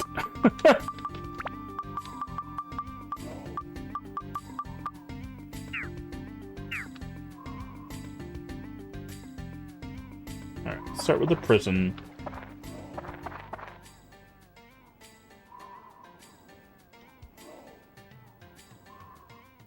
Yeah, no, I know that that's probably not what you were going for. I was just explaining that's why it got picked up. Okay, Chief's house, where is sign?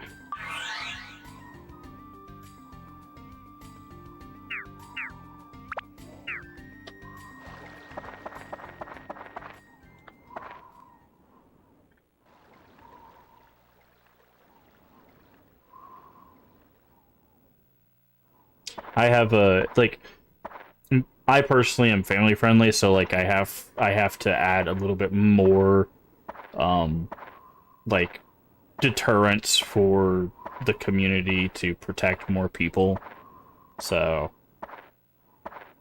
like I don't mind like cursing and stuff in the chat. It's just like I have a little bit more protections for more marginalized people and more like people with disabilities and stuff like that, so I have a little bit more protections than some other streamers might have. So that's why it picked up on that. But no, it's fine. The world's already doomed. Doomed, I say.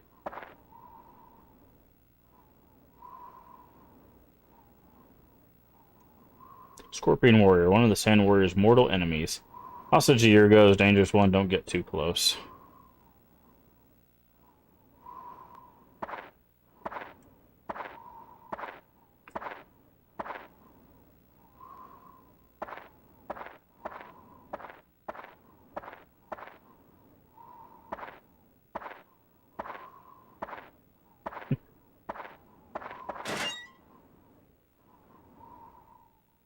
Uh-oh.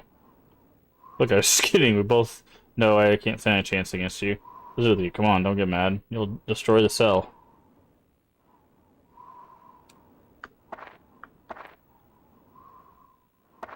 Wait, all of that for nothing? That's crazy. Usually you get some sort of, like, item or something. That was just for, like, some comedic timing. That's dumb. Okay. Alright, let's go into this house. We gotta go deal with everybody's house first. This is the chief. Should have part of the symbol we need, I think. And then someone else will probably have the other part. I'll come back later tonight. Okay, so I'll have to wait till nightfall, which isn't that long. So, walk into this house, see what they need.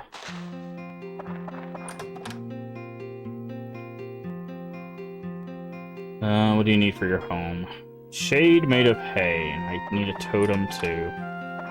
Power up powder. Guessing that's something for... Oh, there's a chest on the table. It's almost Jack 16. I don't know if... I don't know if he's 16. Pretty sure he's like an adult. Bag is full. What is power up powder?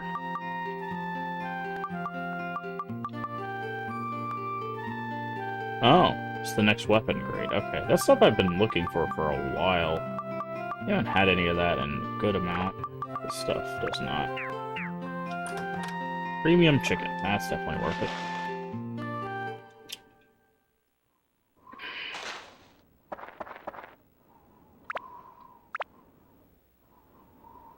Alright, whose house was that? This one. Totem and a totem. That was Zabo. Mumble, mumble.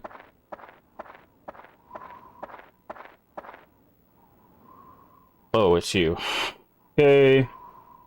How about this view? Just love the view from here.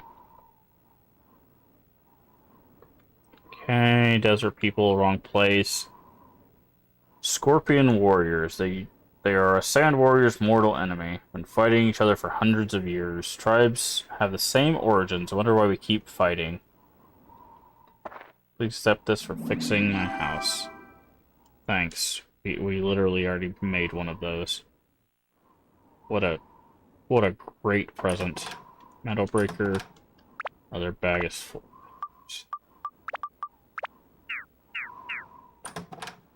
Antifreeze. Some Freon. Okay. Probably gonna need to get rid of more of this stuff. I'm just gonna get rid of these because they don't sell that well either.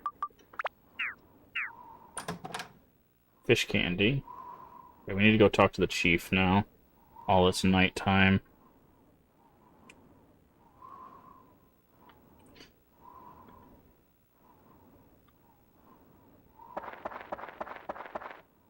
Fish candy is defense for cat girl.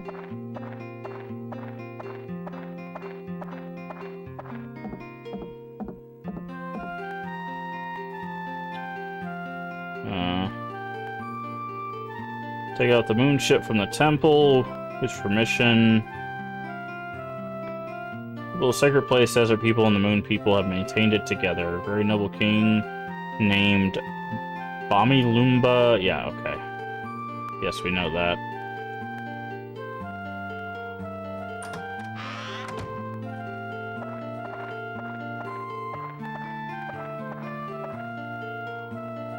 Someone we could trust, yes.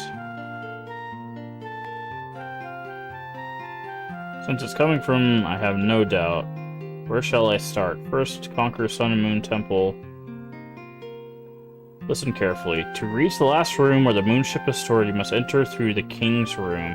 To the King's Room, you need 2 signets. Yes, we already know this. We just literally asked you for the signets. We know about the signets. Handed down by the chiefs, yes. The other is a moon. The moon people who maintain the shrine are supposed to have it. But that's not the case anymore. trusted us with the moon signet so they can relax in the woods. Yes, we know all of this. Why are you telling us again? They aren't here. Zabo and Enga each have one. Okay. Boy in a green hat. Those eyes of yours. You have beautiful eyes. I know in the Mandarin. Okay. So they know our dad, which we know. Only man who could beat me. He was handsome. That was more than 20 years ago. Be strong like he was. Okay, so there we go. That's what we needed. Hey, we got a pocket. Nice. I thought we just pick up pockets. Just throw in pockets. We probably look like we have like super cargo shorts from like the 90s. Just like 18 pockets now.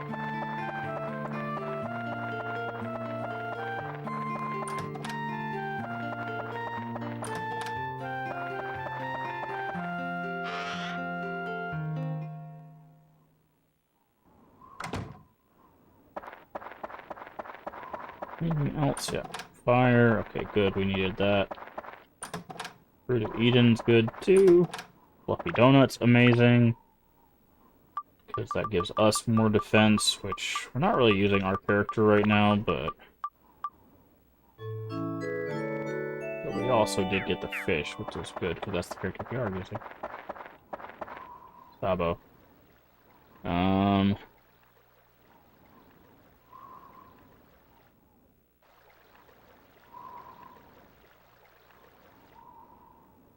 thought we finished Sabo's house.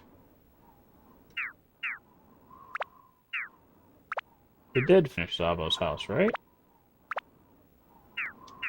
Okay, I guess we gotta go inside Zabo's house. No, we just had to get close to Zabo's house. Okay, heard it from the chief. This is the moon signet. Okay, good. Dangerous, be careful.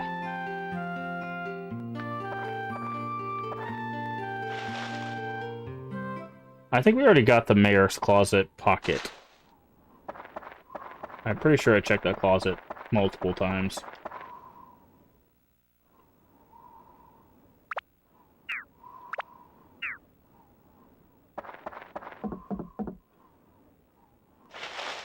Did you climb up in the climb up the treehouse?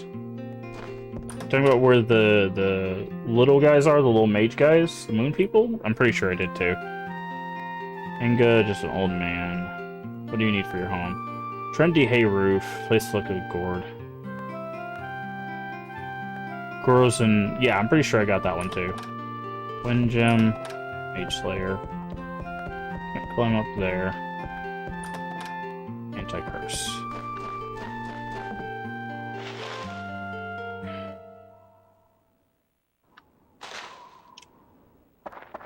So, got a chest back here. Wind. Alright, whose house is this? Enga's. Enga's house needs totem and a hay roof. I think this is where the other... This is gonna be where,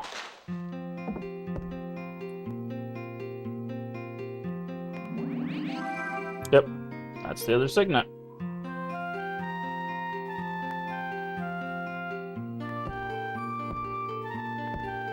Whoa.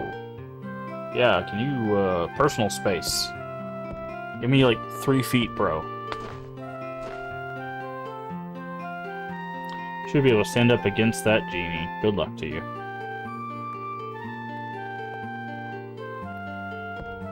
I wonder if I can get a second event by leaving and coming back. Yes, that's what I thought. Okay.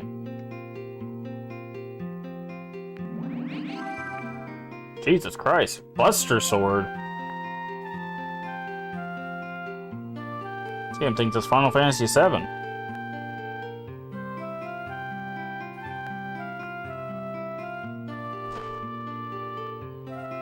Years are catching up with me, though. Yeah. Tonka snapped up the position meant chief. She really was something. Defeated every warrior in the village. Only in her teens, she defeated me and became chief. She was such a beautiful girl, like a fighting goddess. What was I saying? I forget what I just said. Excuse me, son, I have to end it here today. I have a backache, something fierce. Well, you keep standing like that, yeah.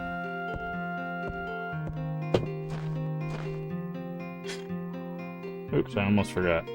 Fix my house, so why don't you use this house storing your things? Oh, this is our storage, okay. Newspaper in Queens was ripped from the... Nice. Nice, yeah. There's a bunch of little things like that in games, which is always funny. Beastbuster, good. Oh, that's a golem.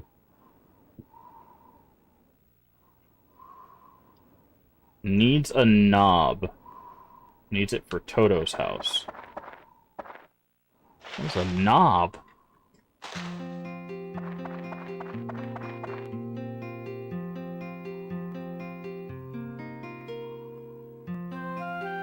Totem pole. Okay. Stonebreaker, good. Mighty healing. Fruit of Eden.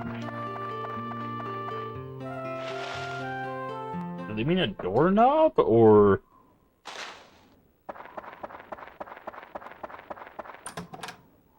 Stonebreaker.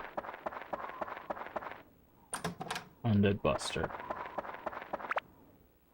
Okay, well, there's only one last thing we need to do, so... Is that what this is? Handle. It said knob, though.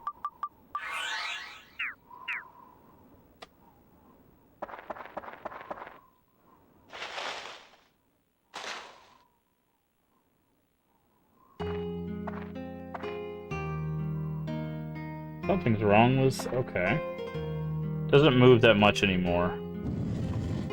Toto. You scared me. Come on, get up. Toto.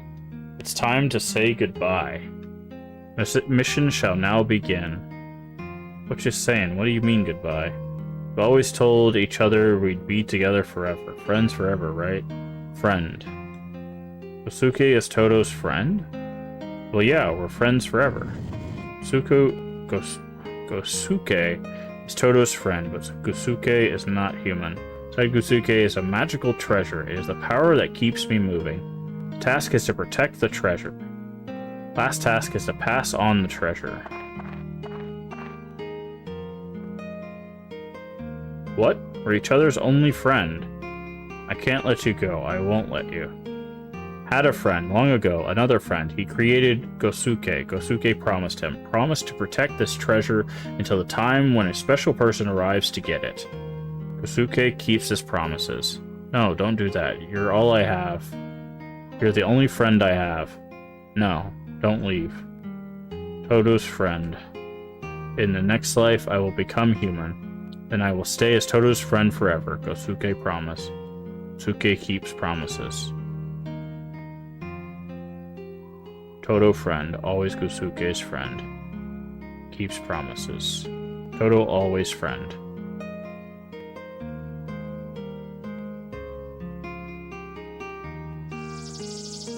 What's inside of him now? A sword?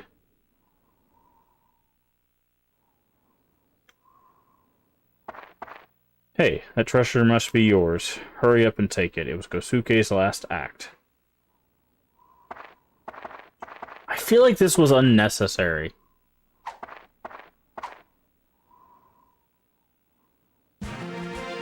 Sun sword acquired. Like, we just met this giant, this golem. Why do we need to kill him off? We just got a sword from the old guy. Why would the old guy not just be like, ah, this was passed on from generations. Here's the sun sword. It would make more sense for the chief to get us than this random golem. Why we gotta take this kid's golem like that? That's just rude. You're gonna beat that thing with Gosuku's treasure, right? You have to beat it. You have to beat it. Okay, I mean, obviously we need that to defeat the boss or whatever, but, like, Which, again, it is just a rehash of the serpent sword that we used earlier. It's just... That's weird. That's really weird.